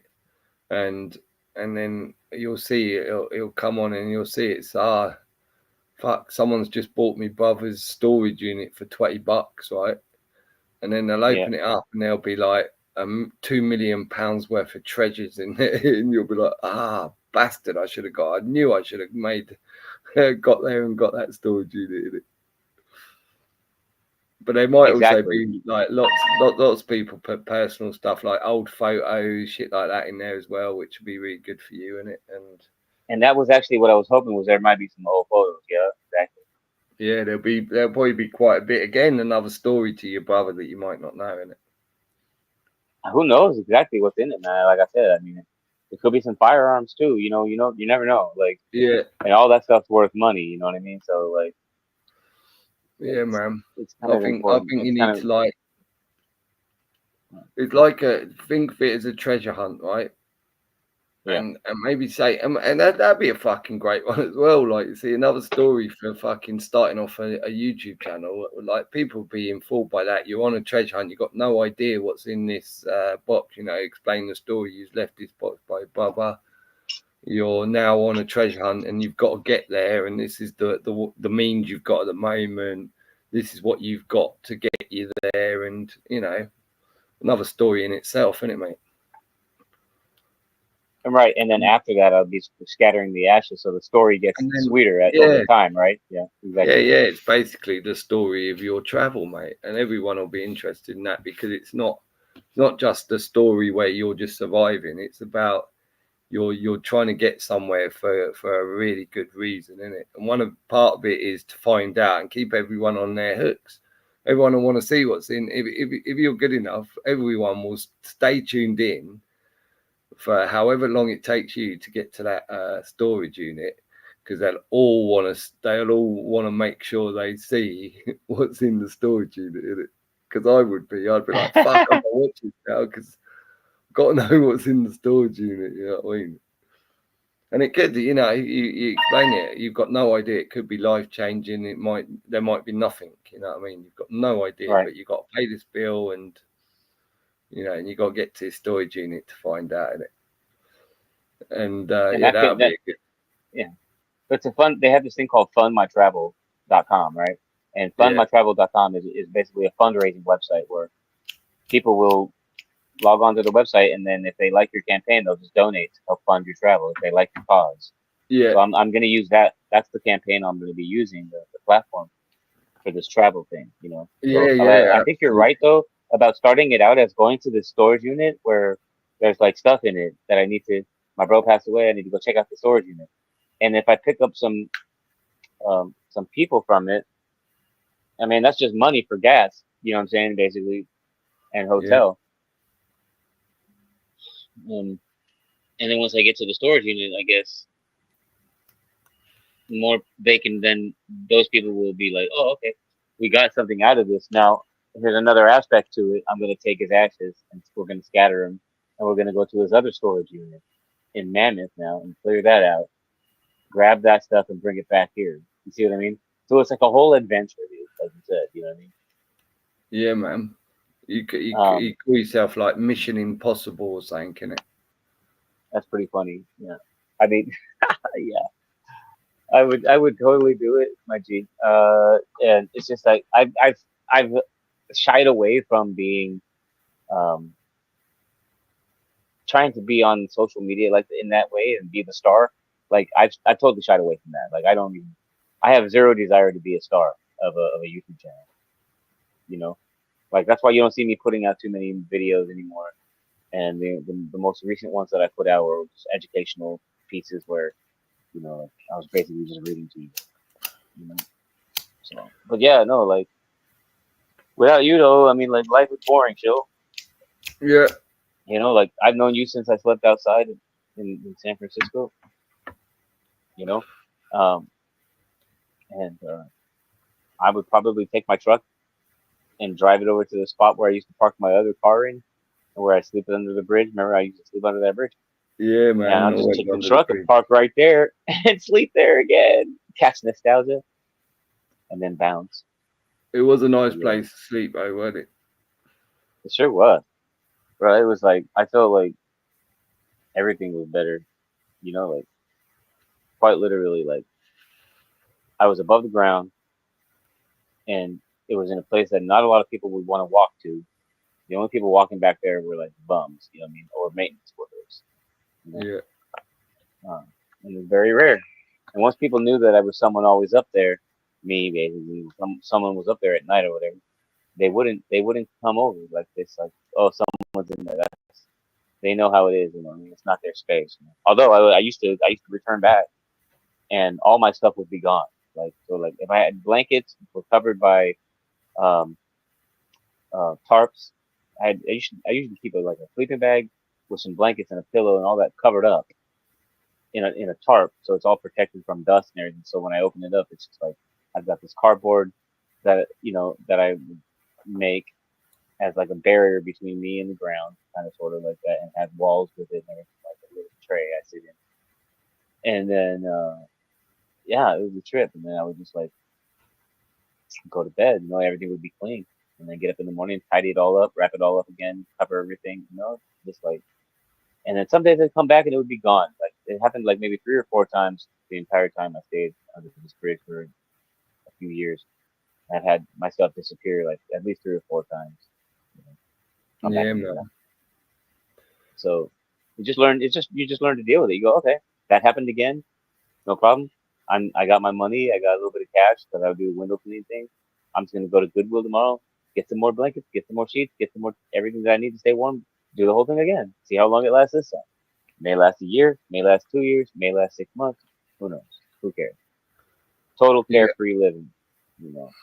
And it'll be And that's, like if you can manage to do that, it'll be a lot easier with a truck. yeah.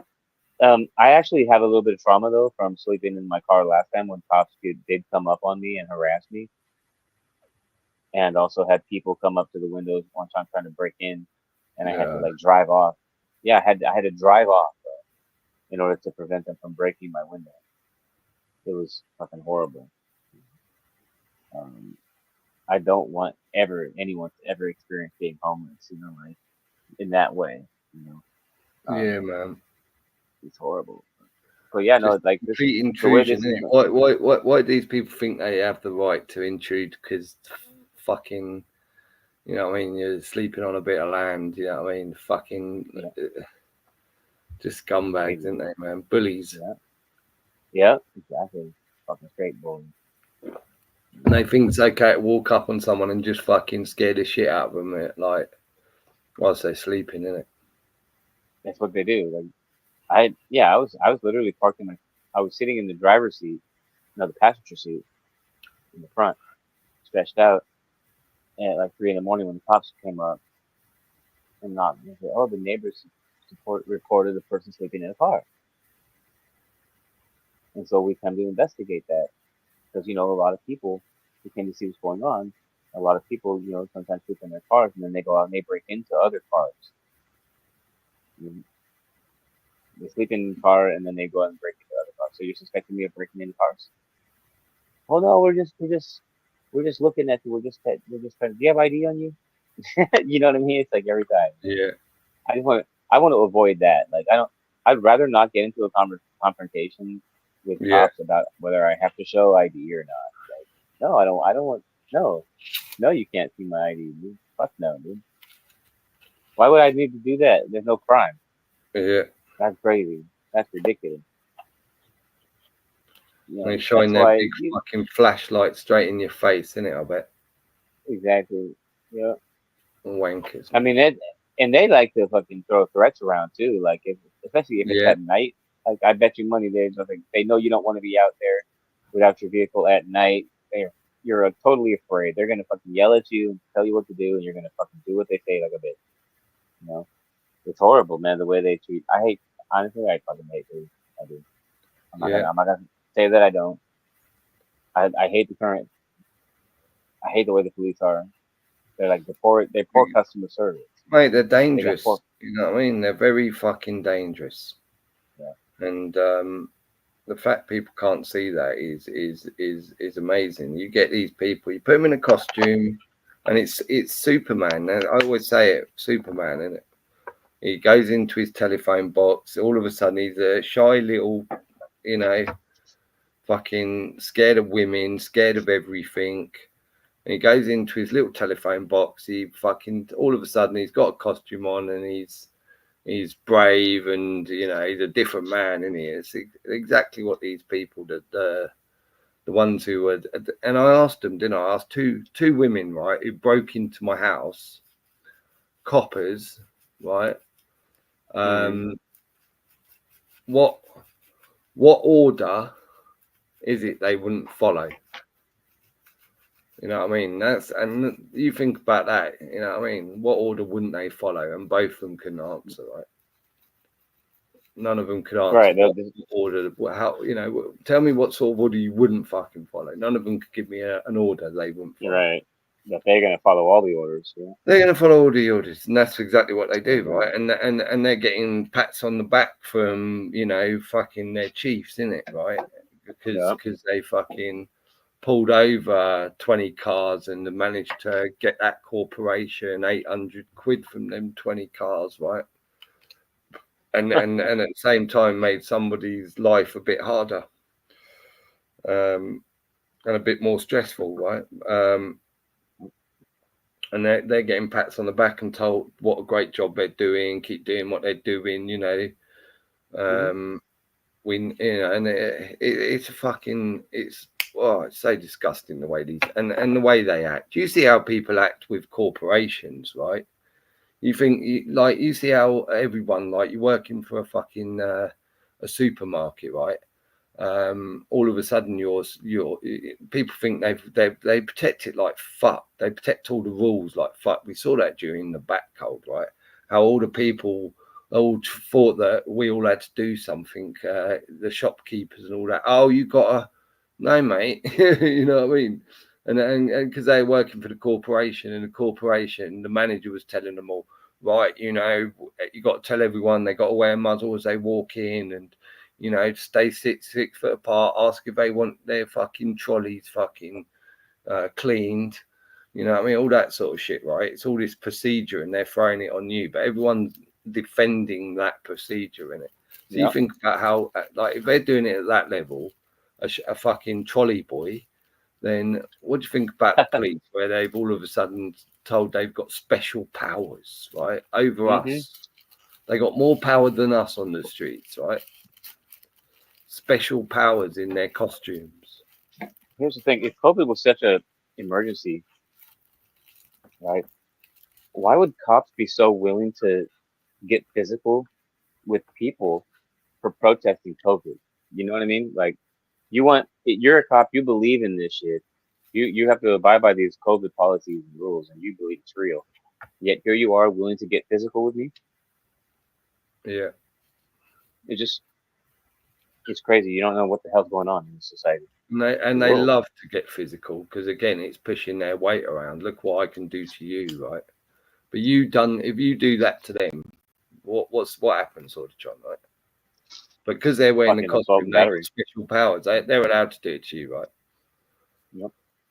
You know what I mean? But you do it to them, fucking, that's it. And quite a lot of the time, they literally try and bait you to do something. They want to do you now for resisting arrest, right? They purposely tie you up in knots, trying to get you to fucking fight back, right?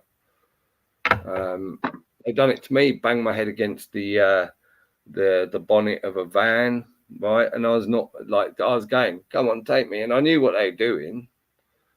And I was shouting it out, oh yeah, go on, look at me, not moving, mate, not moving, but you're banging my head against the thing and saying, stop resisting and shit like that. You know what I mean? Fucking arseholes they are, mate. Absolutely. Right, the stop resisting thing, honestly, I think that's a psyop, because they're telling you to stop resisting because you have the right to resist unlawful police encounters like that, you know? Yeah. So, like, once you stop resisting, or you admit that you're not resisting, then you're submitting, right? So it's like a forceful way of getting you to submit to their personal jurisdiction over you by saying, stop resisting. Stop resisting is a way that they gain personal jurisdiction by submission. I'm just putting that out there. Yeah, you could be right, mate. To me, it was always because the way they shout it, right, is to and certainly I'd say in my position, it was very much in the way to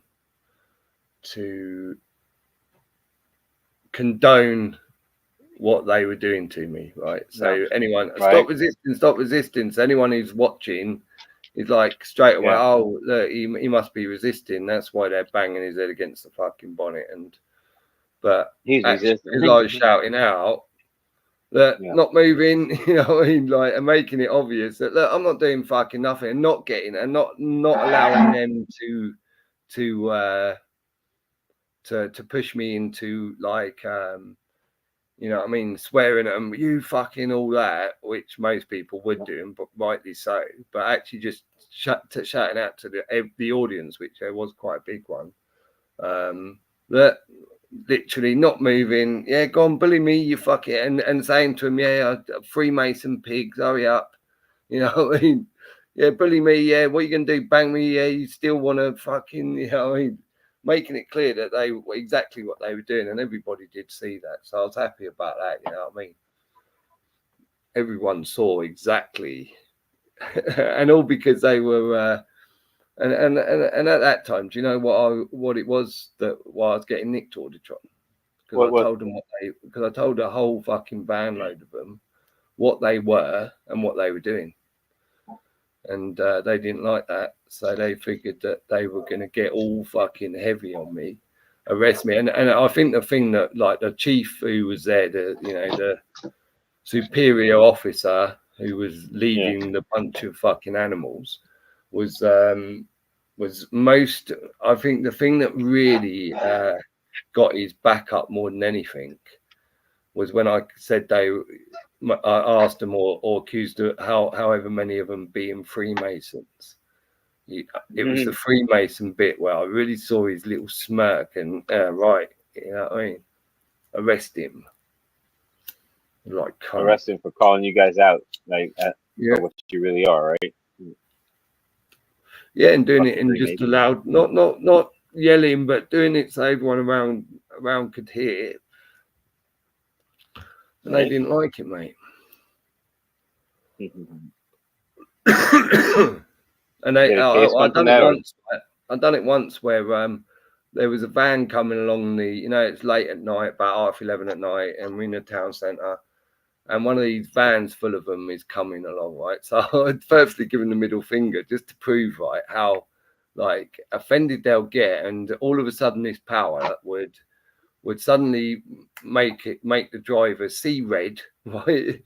And he would suddenly spin around and have to, like, a whole gang of fucking bullies would jump out of the van and and start fucking literally bullying me based on me giving them the finger, right? Like, yeah, I mean, children, right? But yeah, I proved the point. Fucking all of them getting out, giving it the big one, innit? Also offended by the finger. Honestly, that's our police, innit? And I'll tell you what, had I been there on my own and I give them all the mouth, obviously, and let them know what, again, oh, look at this big bully gang all coming out because they got the finger in it. And they all coming towards me with this gang, we're more than likely going to arrest you and probably say, like they did last time, what is it? Breach of the peace. That's the fucking, wankers. The go-to for when they haven't got nothing on you in it. Breach of the peace. Right. Breach of the exactly, bro. Oh man. Oh no, what they call it out here, disorderly conduct. Or some shit. Yeah.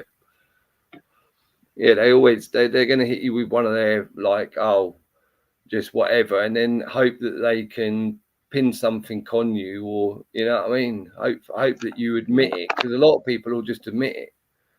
When they do breach of the peace on fucking drunks and stuff, they'll interview them and get them to say, oh yeah, basically it's, if you just tell us, yeah, you were a stupid boy, you had a few last night, didn't you, mate? So you in your interview, basically you can do it two ways. You either admit to it and say, yeah, this is, I was loud, I bang, bang, I was walking down the street and I fell over a few times, and yeah, I shouldn't have spoke to the police officer in that way. And that'll be the end of it, £80 fine and blah, de blah, innit? You know what I mean?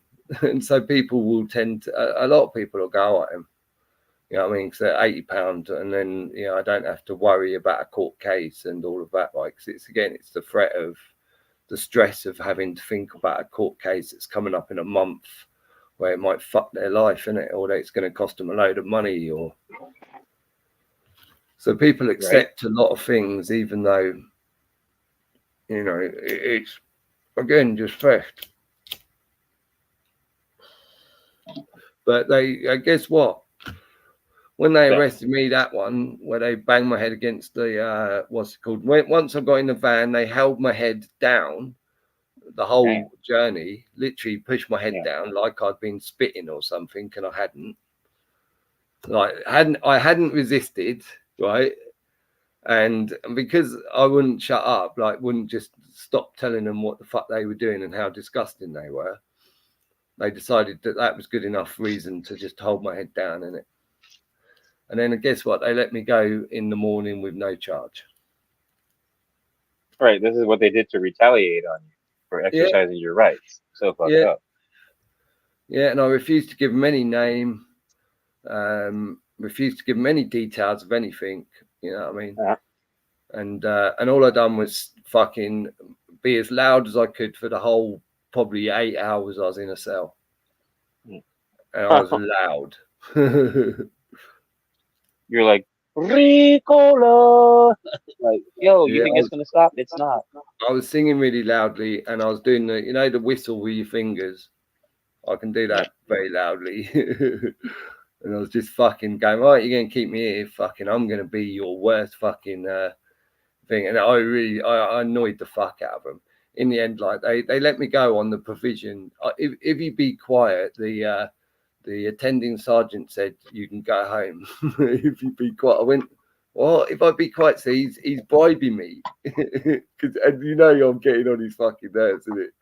He wants me out, mate. You know what I mean? And that's what they said. Yeah, if you be quiet, the sergeant said he's going to let you go out, go home, no charge. I was like, what? Wait a minute, if I've got no charge, surely you got to let me go, innit? You fucking, you know what I mean? But you're going to bribe me. I've got to be quiet for so long, have I? Wow. You know what I mean? Seriously, yeah, straight up, man.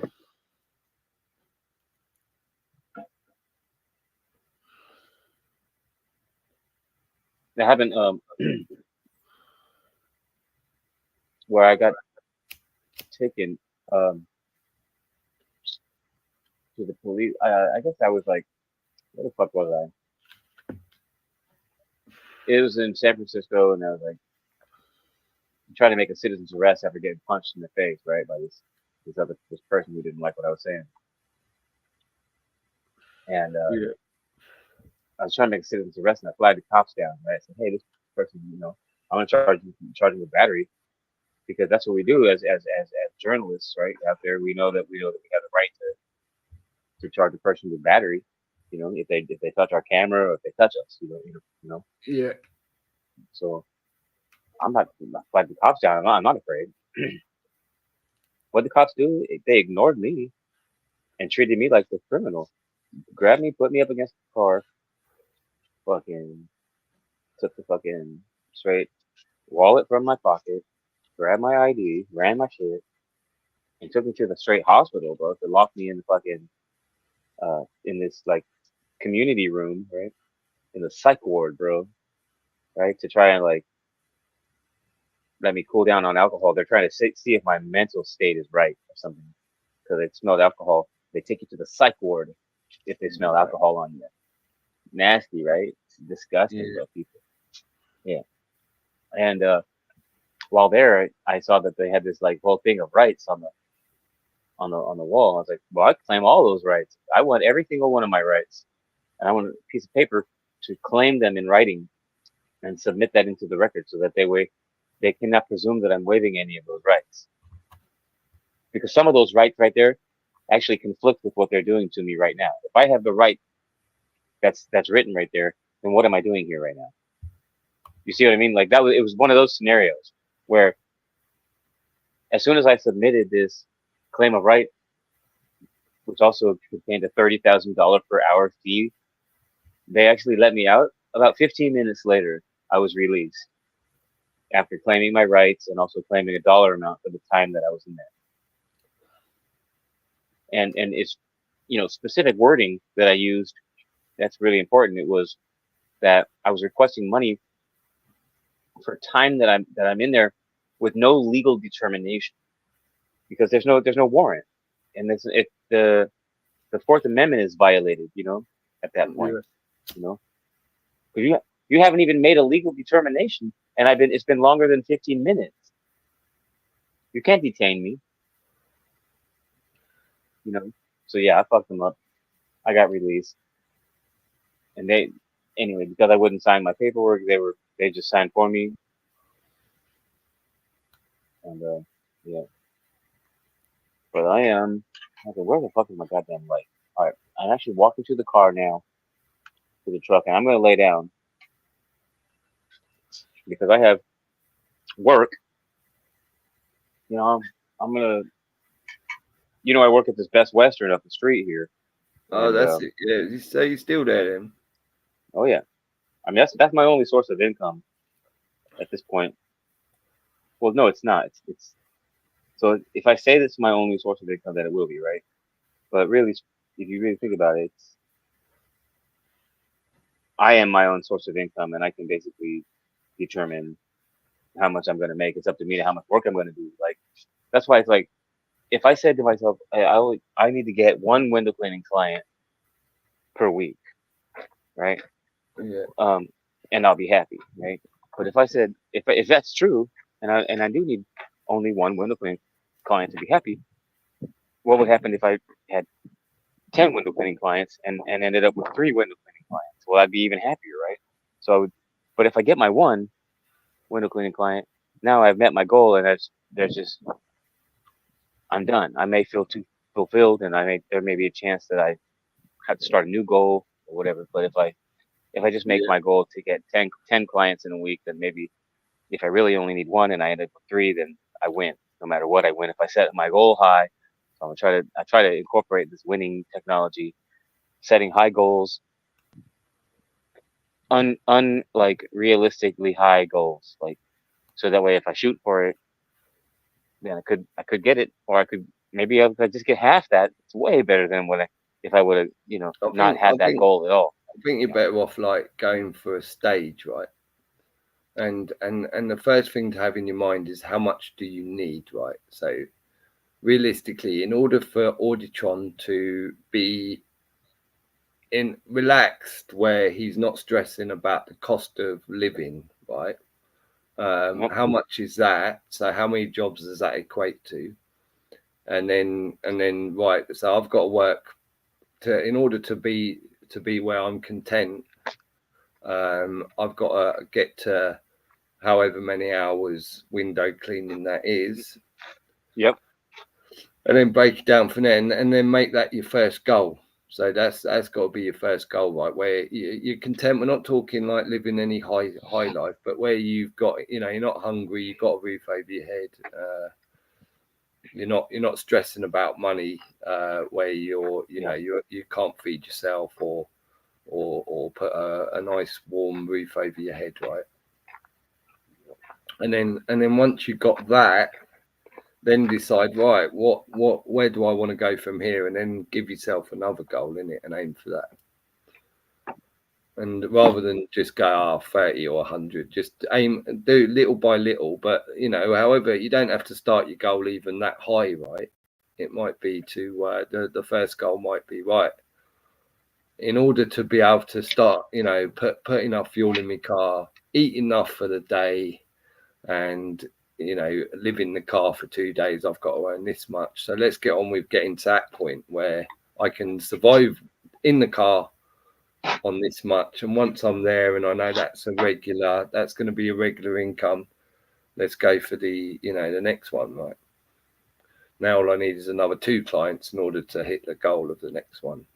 And then maybe if you base it on clients, how many clients you got, a little board, this goal, maybe write a board out of goals, like on all the way up to however many clients, and this is where you'll be if you've got that many clients, this way you'll be if you've got that many clients, and aim for the top of the board, innit? But you're not in a rush because you're always hitting a goal as you go. Yeah, no, that's a good idea. That's a excellent idea. Loving it. And then you can step it out, so you've got a plan, innit? So you'll know, right, at this, you're aiming for something. You're not just aiming, shooting in the wind. Right? Yeah, man. Yeah. I mean, I'm pretty solid right now. Like with the whole idea is that I need to, like, when it comes to giving like money for funding travel, which is basically the thing that I need to do right now, is like I need to fund the travel, but it can't end there. In other words, like it's not enough to just travel to the storage unit. You know what I mean? Like, because what then? What's going to happen then? I still won't have a place to go, and now there will not be a farm to fall back on, and I may have acquired a bunch more property, which basically means I need to figure out what to do with it. You know what I mean? Like, transport it, and I'm traveling still. That means I'm not done traveling just because I get to the storage unit. Like, this is it's an expedition of epic proportions, essentially, because I'm going, you know, the ultimate goal is to go back home, to go home to Seattle, because I believe Seattle in that area offers me kind of the best of what it is I want. Although I was thinking Southern California would be good as well, because SoCal is just so damn beautiful and warm. You know what I mean? Like San Diego, perfect town. Yeah. Like at the beach right there. It's a beach town, and who doesn't love a beach town? It's just like, I love that, so strongly considering San Diego, as well. It was like as a final destination, and from which I could actually branch out and do business. And the reason why I like San Diego and I like Southern California is the weather, right?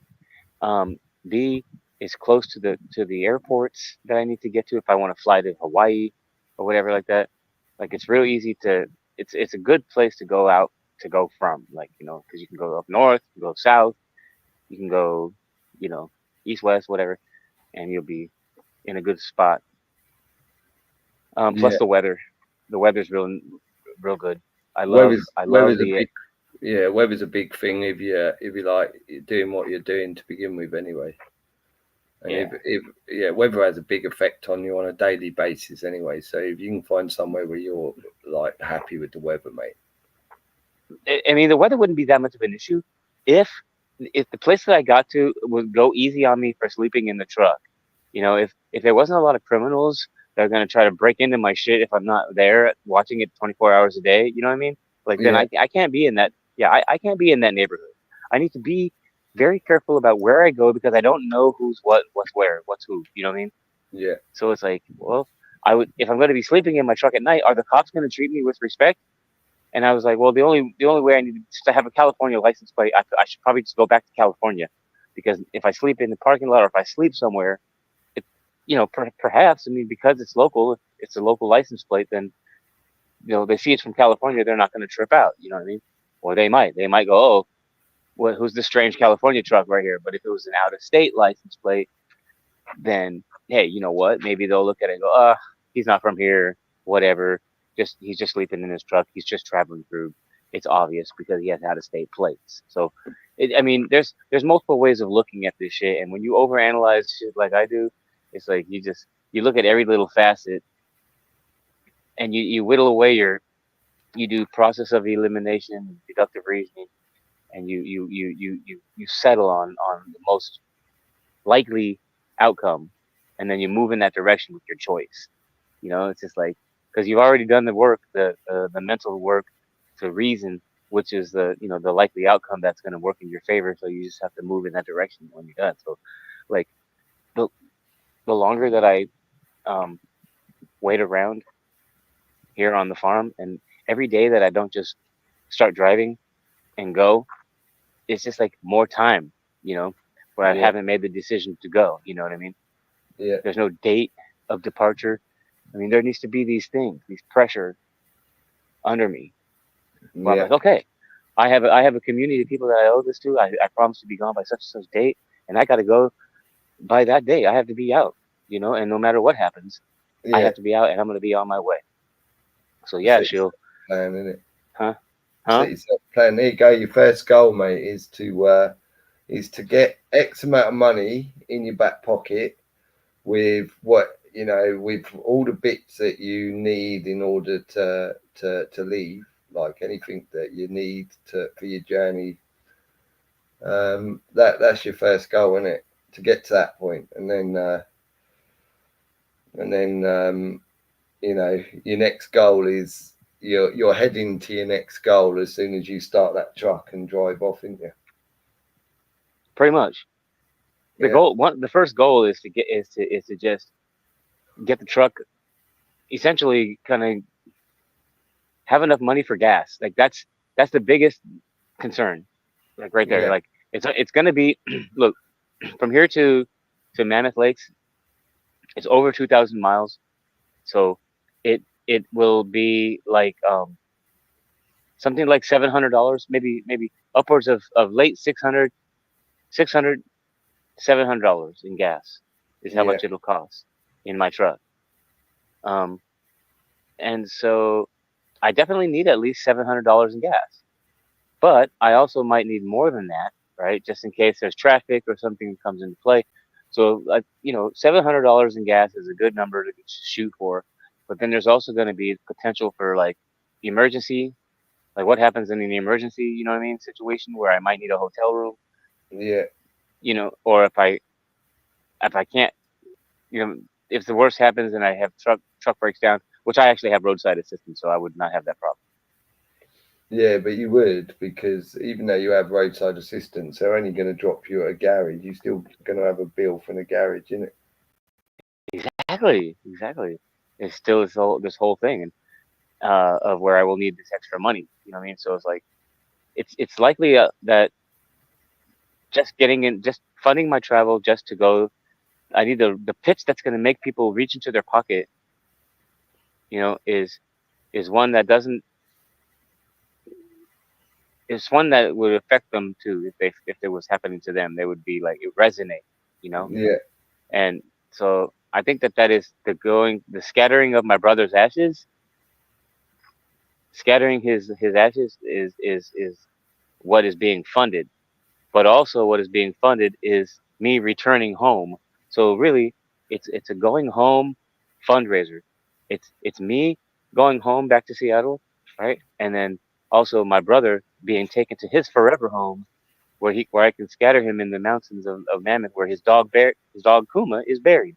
See, so it's a very heartwarming story, you know, but it involves multiple places and multiple destinations. So it's not like, oh, fund my travel to Greece, help me raise $6,000 in travel fare. No, this shit that I'm doing is kind of detailed. So um, and I'm hoping to get some time tonight to actually work on it because I think Have that's you that's not? critical. I need to. Yeah, go ahead. Have you not got like a PayPal account? Yeah, I do have PayPal. Or why don't you just do it through your PayPal then? And then you're not paying a huge fee to the other place, isn't it? I could do PayPal or Cash App also, right? Uh, yeah, put them in, innit? Cash App, PayPal, all those things. Yeah, put it in the comments. I'm going to probably just pick this one up because I don't think like there's anything they can ban me from, do you? Oh, let me try and put that in the comments then. Yeah, put it in the Let's see if we talk. comments and I'll put it, what's it called? I'll link it, like, put it at the top, whatever. And I don't know about my PayPal now. I ain't used it for fucking years, I don't think. But I'll have a look, and if I can, I'll try and get you on your way of like $30 or something, can it, mate? And I'm sure, like, if people hear it, there'll be people out there who like want to help somebody fucking like Auditron, who's fucking done the time on the streets, and he's done the traveling and looking for that special place and all that, and he's about to go on it again. Fair play, man. It's fucking, you know what I mean? The reason everyone don't do it is because it's a brave thing to do, isn't it? So, and just to be able to go out there and go, right, but with a mission in hand, I think that really helps, doesn't it? You know what I mean?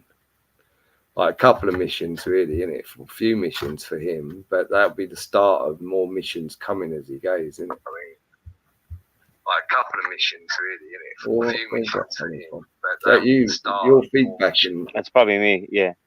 I was going fucking mental then. I'm gonna drop the link, and it's not even a link. It's really just the dollar sign. It's my Cash App. If anyone wants to Okay, I'll look into seeing how you work that because I ain't got a clue, but I dare say it's pretty easy, is it?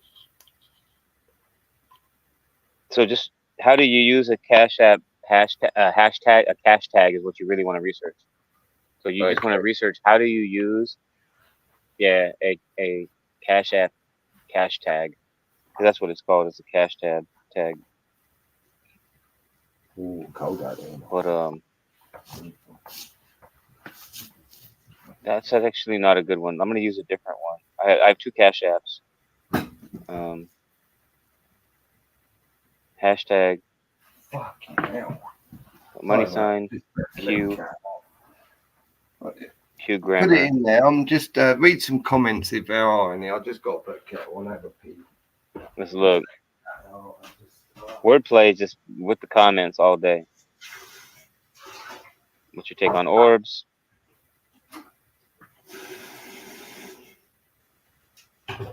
Yeah, we're talking about window cleaning, flyers, all the fingers in all the pies. Yep. Leaflets, knock doors, etc., etc. Facebook, direct. I love the direct messaging that could take place in Facebook. Like you never know who, like, you're meeting all these people. So direct messaging would be good. Stop resisting. Wordplay. My wit is sharp, but my sharp is wittier. I bet they was all shapes and sizes like a clown show. Sounds like a kidnapping by a gang. It was. Battery almost flat. Changing device. Okay. No a chance. I'd be very interested to see that heartwarming journey. Oh, cool, man. Yeah, no, it's actually uh, a thing that needs to happen. So, and there's another aspect of it too, which could actually be the actual reunion between myself and my biological parents, which because of my brother's passing is why we are now back in contact with each other. But they actually do still ignore me, so we don't have a good relationship, and it's all fucked up. And I just don't want to bring up that type of negativity. So the parents, they're gonna have to remain a distant mystery uh, for this, because they just don't want to. They don't want to play a part in my life. They've never played a part in my life, and now that they've screwed themselves over by acting like vampires, and there's just too much evidence. They're just bowing out. They're not communicating at all. So I'm just like, fuck it. I can ignore them too and just go back to life without them. It's a happy life actually. Um, yeah, but the idea of taking my brother's ashes, scattering his ashes in Mammoth, grabbing his possessions from the storage unit, which is costing me money right now every month, and taking those to his other storage unit, right, and then grabbing everything, right, and taking it with me home to my place, wherever that will be, which is, I think, it's basically Seattle because I have a storage unit in Seattle, and what I would like to do is either choose to stay in the Bay Area and then travel to Seattle to get my property out of storage, and then like basically just fly there because it's cheaper to fly. Way cheaper to fly to Seattle than it is to actually drive there. To drive to Seattle, oh my God, the gas to drive to Seattle from California, gas would probably be like $200, 250 or something, maybe more. You know, um, it's just a long ass way, and might be better. Just you could probably spend 150 on a flight, round trip flight 150. So appreciate the interest, but that is my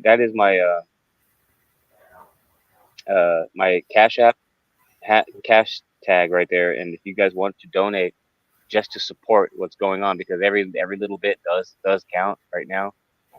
Um, shit, go for it. But things will be starting up. Actually, I just had a failed fuel pump, and I had to replace the whole fuel pump. So I spent money that I didn't even have.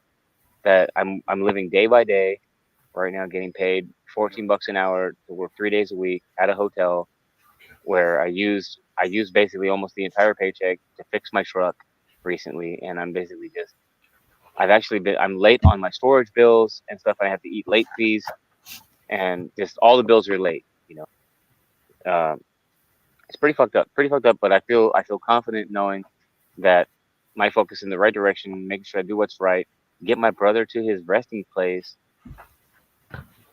and consolidate those two storage locations because it's costing me money. You see what I mean? Like, it's going to cost me thousands of dollars if I don't just go take care of the storage place right now. Got to get those storage units cleared out, because that if I let that go for 1 year, that's going to cost me thousands of dollars, right? So it makes more sense to spend, $1,000 in gas just getting there, so I can take care of those things and end that. But it'll also bring closure to my life in an area where it's a very sensitive matter, that my brother is gone, and I would take his ashes to Mammoth, spread them down there, or put them in San Diego. Who knows? They might go into the beaches of San Diego. I don't know yet, but I know that he wanted to be buried in Mammoth. I don't want to go back there because the cops are cunts, dude. You guys, the cops are fucking cunts in Mammoth. Those are the same pigs that actually allowed my brother to pass away by not giving him CPR properly. And I just don't want to. I don't trust Mammoth Lake Police Department.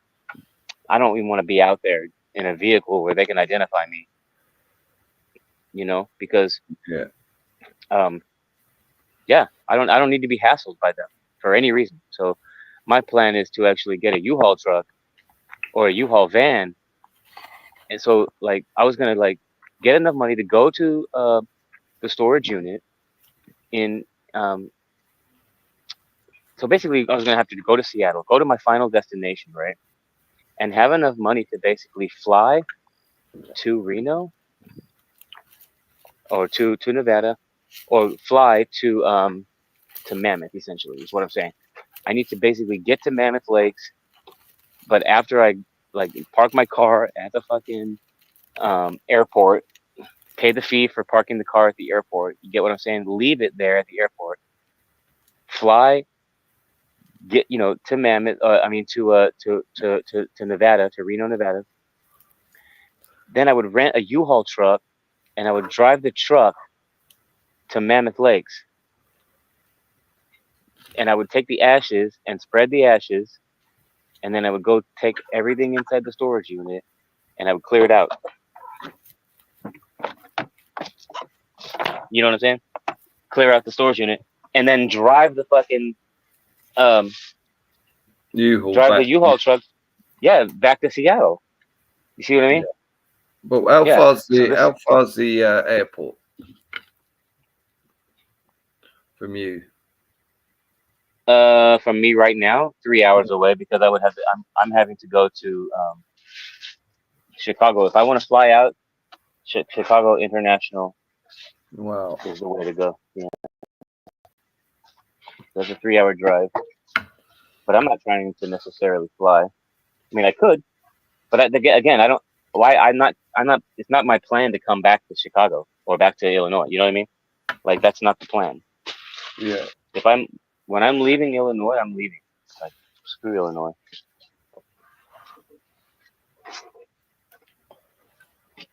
And how many hours does it drive back? Oh, it's hours wise, it's going to be about 33 hours to get to Mammoth Lakes. From where you are? Roughly 30. Yeah. Yep. Roughly 33 hours. So it basically be. Huh? If you just hire a U-Haul from where you are now and just drive it there and then drive it back, then you haven't got the cost of airport parking or tickets. It's just the gas. You said if I drive a U-Haul. Wait, say that again. What? Yeah. Instead of getting a plane and all that, why don't you just get a U-Haul where you are now and just drive it the 33 hours there and then 33 hours back? Because I'm not coming back here with his things. I'm not trying to travel across the country with a bunch of shit in my truck either. Like the idea would be is that I'm going to stay on the West Coast. I mean, you know what I mean? Like, I'm going to I'm going to stay back. I'm going to move back to Seattle. Seattle was where I was living when this all happened. You see what I mean? Like, so Seattle's my home. I consider Seattle to be the place that I was going to set up shop. It's a very pretty place. Now that I have a truck, there's a ton of ways of me that I can survive out there. You know, lots of opportunity, dude, out there. It's the West Coast, you know. Yeah, there's a ton of opportunity out there. So I was just like, screw it, you know, I might as well go back home, like essentially, and make that part of my fundraising effort.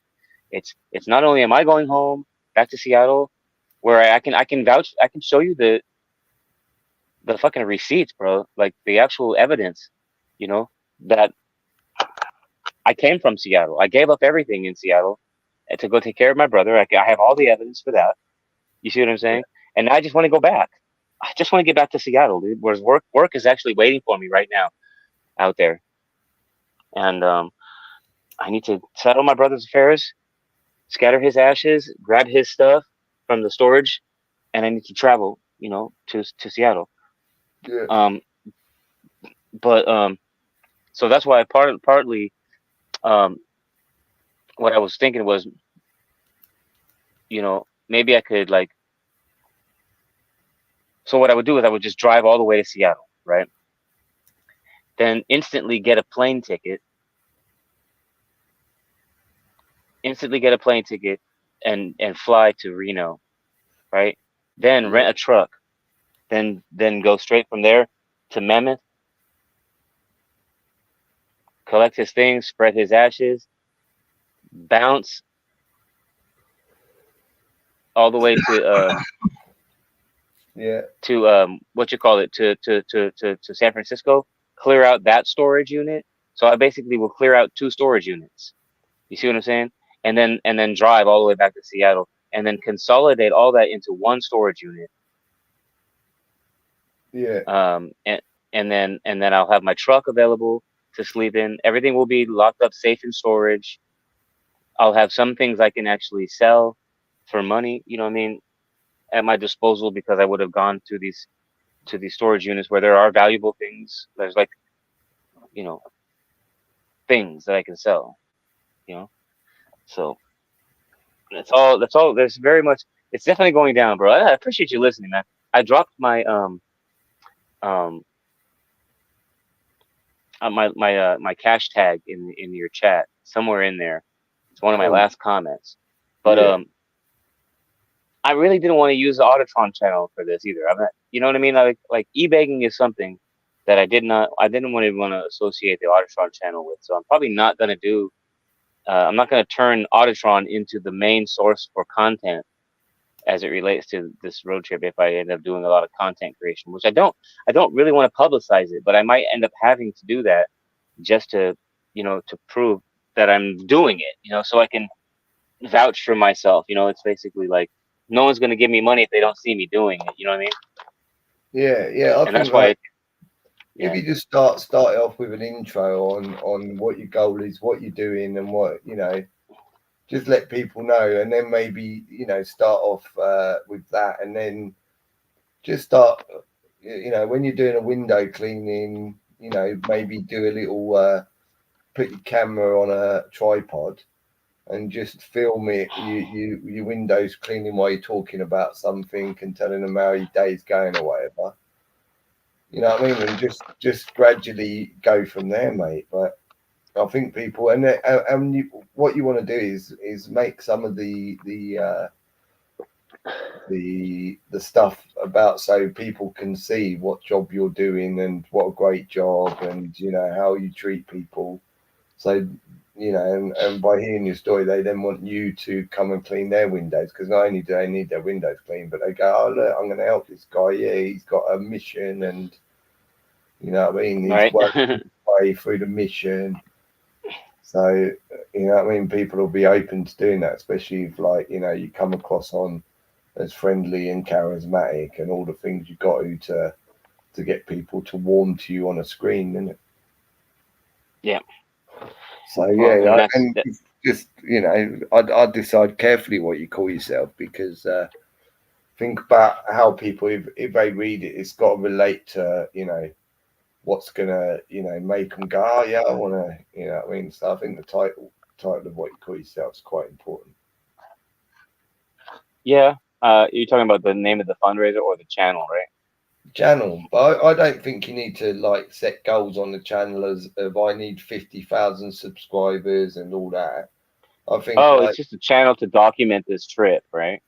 it's a channel to where you know, hopefully you'll get enough people tuning in where you can see that people are interested and chatting and like you, and from that Actually, it'll be a bit of yeah. back and support if you do get desperate and need something. Hopefully, you know, a few of those people that are watching will go, yeah, I know he's telling the truth. I'm watching his channel. I see it. You know, let's help him out, which they might be more inclined to do after they've watched a few of your things. So it could just be again just a bit of you know, you've got a bit of security there. If you know you get really struggled, you're pretty sure that you know there'll be a couple of your viewers at least that might just, you know, chuck you a dime here and there. And again, part and parcel of it, you can do the lives where people can give immediately, right, whilst they're watching the live. So you got plenty of ways just to try and. I'd look at it something like that as hopefully it'll give you just a little bit of backup when you need it. And if it goes further than that, then fair play to you, innit? But again, just goals, innit? First of all, get it where hopefully you feel like there's a bit of security. You know what I mean? Then maybe where you can make $50 a week out of it. You know what I mean? Small goals, but Well, the key to take into effect is the one key element of this is that, you know, is the time essence of the time right now. It's like, you know, because it's going to be winter out here pretty soon, you know. So part of my pitch is going to be a video, like you said, on this channel, this YouTube channel probably should be what I use, you know, like as a platform for people to go to, like you said, so if they want to check out where I'm going to be living, I could just basically start posting content. You know what I mean? That's directly related to this trip and what my intention is with my brother's ashes and consolidating all that shit. Just it's an adventure, and I should title it as an adventure, and we should document the whole adventure. And it's the YouTube channel is like a series that is going to come to an end one day. You know what I mean? yeah. That's awesome, bro. I love it. And you can dedicate it to your brother's memory. And as you're going along, not only you finding more stuff out about your brother and like, you know, going, oh look, I didn't know he's into that or like that.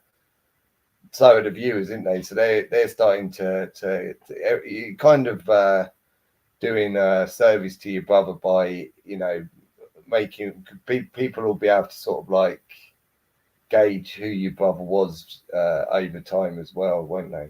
Exactly like, you know, from you speaking about him, and you know, so there'll be a lot of that as well, which will be really really good and good for your soul, I dare say, Aldertron, mate. Will make you feel again, just give you that you're doing something for your brother, innit? Yeah, definitely. And using his truck is part of it too. You know, it's just it's really cool. It's really amazing that it's his truck right now that's sheltering me. You know what I'm saying? And it's what was necessary for me to get my driver's license too. Without this truck in my possession, I would never have even pushed hardcore to get the driver's license. You know what I mean? Yeah. And I fought hard to get this fucking driver's license, and I have insurance and everything's totally legit. And it's like, this is a place where my brother wanted me to be. Yeah, and it's kind of an all-rounder, that truck, isn't it? It's kind of the perfect thing really for, because it's comfortable enough to sleep in. It's not like it's, you know, it's roomy enough, but it's you know, you can drive it down the road to your local shops no problem, or you know, you can stack it with loads of stuff if you've got to carry loads of stuff. It's great for sort of a trader or something that's going to need to make money on their travels. So it's pretty much the perfect vehicle, really, isn't it, for you? But it's exactly. And getting in a city, if I was to do some like, it's definitely a perfect work vehicle. Like You know, it's a perfect vehicle for me. It's totally flat. I don't need a bunch of people, so that's why I was thinking I'm gonna go ahead and take out this back seat and elevate this one side by about 16 inches, and I can use the underneath of it for storage. You know what I Yeah. mean? And I can use that one right side as an entrance, and it'll still be low to the floor, so I'll have some room to sit and you know, kind of relax, and it'll be like a little. It's like basically like a little RV. You know? Yeah, I think a good test video would be to start it quite soon and point out this is, you know, started with what you're aiming to do, and the beginning should be how you're setting about doing your truck so you can, you know, do all these miles in it, right? So you're getting the truck Yeah. ready. People will be interested in that straight away as well. You'll probably get quite a big following immediately because there'll be so many people who are interested in, you know, cheap ways of having a camper style mobile that can go anywhere, and you know, so people will straight away. So you get, you know, you got different subjects that will bring in Yeah. different people. Exactly. You know what I mean? Which is Yep. ideal, I think. Yeah, no doubt, because it's like it's cross borders, right? It's like this. The concept of what I'm doing is actually it touches a lot of people in different areas, like different interests and shit like that. You know.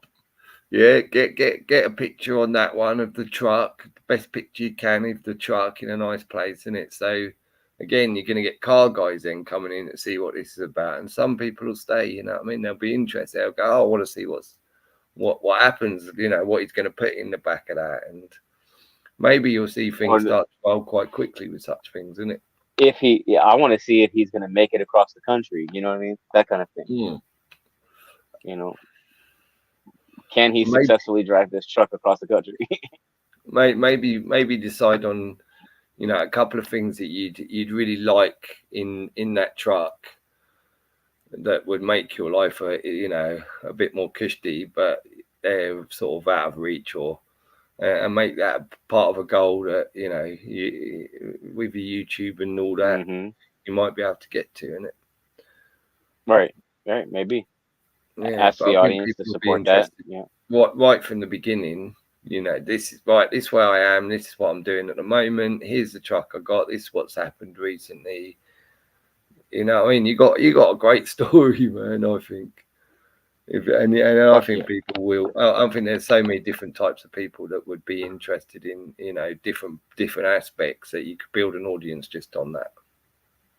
I think you're right, and it should be tailored for exactly that. You know, it's like it doesn't have to be. It's not going to be about Trump.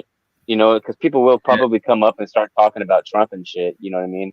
And try to get me into conversations that have nothing to do with the travel, the trip. You know what I mean? yeah, But I just have to keep bringing it back around to what the whole thing is about. You know what I mean?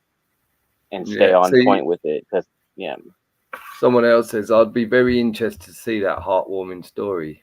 You know what I mean? Again, yeah, it will, that anything to do with you know, that's going to touch the heart, and you know, people are definitely going to be touched by the heart about story, and you know, so again, you know, you're not purposely like, it but you're gonna play on their heart immediately, and and that sort of thing that will drag people in.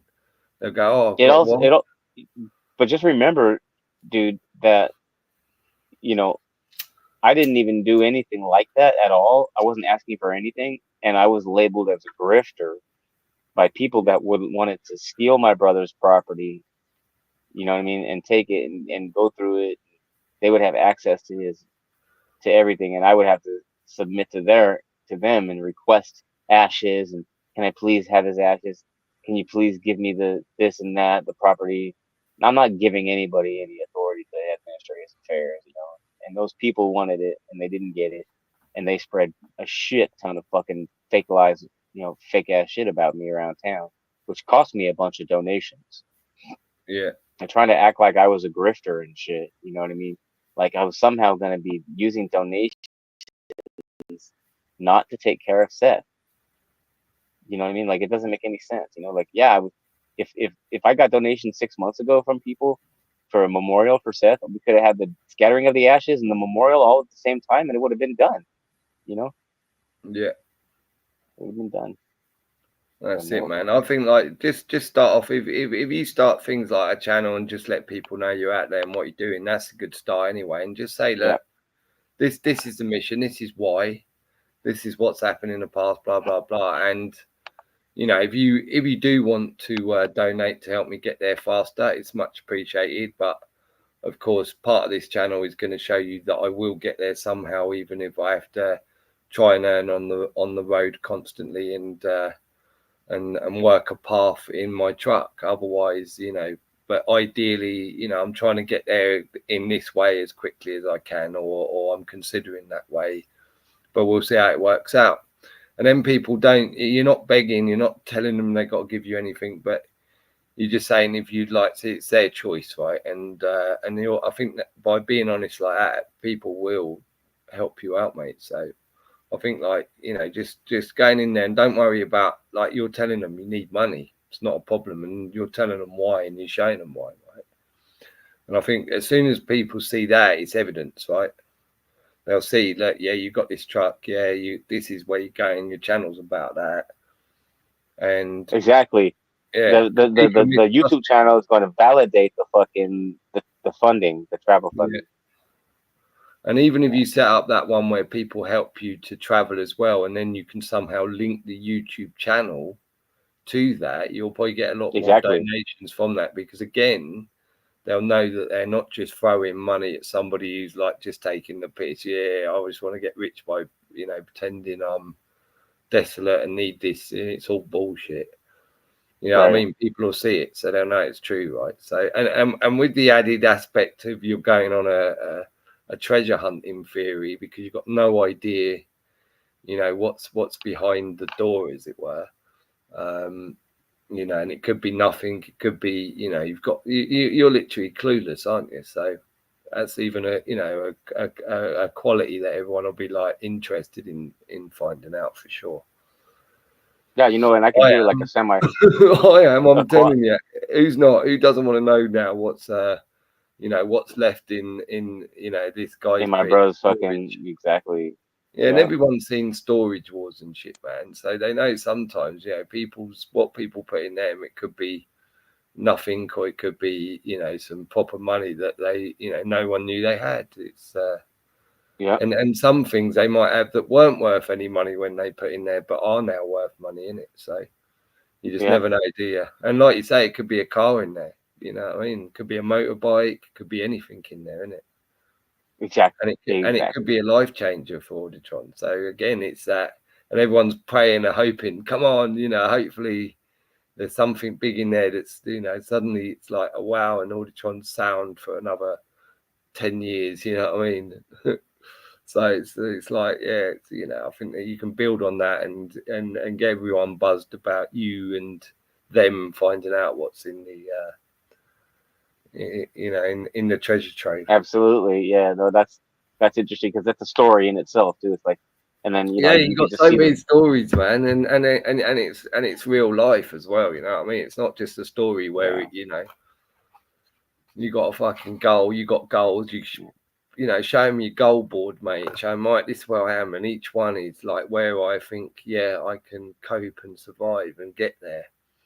And just show them the board, and then they'll know how much you need, right, to get to that top goal, and they're more likely to want to help you succeed to get to that top goal, isn't it? So yeah, and actually have a whiteboard. It's real small, but I could basically use it to break down, like do a video breaking down what I need using this whiteboard. You know what I mean? Which would be way more like, people like that kind of interactive shit. You know what I'm saying? Yeah, definitely, man. Rather than a digital thing, like. And part of your series is like, you know, part of your series is going up and showing them where you are on the board. You know, this is where I am now. Well done, you know, and thank you. You know, everyone that's helped me out there. You know, great. Look, we've got to here. Make it part of we as opposed to you, right? Yeah. And yeah, I think you'll, you know, I think it'll be fucking. I'll definitely watch something like that. You know what I mean? So. All right, I'm gonna think about that tonight. And right now, I'm actually gonna get off this phone with you, because I literally have to go to bed for an hour. Yeah, go to bed, man. For fuck's sake. I'm going to sleep for an hour and get up and work all night. Yeah, do it, man. You bet. All right, money. You know, I think you're going to do it, mate. Just keep Yeah, your mind occupied on making them goals real now. And absolutely. you're already in the middle of doing it because you're doing truck up, so you're already on the mindset. I'm going soon. Well, the bottom line is, I mean, like, I have no choice. Yeah. Before I go here, like, I don't have a choice. Like, I either make a move, and take a chance, and risk it, uh, start traveling, set up these fundraisers, and just start traveling, and hopefully people donate, and just start doing this YouTube videos, and about this adventure, Yeah. this YouTube channel about this adventure. Either that, or I'm going to be stuck here during the winter, like in my truck. I'm sleeping in a truck, and I'll be exposed to the outside world all the time, except for when I'm in my truck. You see what I mean? And that's going to be a frozen outside world because it's fucking snowy and icy here during the winter. And it's like this is not a place for me during the winter. Like, I literally have to move, and it's going to have to happen at the end. Believe it or not, I waited a little too long, but it's like at the end of October, like at the beginning of November, is when it starts to get really cold here. It starts to snow and shit. So I'll be leaving here real soon. Hopefully. Yeah. Yeah, you'll be leaving there real soon, mate. Just start heading towards every way you can to get that income that you need to set those wheels in motion. And you Yep. know what I mean? And straight Exactly. away, I'd hit the YouTube with the people in here that you've already got an audience from the people in here. So, they're all going to come and see, your first video. I guarantee it. We'll let them know, obviously, if Well, you do one. the problem is that I didn't want, like, there's always going to be haters out there, right? And there are a couple of haters. There's one hater in particular. He made a lot of really fucked up videos. Trying to label me as weird shit, dude. And he's a fucking chomo himself. And So he's calling Road you don't Dogg a want people chomo. you don't really want an Yeah, audience of people who know you as Auditron. exactly. Yeah, no, that's fair enough, mate. I get what you're saying. All I right, didn't want to well, involve anyone from the auditing community. that's fair enough. And if they come across you, they come across you. Exactly. Yeah. And just start a whole new channel and make all new friends, completely new. You know what I Yeah. mean? So But I'm pretty sure pretty quickly, the amount that, for example, come in here wouldn't have any effect on the amount of people that you'll get probably quite quickly anyway. Because I reckon like a channel like that on your first video will probably, if you do it, just put a little bit of effort into it of showing them your car, like, telling them the plan and keeping it as, sort of 10 minutes and, just making the most of that 10 minutes or 15 minutes maybe. And just letting them know, right, this is where the channel's going. I'm going to try and put out one video every week that's going to be 20 minutes, and always keep the video positive as you possibly can, but by being truthful, but always in yourself. Like, don't, make them aware that you're fighting. You're not letting the world get you down if there's a problem, or, okay, I'll pick myself back up and we'll try this way or that way. But I think quite quickly you'll probably see that you'll get a fair amount of support, probably even from one video you do. You put enough in there and a little bit of effort, you might just see straight away, wow, fucking hell. You know what I mean? But say straight away, if anyone wants to support my journey, I'm really appreciative. Obviously, I'm not expecting you to, and we will get there. Nevertheless, so it's worth tuning in anyway, just to see, how we're going to do it. But and then straight away that people are going to probably, I reckon you'll do it right straight away. it's worth a shot. It's definitely something that I'm going to do. Let's talk to you later, and thank your audience very much for for listening, and really a pleasure to talk with you. Thanks for having a StreamYard show. I gotta go. Let's All talk right, later. Gotta run. Take care. thanks for coming on, Auditron. See you later, Oh mate. man, all the best to you, my brother.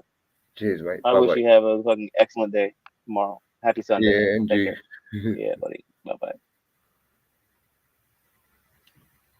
There you go. Well, that was like, you know, I mean, he kept it going, didn't he? I think, how long was we in on this? Like an hour, maybe tops, before the Tron come up. And he's like, you know, I mean, the chat, like, you can have a conversation with people about stuff, can't you? That have got a completely different sort of different glasses on than the what did we say the other day? What they call them? Yeah, the tinted glasses, rose tinted glasses. You can just have a conversation for that long and keep it going, because there's more interesting stuff to talk about, and people's lives, a lot more interesting than fucking going to work tomorrow morning, coming home. I mean, most people probably watching the TV news, a soap opera or a film, and then bed. Auditron's life already sounds far more interesting, and that's a big aspect to why I think a video, that sort of journey, will not only do well as far as views go and get him a bit of support, a bit of backing, that he knows, okay, worst comes to worst, if I let people know I'm struggling like fuck, they'll probably, I'll probably have a certain amount of cash to get me through a really bad time, you know what I mean? And it'll be good for goals, like, because he's got people now, he's feeling a bit of pressure, isn't he? Because he's got people watching him, and he's telling them that, I got his goal, and now that he feels a bit of pressure because he wants to show everyone that's watching that he can do it, innit? So we're giving them a little push. But if you keep goals low, I think if you go too high straight off, and then you're just aiming for that goal, and yeah, you might fall, and I get that, but at the same time, you've got to have some small goals that you bang, bang, bang. You know what I mean? And have the top goal. Once you're there, you're just like, right, I can do anything. Right? Whatever goal I want to go for next, it don't matter. I know I can hit it, but I'm content now. And I think that's the major thing as well. I think, like, set that goal. That's the top goal, really, isn't it? Is contentment, even though it's a con. You know what I mean? But yeah, I think, like, if you just set the highest goal, how are you going to get to contentment and fucking levels of how? But do you know? You know what I mean? Do you know the steps you need for contentment? Because it's so hard now, isn't it? Nobody's content, even when they got everything, apparently. But really and truly, if you keep your contentments low, like what actually makes you content, if it's all about I need this, that, and the other, then you're probably the aim. You're never going to get. You're never going to get to your thing if it's all about that, isn't it? Because once you've got it, you'll want more. So you'll never hit the contentment, no matter how many times you think you did.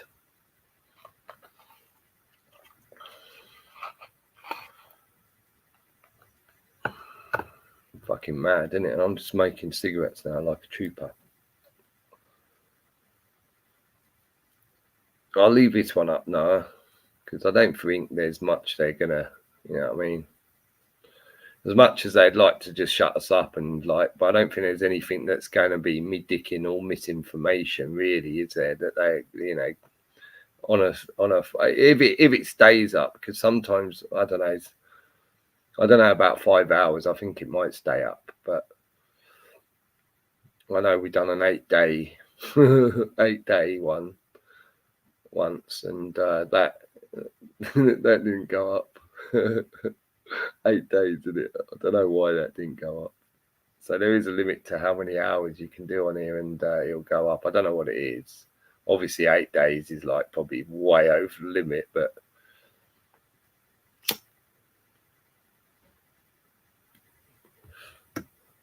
eight-day live, fucking hell. And that was pretty much just constant something someone talking or something happening. You know what I mean? There's bits where, you know, some hours here and there where there was no, you know, just quietness if you come in, but not much for 8 days. Oh, that was funny as fuck. And there's like different speakers through it constantly, you know, different chats, different people I was chatting to, like coming up on panels. Sometimes when I went to bed, I'd leave the panel going, you know what I mean? So there'd be still 2 or 3 or however many still chatting away. I'd go to bed. Some might still be chatting when I got up. You know what I mean? Someone might have kept it there, or like there'll just be one person and every now and then talking to the audience. Funny, man. It was a shame I couldn't put that up, like in hindsight, if I'd known how to break it down into like, you know, 1 hours or something, you know, you can do that. You know what I mean? That would have been, because there was some fucking stuff going. Imagine 8 days, what, like the conversations, the different people.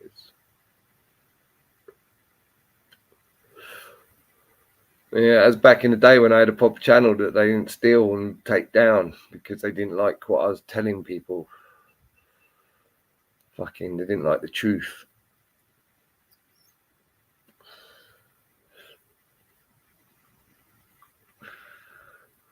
When I get paid, I'll send you a bit, but a bit won't be much, but every little helps.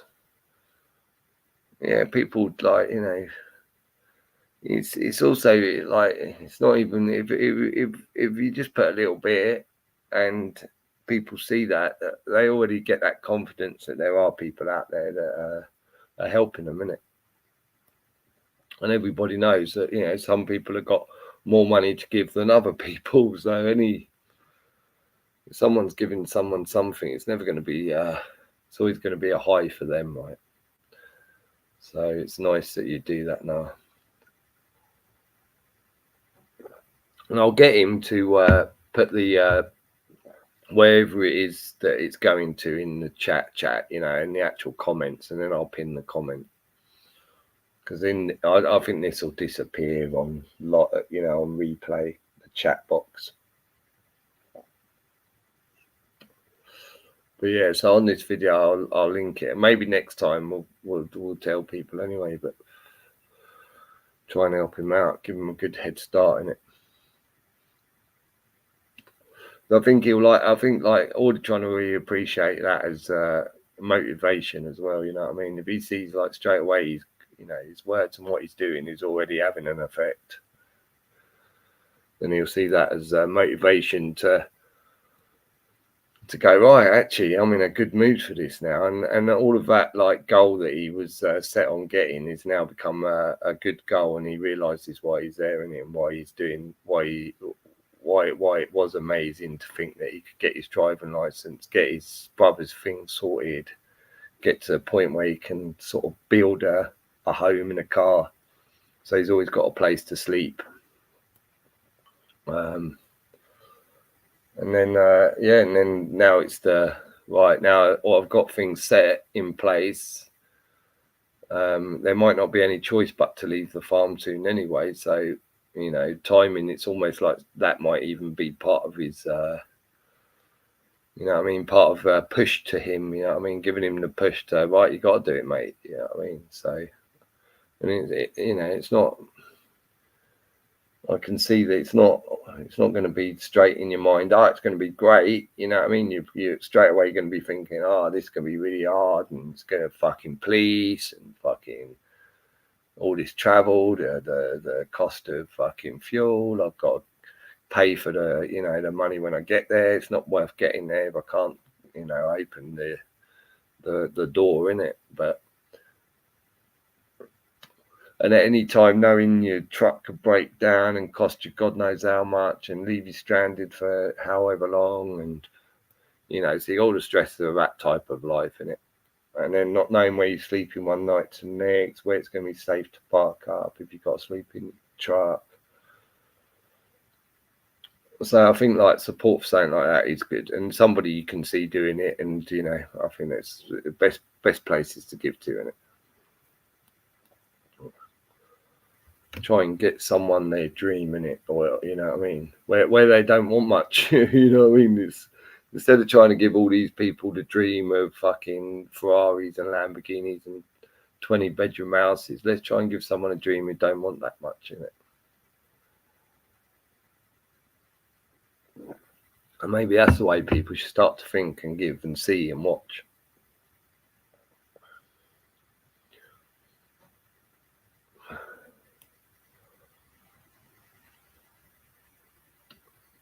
But I'd vouch for Auditron anyway. You know what I mean? Like you said, I've known him like online for pretty much probably since I started. I reckon. I don't reckon he turned up probably more than 3 months after I set up a channel. I might be wrong. It's hard because time goes so quick in it, but it's been a while. And like you said, yeah, he used to sleep under the bridge, and that's where he used to film. Like he then had a channel, so I was watching him, and we'd chat, and he'd do lives, wouldn't he? We'd chat on his channel. Why he's sitting under the bridge, isn't it?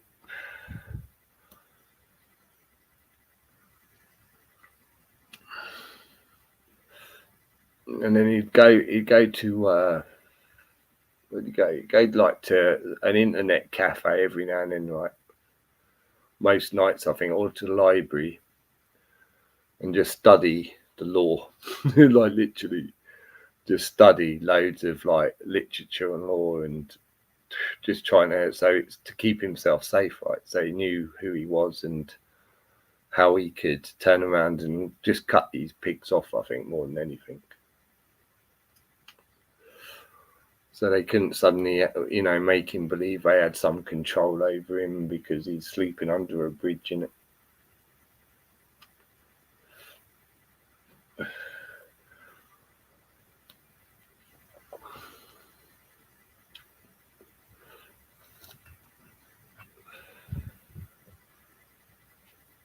But yeah, so fair play to him. And look at, I mean, people might say, oh, he's living on a farm and now he's sleeping in his car, and so he hasn't. But no, man, he's travelled all across, like all over, you know, like fucking loads of places, and you know, tried place out. Said, right, is this a place for me? No, move on. And then, you know, go back to a safe place, chill out, do what I got to do, get myself set up, and then roll again in it. But I mean, I think the stories are going to be really interesting, especially if we can roll that, because I'd be interested, you know, watching the journey and opening Pandora's box. You know what I mean? Pandora.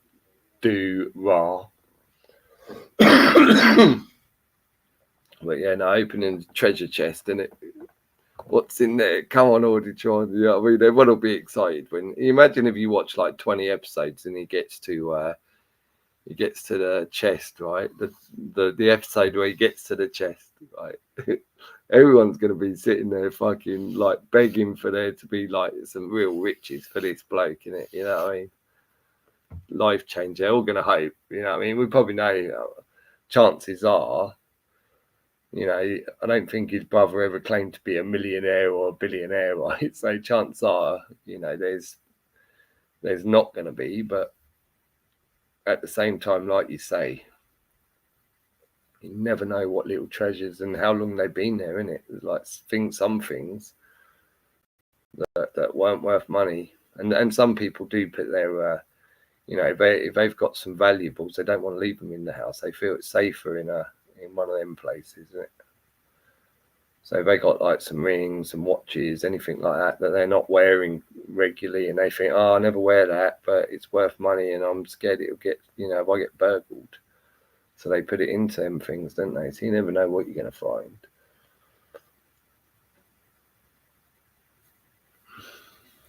But yeah, so that in itself is just like, you know, a grab in it. It's grabbed me already. I want to see it. I'm not telling him to do it for his own good. I'm doing it because I want to watch it.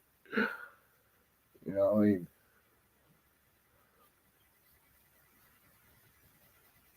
I think it'd be even better if someone you know on here as well, isn't it? Like just rather than just watching, you know, a stranger.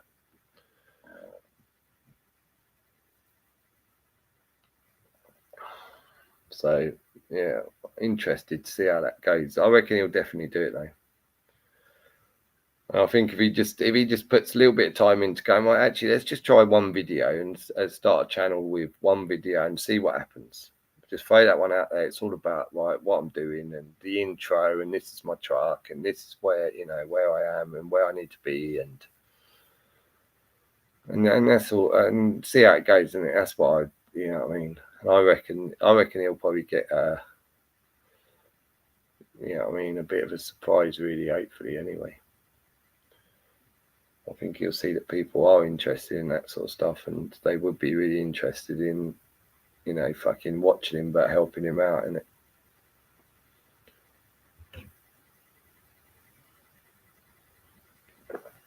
This time next year, everyone will be buying Auditron merch, man. You never know, though, do you?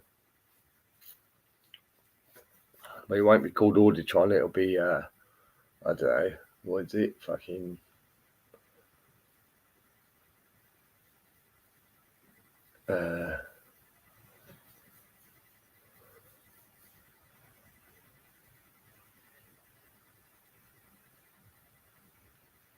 What did I say earlier? I can't remember now.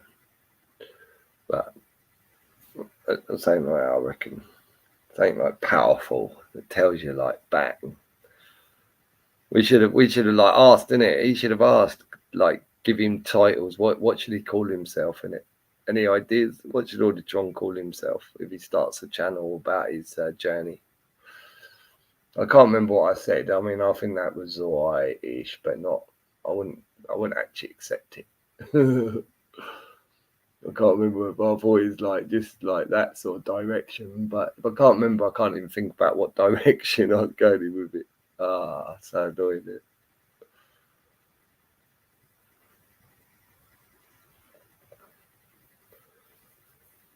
But I think I'm going to go to bed now. It's fucking 2:30 a.m. It's Saturday. I wanted to just chill. I had one of them late nights last night. I'm feeling a bit battered about my cat at the moment because I think it's he's an old boy, and you just tell the difference in a minute. And he's not eating. He's eating, starting to go just like cookies, where he's very particular. Or I think he's particular, but actually he just doesn't. He's just not. He hasn't got the appetite that he did have. He's struggling walking downstairs and.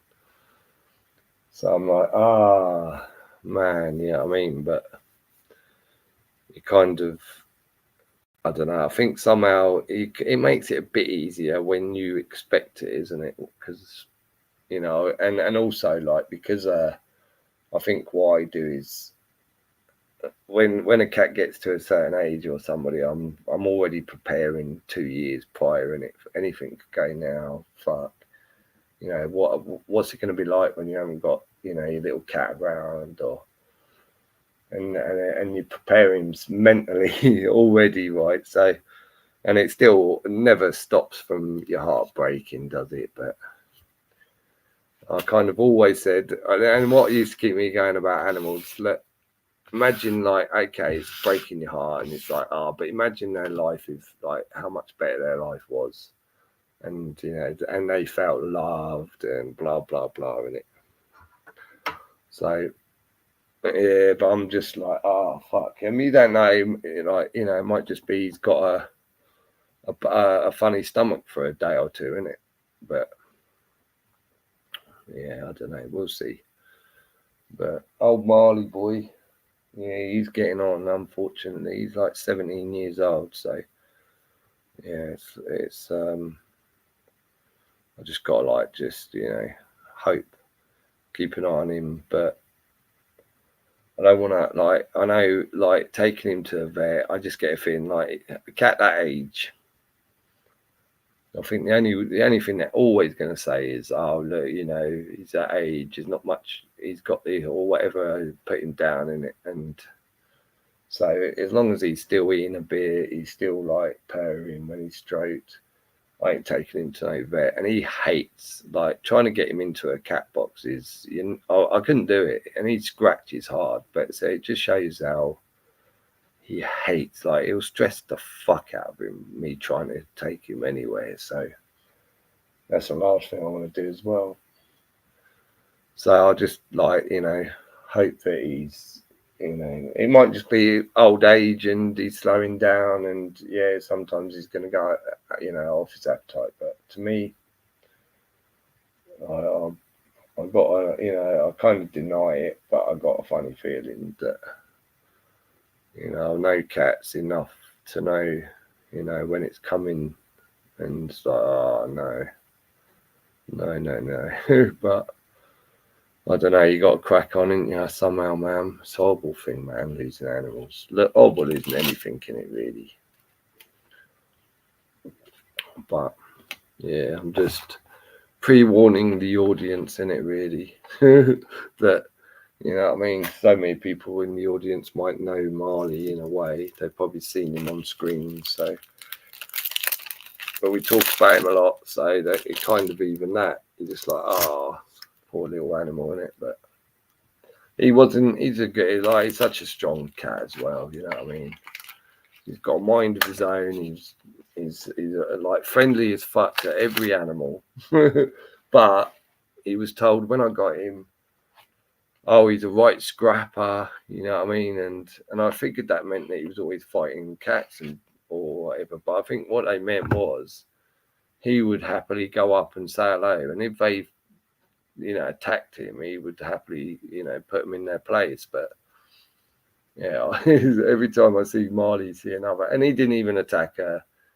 I never saw him attack an animal in my whole life, and I saw him sat just looking at a mouse that was the other cat was trying to get, and he was just sat there watching. I saw him, like I've seen him just walk up to other cats and just straight away give them the, you know, sniff noses to say hi. and you know, just to like say, yeah, I'm just like, wow, this cat's funny, man. Like, intelligent, and like I say, very loyal and very protective. And he got, you know, jealous as fuck. And I told you, Cookie used to sit on my lap, and that's why Marley used to always have to, like, even though there wasn't a little area where Marley could sit on my lap because Cookie was on it, he would find just the tiniest little area to put his paws. So he had us standing on my lap too. So yeah, not just you. And that's where he ended up doing this half lap thing where he just puts his paws over, and now he just always does it. Sits on me half, just his paws with his bum off. Like, it's funny as fuck. But he used to do it as well. He'd sit in really awkward positions, and act like he was comfortable just to be near me, right? Even though I was being like busy doing say, or like saying, no, come on, I ain't got time to give you any fuss at mum, I'm like doing this or whatever. And he'd sit in this place, and I'd purposely not give him any room. And he'd sit there fucking in the most uncomfortable position. Like, oh, it's so funny, man. Cats are fucking up, I tell you. People who not cats, I always say you never got to know one, innit? People who say, I don't like cats, like, yeah, you never got to know one, man. Never give them the chance. That's on you, not them.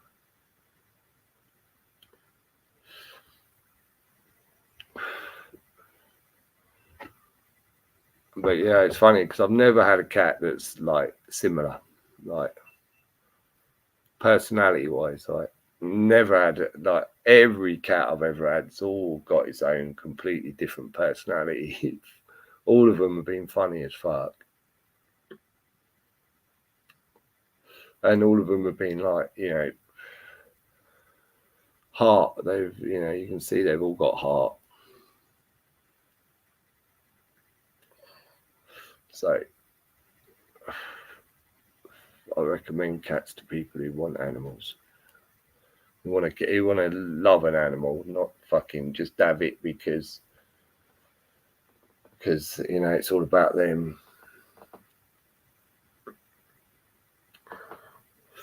I hate that, didn't you? When it's just all about, like, some people now, so many people like having animals because it's almost like a monetary. Look at me, I've got this type of dog, or like a purse in it. You know what I mean? It's trendy.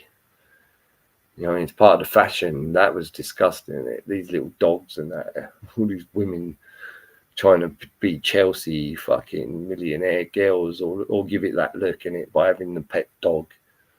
It cost them 500 quid, right? When they're on the dole, innit?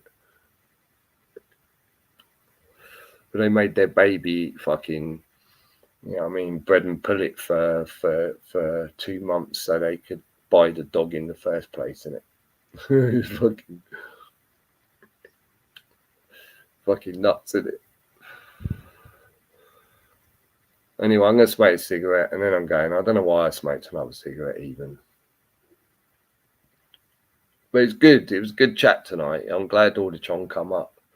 And again, you know, he just kept it interesting because he had so many different things to say in it. Whereas obviously someone, when I'm on my own and just doing this, I struggle without just repeating, because what else can I say? My fucking life's boring as fuck, let's face it. So I haven't even got any self-interesting stories to tell, have I? And how can you carry on a channel and talk to people so much when there's nothing to talk about? I don't know. But it just shows you, if we get people up, come and talk, you know what I mean? In the future, not tonight now because I'm going, but in future ones, come up and say, you know, have a chat. Like, it's just me and Auditron chatting away. Nothing scary about it, right? Tell us what you're doing, you know. Let's you know, see if we can chat, and maybe we can, the audience, we can help you, we can tell you, we can advise you. Tell us what you're thinking. Can we help you mentally fucking overcome fear or whatever it is, innit? Don't matter. Chat what you want, innit? But